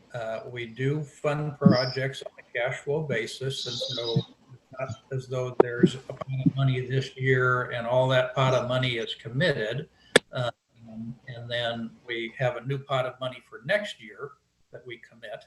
But I think if we did fund projects partially, there would be great pressure in the future for new projects to come along and say, well, I don't want you to give more money to this other that you partially funded in the past. I want you to give it to me. And so from a workload perspective, I think it would put the board in a very awkward position. And I don't think that it would change the cash flow of the program really to do that. At this point, what we have promised people through an executed agreement, an executed financing agreement, is we've promised to give people about $2.2 billion. We don't have $2.2 billion in the bank. We are committing future cash flows. So I would agree with Ms. Larson that we are providing multi-year funding to folks at this point already, and have been doing that for many, many years. We have operated the program on a cash flow basis for probably 20 years. And certainly I can't say off the top of my head, you know, how long we have been overcommitted, but it's been at least 5 years and probably more like 10 years that we have overcommitted the cash flow, and we are committing future receipts into the program. That was helpful. Thanks. I'd just like to add one thing to remind you that like leveraging in the future, if you commit to funding a $100 million project and next year another $100 million, then next year's new project will less. You can't, there's not more money coming in. And so it may be appropriate to have more projects now, just like with leveraging. It may be appropriate to do that, but you have to keep in mind that there is a reduction sometime in the future to address that. Yeah. I just want to throw in here real quickly too that, you know, we've made reference to this capacity model that the financial advisor has put together for us. That is based on the assumption that we will leverage. And so it envisions the limiting factor on that model was we're required to keep all of the equity in the fund. So all of the contributions that EPA gives us and that the state chips in the 20% to match the federal capitalization grants, all that equity has to stay in the program at the end of the day. We cannot use that equity to go borrow funds in the bond market. We can use all the earnings on that equity to go leverage the program. But all that equity has to stay there at the end of the day. And so that was really the limiting factor in that model. Wasn't necessarily the bond coverage that investors would expect from us.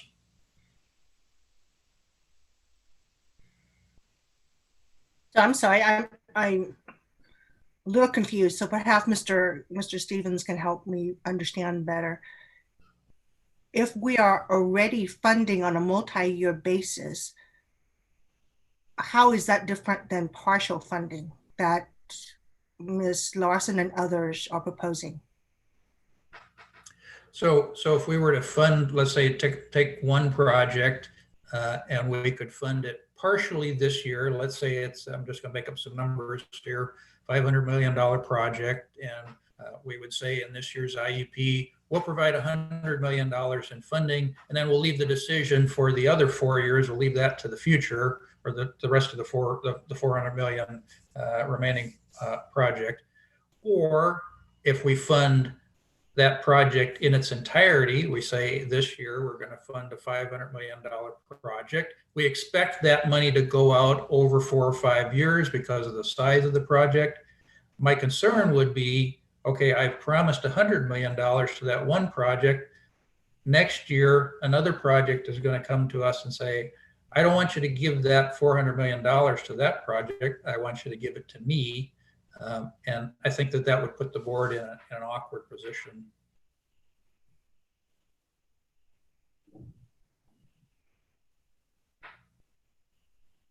I'm going to have to think on that.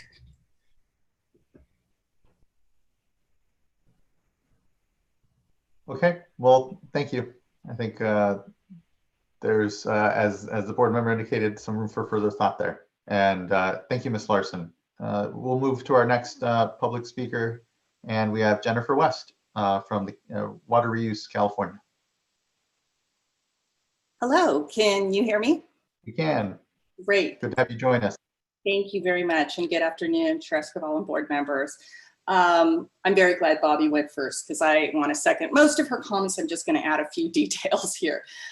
First, obviously, we're extremely, just want to start by emphasizing the importance of this program and the Clean Water SRF to furthering water recycling in California. It is our most important program we have. And as you know, in this particular time, I'm getting requests from all different venues about what can we do to really enhance this program from the national level, and people are looking at it as where do we have a list of recycled water projects ready to go that can create jobs in this COVID crisis. And I always turn to this program and say, this is the list of projects. And as you know, it was also called out in the governor's water resilience portfolio as a specific recommendation to increase financial capacity for this program. So we were taken aback when the recommendation came out to propose reducing the long-term capacity by 41%. And what I heard today was this number doesn't necessarily impact the short term. I think I heard that, but it does set this long-term precedent. And I think California as a state with our, I know we're taking a financial hit now, but just to have this gigantic limiting factor moving forward with that, with that lower number, with the state of California only being able to do, a little more than $500 million a year, I believe I really am looking forward to the model and understanding the model, because really we don't have that information in the IUP. If we had just had the basis for some of those financial assumptions in the IUP, we wouldn't be struggling so much. And I really appreciate that we're going to have that conversation. We obviously need to have it with financial consultants with us to guide us through, because if we understand this conversation, it's somewhat complex. This is not my background, but we really need to understand this from a stakeholder perspective. So I, like Bobby, would like to see this number removed. And I think the only thing I want to add to her comments, and just, we can add it back in the future if everybody's comfortable with it in an amendment to the IUP in the future. But I wanted to just emphasize that this is not a requirement for US EPA. Most states, I'm not saying it's a bad thing to have a long-term capacity number, but I think we've only had it for 3 years, as I understood from talking to staff about this. And do we need to have something that we're all questioning at this particular time, when this particular program is so important, and when we need that confidence in that number?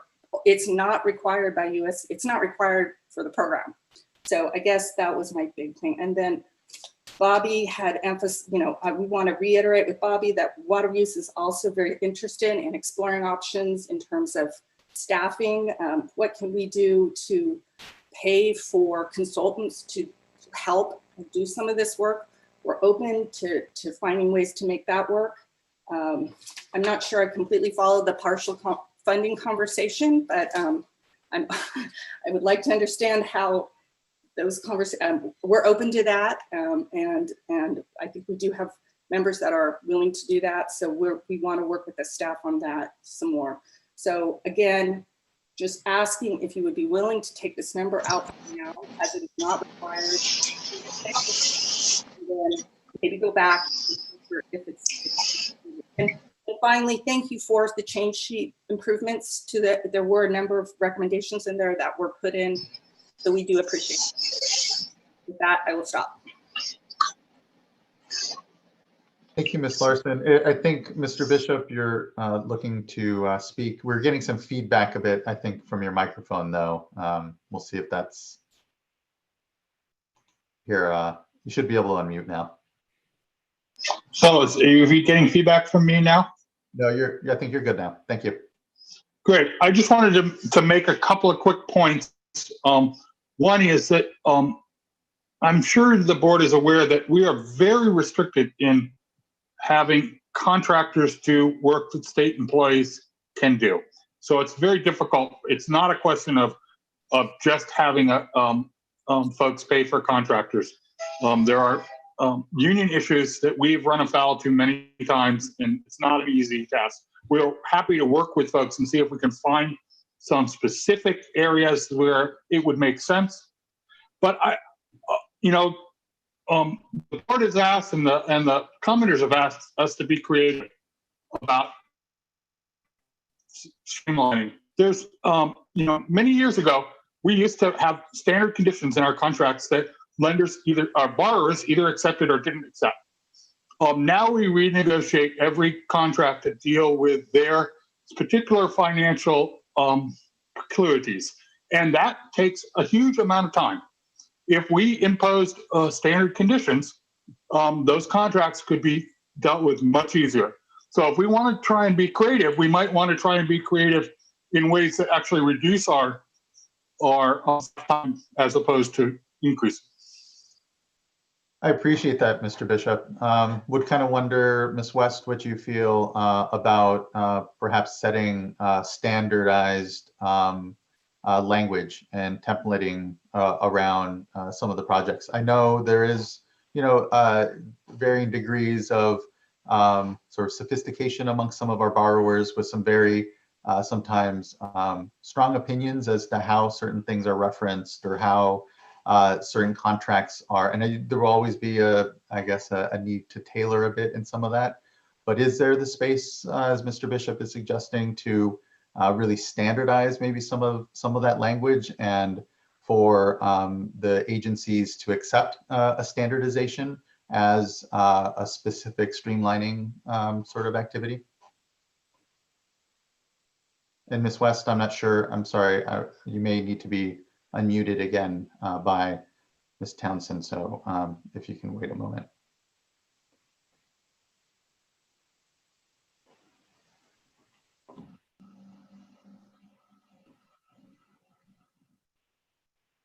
Or Ms. Larson, even if we don't have. I think I got unmuted. So we're open to the conversation. I'm always asking, what are the holdups? Where is the staffing issue? This is kind of the first time I've heard that as a concern. So I have not asked that question. So I think we need to have a lot more dialogue about that. I'm certainly not ready to commit to that, but if that is truly a holdup, then it's good to know, and I can go back to my folks. Yeah, I think it's less about sort of that being it's a holdup insofar as it takes time, staff time, and so insofar as I think Mr. Bishop's suggestion is trying to find things that reduce the amount of time it takes to process the contracts, and there again, not trying to commit you to anything. Other than an openness, as with the other items we've spoken about too, maybe a discussion around it. And maybe it can be the road. Maybe we fold that into the roadmap somehow, as something that we sort of consider here. Ms. Dodick, or Board Member Dodick, did you have something you wanted to add? Yeah, just a comment. I mean, I appreciate what Mr. Bishop said. I appreciate that we have restrictions and we have contracting rules and we have all sorts of institutional barriers, but I look at what all of us have been able to accomplish over the past 3 months, particularly during the initial 2-3 weeks. And so I think we are facing a different world now than we were earlier this year. And it gives us the opportunity to become, Mr. Chairman, as you always say, a 21st century agency. And so let's explore, let's see if the space is right, this moment is right for us to try to tackle some of these institutional barriers, recognizing that we may not succeed, but at least that, not close the door yet. We don't know what we're able to accomplish in this new environment, in this new space, taking advantage of this moment to make some changes. So I just thought that out why I appreciate where staff is coming from, because they more than we board members have to deal with those institutional barriers. I would suggest so that we not just accept those in this new environment, but let's see how far we can move and push things along and perhaps make some changes along the way. I have a question. I'm trying to follow where we're going here and just want to make sure I understand. So, I mean, for me, I'm probably more willing to defer to staff, mainly because of getting through that backlog. That's my main concern. But I'm very open to these other approaches, and I kind of got lost in between Ms. Larson's suggestion and then the discussion that we've been having. And so I'm just hoping for those of you who follow this more closely than I do to maybe help guide me in better understanding what you're recommending. I think, and not to speak for Ms. Larson or Ms. West, but if I can understand the real request, the core of their request is don't have a sustainable funding amount this year. Wait, don't even put it out. Don't have it as part of this discussion. If the limiting factor really is, and we know it to be, by and large, the backlog, the need to clear that, and the need to improve then just processes. And that our decision point here is to go with the staff recommendation of this hybrid proposal between option A and B, if you will. If you just look at the number 13, the score of 13 and 14 as a cutoff. And there, I think Ms. Larson and Ms. West, I think, are promoting that we instead just say we'll go to the 13 number and not have this hybrid position that I think is more informed by what staff, our colleagues in the program are worried about, and that is just the ability, what can we actually process or be expected to get through and process in the next year. So, and Board Member Dodick, just wanting to make sure I understand, Board Member Dodick, were you making some additional recommendations? Nope, I'm advocating for us to try to be as creative and work with our stakeholders as much as possible in this current space to see if we can augment our resources, streamline the process, reduce the backlog in a more efficient manner. I'm just trying to keep that door open. Okay, thank you. And I think that's where the roadmap comes in. I think Board Member Dodick is talking about maybe a better embrace of than the work in the roadmap. Unless I'm hearing, Board Member, that you'd like to consider either not going with staff recommendation and just going with the 13 cutoff on the evaluation of the projects, which again is that 26 projects, nearly $1 billion in committing and funding, and I guess it's the difference of that's what we know we want to shoot for, and I think staff is committing to that in the roadmap. And again, the distinction I think that was being advocated for a moment ago is to just embrace it all and just say we're going to do that. And I can see where it's being ambitious in the moment here is perhaps called for. I can also see where I don't want communities and everyone to depend upon that and say, well, look, the board said they're going to do this, and if we do fall short, find ourselves with that sort of backlash at that moment as opposed to the over exuberance now. So I don't know. I find myself, we have more commenters, so we can we have more space. Could I say something on behalf of staff, which is I really appreciate board members all the board members' comments and board member Dodek and all of you telling us to seize the moment and talking about how, you know, we have been able to do things differently this past few months. But part of that has been with specific loosening through the executive order process and otherwise, which I'm not sure has really filtered down to the contract level. And so I just want to caution, I have every faith that that the Division of Financial Assistance can and will be creative about that. But I also say I would like to just make sure that some of these measures are in place to protect the public fisc, these public dollars that are, you know, tens and hundreds of millions of them that are going out. So I think there is there's always room to improve with streamlining, but at some point, you know, we'll also be subject to criticism if we put out hundreds of millions of dollars and,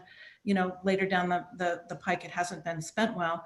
And then I just need to underscore something that Chair Escobar said, which is there's been a 5% reduction of redirection of staff for COVID tracing, which is also a really important public health function.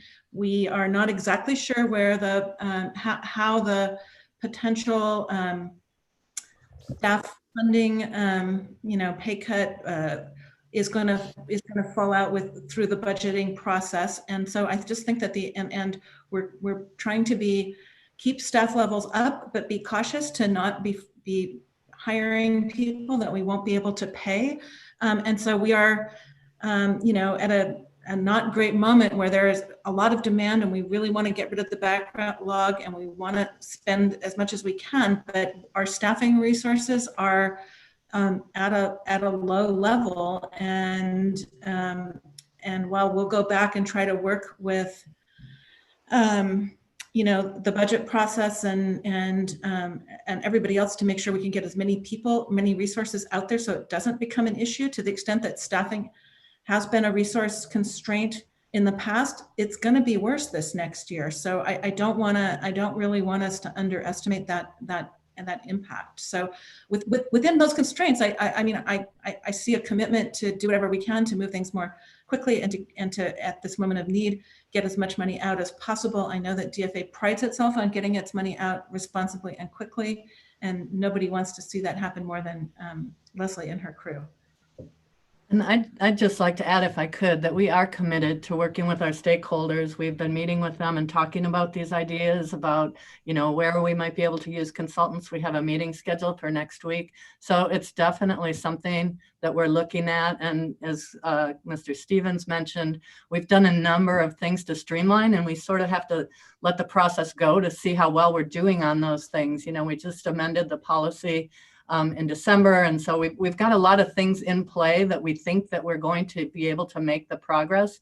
It's just, I feel like the last 2 years we overpromised and underdelivered. So I'm really hesitant to overpromise another year versus give us a little bit of time to catch up and make sure that we think that we're getting where we need to be and that we can do some of these things our stakeholders have suggested and that we are definitely open to if they're going to work out. We've talked about some pilot projects with them to test out some different methods and things like that, but we're just not there yet at this point. So, but we are committed to working with them and looking at all of our processes and seeing where we can do them more efficiently.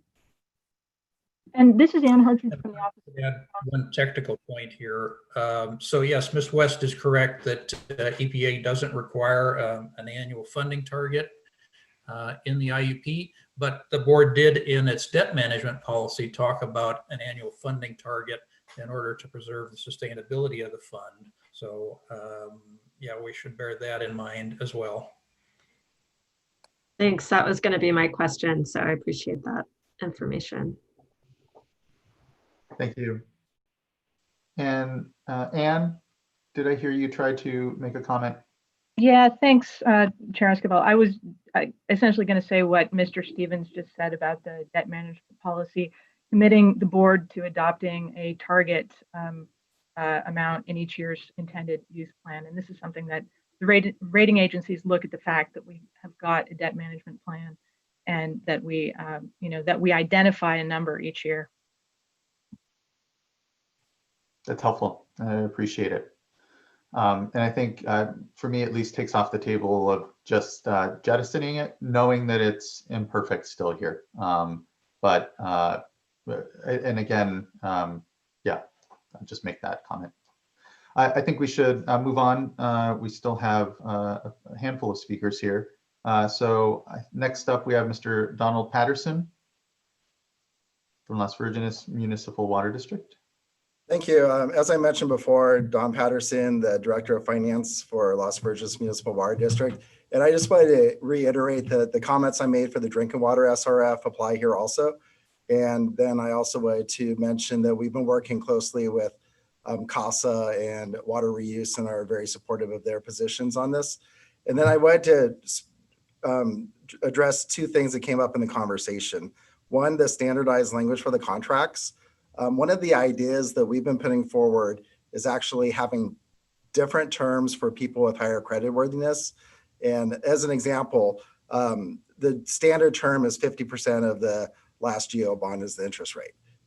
Maybe as an agency, we're willing to pay 75% of the last GO bond, but in exchange for that, I'd want to see, some reduced coverage ratios and some other terms that are a little bit more reflective of the higher creditworthiness of the agency. And what that does is it frees up some requirements from the agency, but it also pays more in interest, providing more funding for the project overall. And then on partial funding, if I understood Mr. Stevens correctly, he was looking at partial funding, or one way to look at partial funding is partially funding a project this year and then partially funding the project next year. Another way to look at partial funding, which is done on the transportation grant side, is partially providing SRF funding for part of the project in exchange for a commitment by the agency to come up with the rest of the money. And the way that that works on the transportation side is often a dialogue between the funder and the recipient agency and coming up with a project that meets the goals of the project, but also allows it to be done with a smaller grant, but then it puts the burden on the agency to come up with the rest of the funding. So, that's another way with active discussions with agencies to be able to expand the reach of the SRF, perhaps fund projects that would be dead in the water without that funding for the last step of money that's missing for that agency to be able to implement that project. So that's another way to look at partial funding. And that concludes my comments on this project. Thank you, Mr. Patterson. I appreciate your comments and contributions. Next up, we have Mr. Michael Carlin from SFPUC. And thank you for sticking with us throughout this time, Mr. Carlin. I know we had incorrectly, I think, identified you on item number 3 earlier in the day. So here we are with the proper item. Okay, let me see if I can do all this stuff quickly. Yeah, good to see you. Good to see you. I'm trying to grow a beard like you and Mr. McGuire. Well, I'm Michael Carlin. I'm the Deputy General Manager for the City and County of San Francisco's Public Utilities Commission. I'm not going to give all my comments because Ms. Larson and Ms. West actually covered many of them, and I thank them for that. I think the biggest thing is that we appreciate you actually opening up your financial model for stakeholder involvement and understanding. As you know, we're a large agency. We use financial models quite a bit. We have financial advisors, and we are big in the financial markets on borrowing money and leveraging at this point in time. So we appreciate that and look forward to working with your staff to look at how we can help you understand maybe better how you can leverage more funds out of what you have. The backlog of project is kind of concerning to us from previous years, and it seems to always be growing. And I know that, I heard the answer earlier today about hiring outside consultants and dealing with union issues. As you may know, San Francisco is a very union city. We have to deal with that issue all the time. But I think this is an opportunity for you to make the case that you need additional resources on a short-term basis. You do not need to make a commitment to long-term employment and then not having the ability to pay those people. So you could bring in some outside help in a very efficient manner and get the backlog cleared. And I think that's really important at this point in time. We always kind of like looking at how you can allocate additional funding in multiple years. I think that's a big issue for us because that would help you stretch out the funds that you have each year to year. I understand the commitment made by this board cannot bind the hands of a future board, but I think it's important that you start looking at that as a funding mechanism. And it really would help you stretch the dollars, especially to other communities. And making that commitment also means that you have funders or people that want to borrow money that are actually in a financial situation can really pay it back and build it into their financial plans. As you may know, we do raise our rates every so many years. And so we're making a commitment to borrow money from you for rates that we have not yet approved. So you're in the same boat that we are. And lastly, we are a big proponent of the WIFIA program. We found that program to be extremely valuable. We're probably now the single largest borrower in the WIFIA program. And we'd like to see that, if somebody has a WIFIA loan, that they get priority in your system as well to kind of leverage your funds and the WIFIA funds at the same time, and maybe reduce the amount of money that they need to borrow from the SRF fund at this point in time. And I think also, as we have worked through the WIFIA program, we have seen some efficiencies being developed there. And I think that it would be good to actually convey maybe a roundtable with US EPA and your folks on the state revolving fund on how we can work together, have single applications, review processes, templates, things of that nature, and make this program more efficient. I could probably go on, but it's been a long day, and I really thank you for listening to me, and I'm glad to see all of you safe and healthy.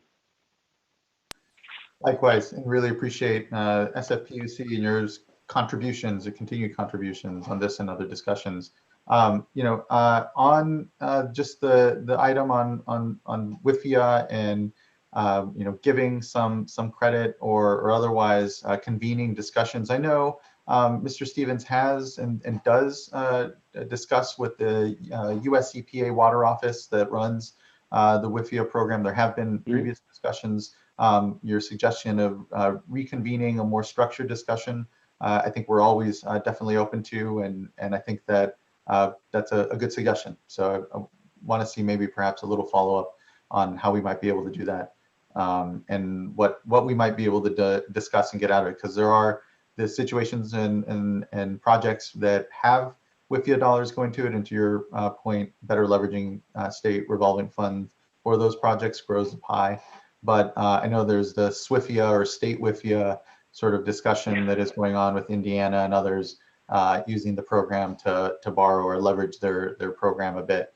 And I know there's, staff have been discussing that too. And so maybe bringing that to a head amongst some other ideas. And I think to Board Member Doduk's comments and commitment, really, figuring out what are these ideas and seeing how we might structure a discussion these next months would be great. So I appreciate that suggestion, and I think should be added to the list. Thank you. Thank you as well. Next up, we have Emily Lamb from San Francisco Public Utilities Commission. Hi, I actually was putting my card in just in case Michael had to jump out. So he spoke on our agency's behalf, but thank you. Okay, well, great. Well, good to hear your voice anyway, Ms. Lamb, and thank you. Next, we have Andrew Hall from the Los Angeles County Sanitation District. Well, thanks. Good afternoon, Chair Esquivel and members of the board. Appreciate your time today. My name is Andrew Hall. I'm the head of budget and finance at the Sanitation Districts of Los Angeles County, and I recognize that I think I'm the last public speaker before you get to go home, hopefully, or I guess you're already home, but get to end your meeting today. So, but I do appreciate you guys taking the time to listen to all of us. The Sanitation Districts has a long history of participating in the SRF program and its predecessors. We actually have more than 40 outstanding agreements. We're working we recently completed 2 agreements. We're working on a number of agreements as well. And so we do appreciate the work that DFA staff has done to make sure that this funding is available, as well as making sure that we're protecting the public health and the environment. They do a lot of work on that and deserve to be recognized for it. Ms. Sobek did allude to this, but I did want to point out that over the last 5 years, there has been a significant reduction in staff. The 2015, 2016 IUP had about 54 staff members working on it. We're down about 10 from there. And I think that is a significant point to recognize. And one of the reasons why we are recommending, along with others, the use of consultants to be able to help with the backlog of this short time. I think Mr. Stevens and others at the board have done a lot to be able to streamline the process and be able to put more work out. They're continually asked to do more and more, not only with less staff, but also more and more programs. And we recognize that that they've done a lot of effort in that, but there's just some mountains that are hard to overcome. So whether that's working with us to finance some consultants to make it easier for your staff to review, or something else, we recognize the need to follow staff policies and procedures with unions, but recognize the need to look at that option. One area that hasn't been brought up today that I did want to bring up relates to environmental review.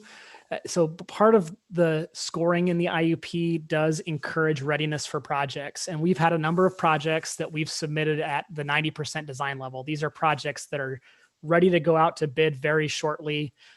They're ready to go out and get a contractor on site to do stuff. And the challenge is that as we submit our projects in December for scoring, we're about ready to go out to bid by the time the IUP comes out. And when an IUP comes out with a fundable list, now this is the time when the state board starts looking at our environmental projects. And it has caused delays. We've actually had 4 projects in the last 2 years that we've had to delay either a contractor that we've already had on site and said, you can't start work until the environmental is done, or whether we've delayed going out to bid for these projects because of it. So it really stops these projects that really are ready to go. We recognize that staff can't evaluate every project that comes through the state clearinghouse, but we do think that there are ways that they can get on earlier in that process. We did do some workshops last year to try to get that earlier in the process, but we still continue to have some issues. So do recommend that there be potentially a process. One item that we recommend is that really the state board staff start that environmental review much earlier in the process for those that have a high initial scoring even before the IUP has come out, because that may help some of these projects. There was an item with legal review that was noted. I do want to bring up, we have had a number of experience with that. We've talked about using past agreements for the basis for future agreements. Like I mentioned, we have over 40 agreements. These agreements have parameters that disagree within the agreements. They have a number of items that even would make one state loan be more attractive than another state loan, and be able to pay back differently if we had a default. So it is very challenging. I think the standard terms change every year. We've actually worked over 6 months with a current agreement that we just barely finished with your legal staff to try to get something done that would both facilitate our bond counsel to be able to say we can move forward with this and not. So it is a very challenging thing, and we do appreciate staff working on that. It is hard, but I don't think a standard agreement I think that would really make more borrowers not come to the program because they couldn't fulfill their other agreements. So others have already noted stuff about the significant drop in annual sustainable funding capacity, so I won't bring that up, but just want to appreciate staff's willingness to work with us on looking at analysis and be able to meet with them and the financial advisor to see if there's ways that we can come up with increasing that or what the best process going forward is. So appreciate your time, and thanks for everything. Thank you as well. Really appreciate, the longstanding leadership from the sanitation district and others. Again, the administration of this program wouldn't be what it is if it wasn't for this space that we have in collaboration from all the stakeholders around it. So just thank you, and appreciate again the comments and concerns, and glad on the specific request around augmenting our current resources to get through the backlog with contractors or whatnot, that's specifically already scheduled and on the books to be discussed with Leslie and everyone at a very high level next week. So glad that we've heard a commitment to exploring how we might be able to leverage our resources there. And I know always an ongoing commitment from staff to be open to any suggestions, and appreciate it. So thank you. And Mr. Hall, you were in fact our last speaker. So I don't know how best to, we've had quite a bit of conversation throughout the comments that we heard, and so there's before us the staff recommendation, which again is this hybrid approach of using the roadmap to be able to get up to sort of an assumed, trying to get as many of those scored that scored 13 projects, the 26 or so, as opposed to just the 5 that scored the 14. I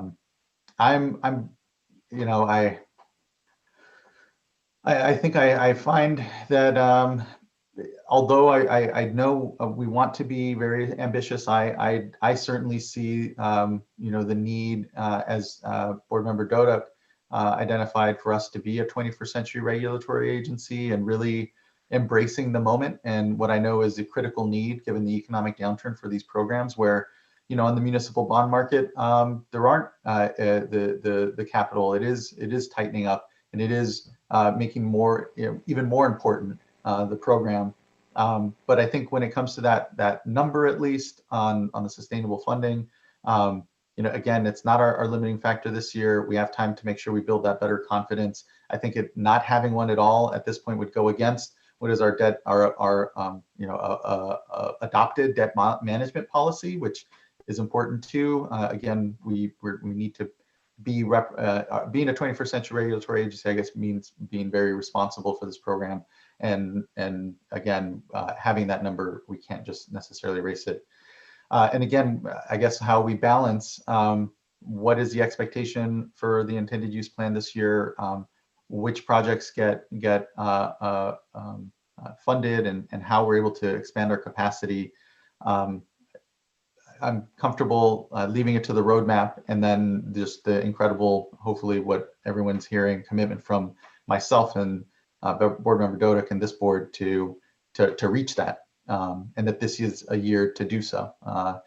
Again, given that there are so many reasons why the need certainly, but then also the opportunity that we've seen in being able to respond to, improve, and continue to do better.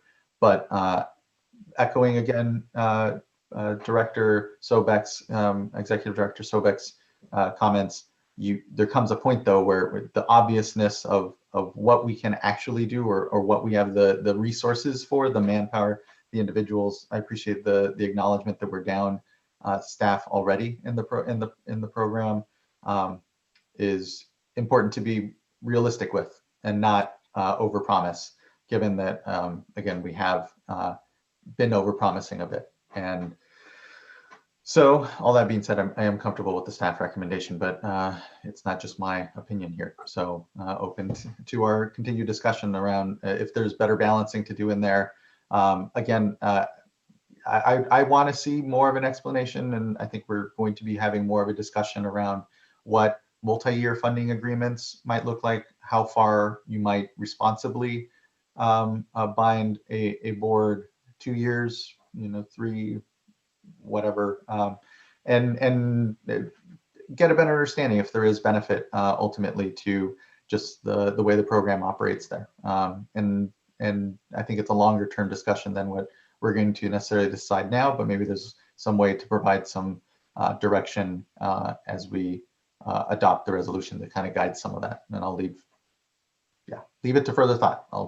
I appreciate that, Chair Esquivel, because there's a lot of good discussion here today, and I hate to kill the momentum and the interest in ongoing shared information and the incredible offer that we've received from stakeholders regarding consultants. But again, getting back to what I said earlier, I feel strongly about reducing that backlog. And also being realistic. And so, but looking for a way to thread the needle with some of the comments that Board Member Dodek made. And I just want to hear from you, Board Member Dodek, but thinking in terms of incorporation, either in the resolution or just direction to staff to continue those discussions. And then of course, another tool that we have is coming back to the board, maybe to keep the momentum and showing our interest, having a report back maybe mid-year. So just open to suggestions on that. Thank you. Actually, that's what I was thinking about as well. I think I too appreciate the discussion today. I'm always mindful of the challenges we face from a resource perspective, from an institutional perspective, but I always want us, as I'm sure you do too, to reach out for whatever opportunity we can to improve efficiencies. And I know our staff feel the same way. So given the spirit of the discussion that we've had today, the engagement with stakeholders, as well as just the tremendous collaboration that staff has already established with them, I too would support the hybrid approach, the roadmap that was offered by staff. And I don't think we need to put resolution language. I think the motion to adopt could include a direction to staff to proceed with the discussions with stakeholders as was discussed today and report back to us. I don't think I want to wait 6 months, but perhaps an initial report back in the executive director's report within 3 months on what the progress is, any proposals for next step, and especially if there is going to be some movement around consultants. And again, I don't even know how possible that would be, but I would like to have staff have a very robust dialogue with stakeholders and push as far as possible in this space to see where we can go with that. And so I would recommend, I'll make the motion of adoption with the change sheets and a direction to staff to report back to the board. It could be a board item, but it could also be a report in the executive director's report on the status of discussions with stakeholders and any proposals to move forward in terms of augmenting staff resources or streamlining processes in order to address the backlog and perhaps address getting funding out in a faster, more comprehensive way. I would second that. Okay, and I have some questions or comments before maybe we take our vote. Yes, yeah, we have the space here. So I support the all of the discussion that just happened and where things are going for the resolution. I just had a couple issues that were brought up in comment letters, but weren't, there weren't commenters specifically on, and we didn't fully flesh out in the staff presentation. So in particular, I think on the clean water SRF, because we don't, with the drinking water SRF, we have this brand new SAFER program, which is, really pulling from all the existing programs and developing performance measures and strategies and laying out a lot of transparency around how we're leveraging different funds. I fully support the priority to the top priority being get through the backlog. I think that's absolutely correct. And I think that should be our top priority. As I've talked to staff, I just wanted to reemphasize here though, that I do think it's important on the wastewater side that we start to develop more explicit and transparent goals and measures around wastewater funding for disadvantaged communities and for communities that are failing to provide adequate wastewater service, or those communities in particular that don't have centralized wastewater treatment that may be able to have extension of service from large systems. I know there's a big effort through recent legislation to identify those communities.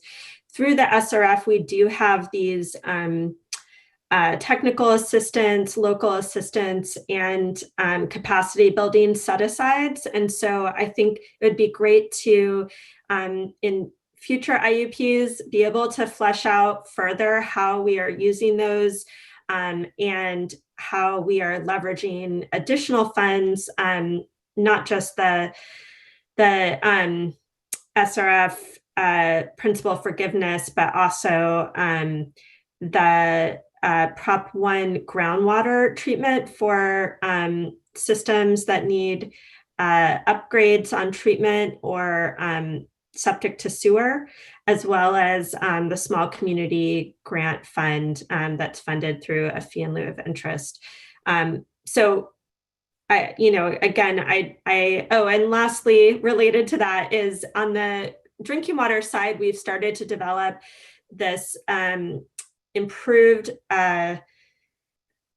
transparency and data visualization tools where we've pulled together our violations data on the drinking water side and our Division of Financial Assistance work. And so I look forward to learning from that effort and to do similar work with the data limitations we have on the water quality side to pull together and match that up so that folks can see we're able to where we are in relation to moving projects forward on the financial assistance side related to the water quality challenges that we're identifying on the regulatory side. So I'd just like to comment for a minute. I do think that we can do a better job of talking about how we commingle funds and how we help figure out ways to use funding from multiple sources, and I think that makes a lot of sense. I also think we can do a better job at looking at our other databases, but I do like to caution that the matrix that came out of SAFER was a 6 to 9 month job for a number of people, and to reproduce that for clean water would mean those people are not getting out loans from the backlog. And so, we have to balance where we want to spend that effort. And I'd be very happy to have in-depth conversations on, where we want to do that trade-off and how much effort, because I think we could do lots for a little bit of effort, but not get it all. And to get it all might be a lot of effort. So just walking through what those are, I think would make a lot of sense. Yeah, I appreciate that. Board member, did you have some additional thoughts? Yeah, it's a balance. It's always, there's, again, I think so much of today's discussion was around some of the limitations we have in staffing time and the backlog and how we prioritize space. But to Board Member Firestone's point, the wastewater side is important. We don't have, to Mr. Bishop's point, an actual program with dollars and resources that can replicate that full scope of that activity. And I don't think we're necessarily, the board member is looking for that, but maybe there's some space there, recognizing that there's, though, probably very little, there's not a lot of extra capacity there. And so we're going to have to be strategic on what those actual activities or opportunities are. But at least I did appreciate that staff, Mr. Stevens and staff generally were responsive and did make sure to highlight the OTS policy, the on-site wastewater treatment system policy in the IUP to better flag that there are these programs out there that counties, agencies can access that help bridge that gap for implementation of septic to sewer conversions and getting resources to households where we know, particularly in disadvantaged communities, that connection from the street to their property is the responsibility of the property owner, and oftentimes not affordable, absent some sort of assistance. And so, again, I appreciate the board member Firestone's comments. I think there is space there, and Mr. Bishop's caution, rightfully so, that there's only so much that we have the staffing for, but again, I think there's a space there nonetheless. So I appreciate that. Okay, I think we have a second. If I could add. Yeah, Mr. Board Member McGuire, please. May I make a comment? Sure. So fantastic discussion. Great. Thank you all for the great discussion today about where we can go with the Clean Water SRF program. I am really inspired and encouraged by what I heard. I think everything is consistent with my hope for an ambitious approach here to figure out how we can best leverage funds, how we can clear the backlog and do all those things. So the only thing I'm going to request, in addition to board members Dodek's request for a report out on ways that we can streamline and better utilize resources, be it by consultants or whatever mechanisms might be available, to also report back on ideas for better funding, leveraging, whether it's with WIFIA, looking at different options there, whether it's partial funding of projects or multi-year funding. You know, if you could also just come back, and not to say that everything will be worked out, but at least give us an update, how, you know, a progress report on how are your discussions with stakeholders going, and how are these ideas kind of germinating, and where do you think we can go? So I'd appreciate that report as well. Thanks. So I formally amend my motion to include Board Member McGuire's request. Thank you. And since that motion has been amended, I am happy to second that motion. I believe the vice chair may have seconded it, but yes, a double second. And that's with the amendment. Sorry, you not earlier. McGuire. It's fine. Well, with that, we have sufficient seconds. And so, Ms. Townsend, would you please call the vote?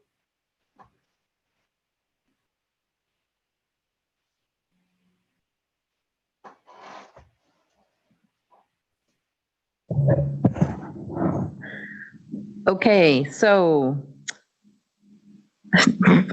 Board Member Dodek. Aye. Board Member McGuire. Aye. Vice Chair Diadamo. Aye. Board Member Firestone. Aye. And Chair Esquivel. Aye. Thank you. We have it. The item is adopted. And thank you everyone again for a really robust discussion. And what this board, what you've heard is a commitment to an ongoing discussion here. And we'll be mindful of staff resources in that, make sure we structure it well. It sounds like the first thing that's happening is a meeting next week on the issue of using contractors to help augment some resources. I think we've heard obviously a few other items out there. We look forward to working with staff and hearing from the stakeholders as to how the discussion continues to evolve. And we appreciate and acknowledge that it's an incredible resource and tool that we have in the state revolving funds. And so look forward to continuing to do well by them. And so now we're able to get to our last two items. We have board member reports and the executive director's report. I actually am going to go ahead and just flip those two and say, let's, if you don't mind, Ms. Sobek, and if everyone agrees and is okay with it, we'll have the executive director's report and then we'll finish off with board member reports. That's fine. I don't have anything. I submitted the report, and I don't have anything specific to highlight unless you all have any questions. I think we've been doing a little bit better in getting these out a little bit farther ahead of your meetings. It's not always perfect, but we are trying to do better. I had a couple things I wanted to just highlight from them, and I do appreciate the reports and the work that goes into reports. It's a really valuable place to get more detailed updates on things that we're not covering in board meetings. So one thing I wanted to highlight is just recognizing that I thought it was very helpful to see the breakout of drinking water enforcement actions just within May. It looked like 100 enforcement actions. And I wanted to share with the board just some of the thoughts I've shared with staff around enforcement with drinking water, because I think that, you know, we're all looking at how to evolve our safer program. And to me, that includes, and I know to staff as well, that includes looking at our enforcement strategies to complement both the funding and assistance that is there. Certainly I think that what enforcement does within the drinking water program is around protecting consumer health and public health. And so making sure that we continue to accelerate the timeline to get back into compliance is really important. I just asked staff to look at, and I know they, even before I asked this, they were working on a white paper around looking at enforcement strategies. In particular, I wanted to highlight one is just what is the reflection on our current practices and strategies around kind of recalcitrant systems that continue to show up on the enforcement list or be unable to comply, have multiple violations, that sort of thing, and reflect, what maybe improved strategy may be for us as the state board to take within this context, and to complement the implementation tools we have around mandatory consolidations, administrators, and other enforcement actions that, where we could have progressive enforcement. Also was interested to know, and I think staff have already been looking at, just how to continue to work on integration of the drinking water program and water quality enforcement in terms of source water protection. So I think, that's just an ongoing effort that we are looking at as a board around, further integrating the Division of Drinking Water within the full board context. And I think part of the benefit of bringing the drinking water program over was being able to look from source to tap and that full picture. And so just, I think helping to clarify how we're doing that in terms of drinking water threats or existing impairments from especially anthropogenic sources to drinking water supplies, how we are linking that to look at water quality enforcement actions or other water quality protection actions. So I think, just looking to hear from staff what they're doing and options to continue to improve around that. And then lastly, just within the enforcement context was just asking Division of Financial Assistance to help flesh out how they are looking at preventing fraud, waste, and abuse as they're pressing the gas pedal and have a lot of pressure on them to get money out, which I think we all want them to, and they've been really prioritizing, is just, I know they're also very cognizant of the need to balance that with protections against waste, fraud, and abuse, and protect the limited sources that we do have. And so really that was more of a informational request around how they're currently doing that and what if there's additional practices they're planning to implement. So I wanted to just share that and sort of flag the number of enforcement actions we're taking just within the Division of Drinking Water in a short time period. I don't know, it wasn't really a question, it was more of a comment, but is there anything that that you wanted to add? I just think, thank you for your input. I think this is an area that we've been wanting to take a look at for a long time. I do think it is important to recognize that there is some enforcement, or a lot of enforcement, but again, I do think it's consistent with whatever the long-term solutions are and how to get them done sooner rather than later, and clearly enforcement will be a part of it. I do think that this is, one of a gazillion areas that we are trying to thread that needle on revisiting policy versus actually getting projects out, getting contracts out, getting clean water, new, clean, safe water coming through taps. And so there's a limit to how many of the policy issues we can take on at one time. We're trying to do as many as we can. And we're trying to come up with some timelines for giving you guys reasonable expectations about when we can dive in depth in particular areas. So this is on the list, as are many other priorities. And we have we have some of the same resource impediments. But it is a brand new program, and there's in some ways I just think that there are just more of these challenges where I feel like we're checking through them as quickly as we can. But you know, this is another good one for us to keep on the list and to make incremental progress on. Thanks. I have two other things, unless other board members had something on that in particular.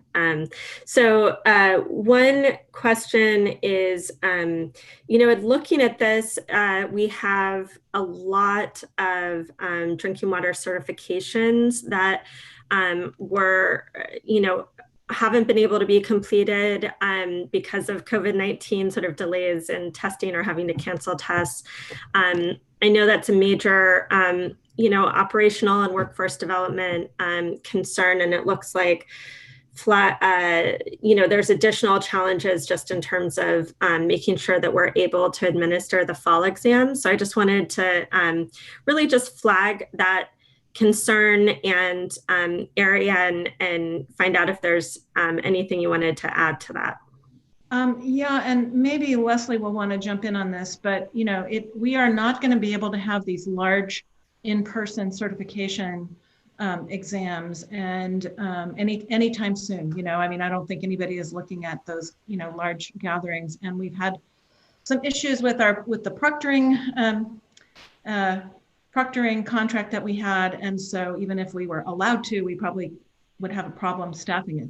I think and I don't, Leslie, you're going to stop me if I say something really stupid, but I think the idea is to just make sure that we can give emergency exams when we can, that we're going to, you know, allow everybody else to kind of extend along, and that we're working as quickly as we can to accelerate online non-in-person examinations. And I'm not exactly sure what our time frame is for that. I think that we are trying to get something close to the end of the year. I'm seeing Leslie nod on her screen, so I'll let her elaborate. It seemed like the better choice to accelerate what we know is, you know, the direction we should be going, rather than trying to have staff, you know, 50 10 or under exams that, you know, will take resources away from kind of this more what I think will be a better solution for everybody, frankly. So Leslie, do you want to elaborate? I don't know if you have some timeframes to share. Sure, that's exactly what we are doing. We were looking at right now would be normally when we'd be sending out the notices to people to, you know, register for the fall exams, and just not knowing what the circumstances would be. And, you know, the idea that we would have to only have 10 people potentially in a room, we just can't accommodate that when you have thousands of potential examinees. So we are doing what Board Member Dodek wanted us to do, and coming into the next century of really accelerating that. It's a project that we've been working on to bring the exams online. We got set back a little bit because the staff who were working on that got redirected to the contact tracing. But because we won't be you know, registering everybody in the fall, we are redirecting those staff, and we are working with the Department of Consumer Affairs. And our goal is to have the exams, have that completed by the end of the calendar year, so that we would begin online testing early next year. So it wouldn't be too much of a delay for the folks who would be taking those exams this fall. We are working to schedule the emergency exams. We've been working with, you know, like the LA Department of Water and Power to see if they, because they have a number that need them, you know, how we can do that, you know, and whether we have regional board staff or drinking water staff that can help us with proctoring, or if we can do, you know, Zoom proctoring type things. So yeah, we're doing what we can. We have been giving some emergency exams here in the Cal EPA building. Great, thanks for that update.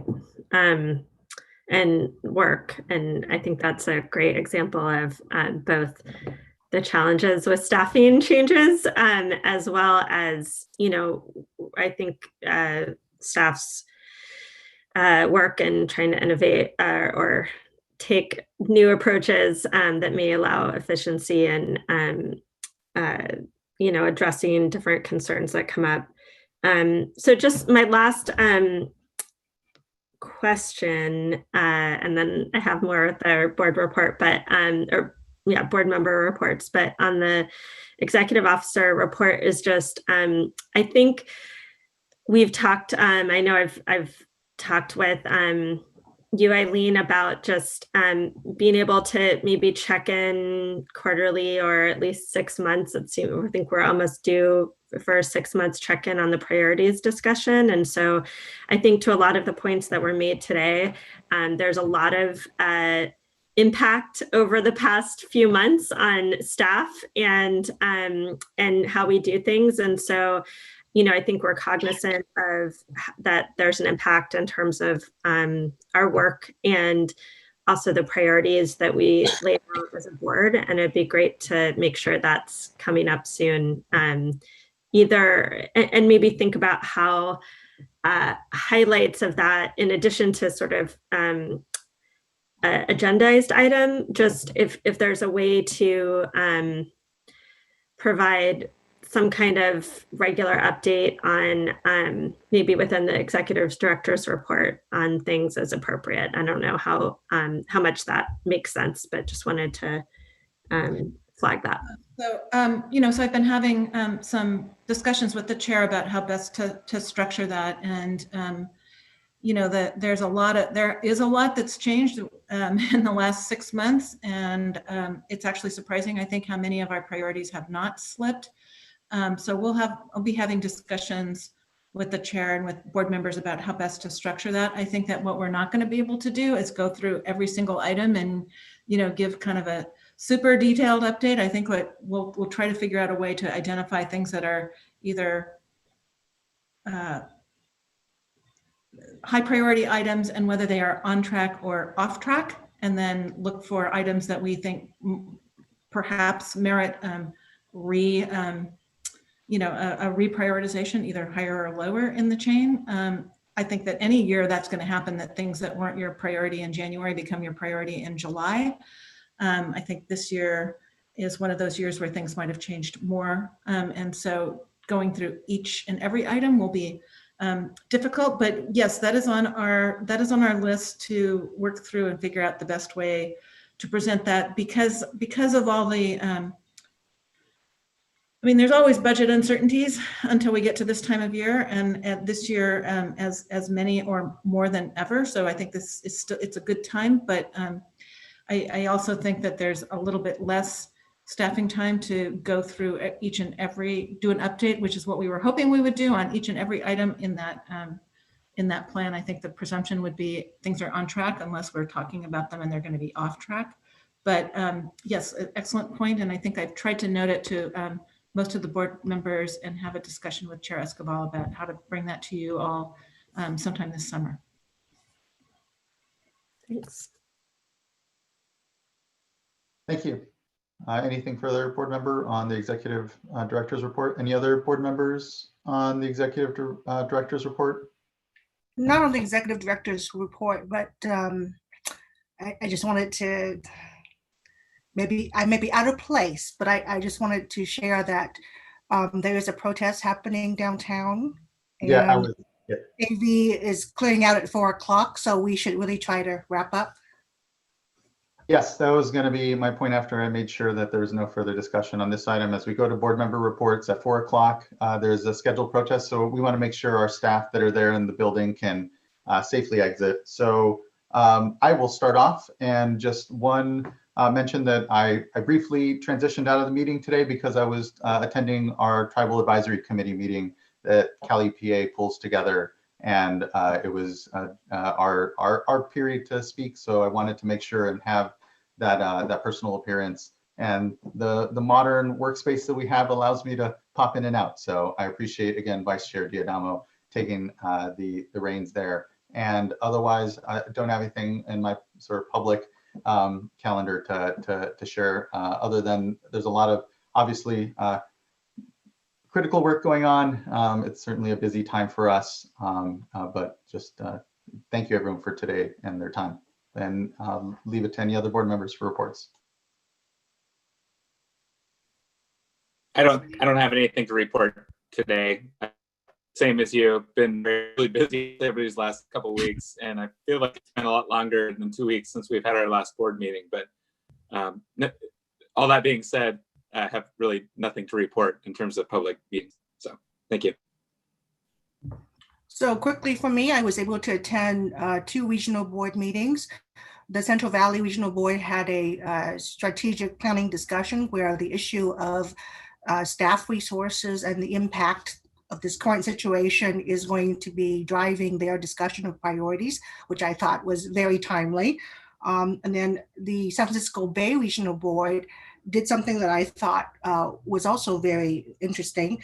They had a lessons learned discussion on the implementation of their municipal regional stormwater and PDS permit. And it's something that we should be doing, really. They adopted a permit. They're on the cusp of having of going back and doing a reissuance. So they pulled in stakeholders, they pulled in their various participants, and devoted an entire agenda item to what have been the lessons learned. It was very informative, and I think it's an approach that we should keep in mind as well.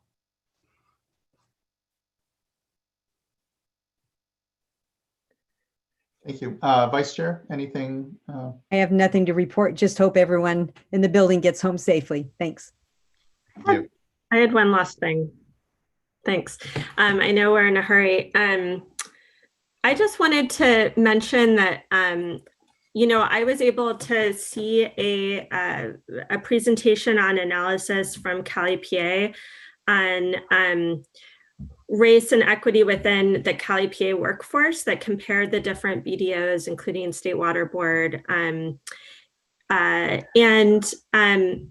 you know, and I think this is relevant given the protests going on and this moment in time. It would be really great to figure out a time that maybe there could be an information item from the Cali, PA racial equity work group on the analysis that they've done and the different recommendations that have been developed. I think that's true, you know, both looking internally and externally in terms of how our work and workforce are able to address systemic racism as well as, you know, within personnel. So just like to make that request at some point to get an information item. Yeah, I appreciate that, board member. I've had some discussion with the executive director, you know, in this space generally and how best we structure some of that discussion. I appreciate the suggestion, and let's further talk. Mr. Bishop, did you have a comment? All I wanted to say is that our representative on that group, Greg Gerhardt, has been very active over the last year and a half, and so I think he would look forward to the opportunity to you know, give the board some of the info of the work that he's been doing on that. Yeah, I appreciate that, Mr. Bishop. Yeah, I'm very proud of the history that the board and Cali, PA has in this discussion. You know, I think we have to be careful not to come off as too defensive in that discussion, because I think we can always do better. And I think so much of the moment we're at is about talking about how we will continue to do better. But do see it also as that appropriate opportunity to talk about the things we have done, and whether it's the implicit bias training, racial bias training that's part of now our hiring processes, or otherwise it's important. So thank you, board member, for the suggestion. And with that, if there isn't any further last minute comment, we'll appropriately try to get everyone out so they can safely exit the building. And thank you, everyone, for a very great board meeting today. Good discussion and long too, but appropriately so. Mr. Loffer, anything further before I close the meeting? No, that's it for today. Thank you. Okay. And with that, meeting is adjourned. and we'll see you all in 2 weeks. Thank you. Thank you.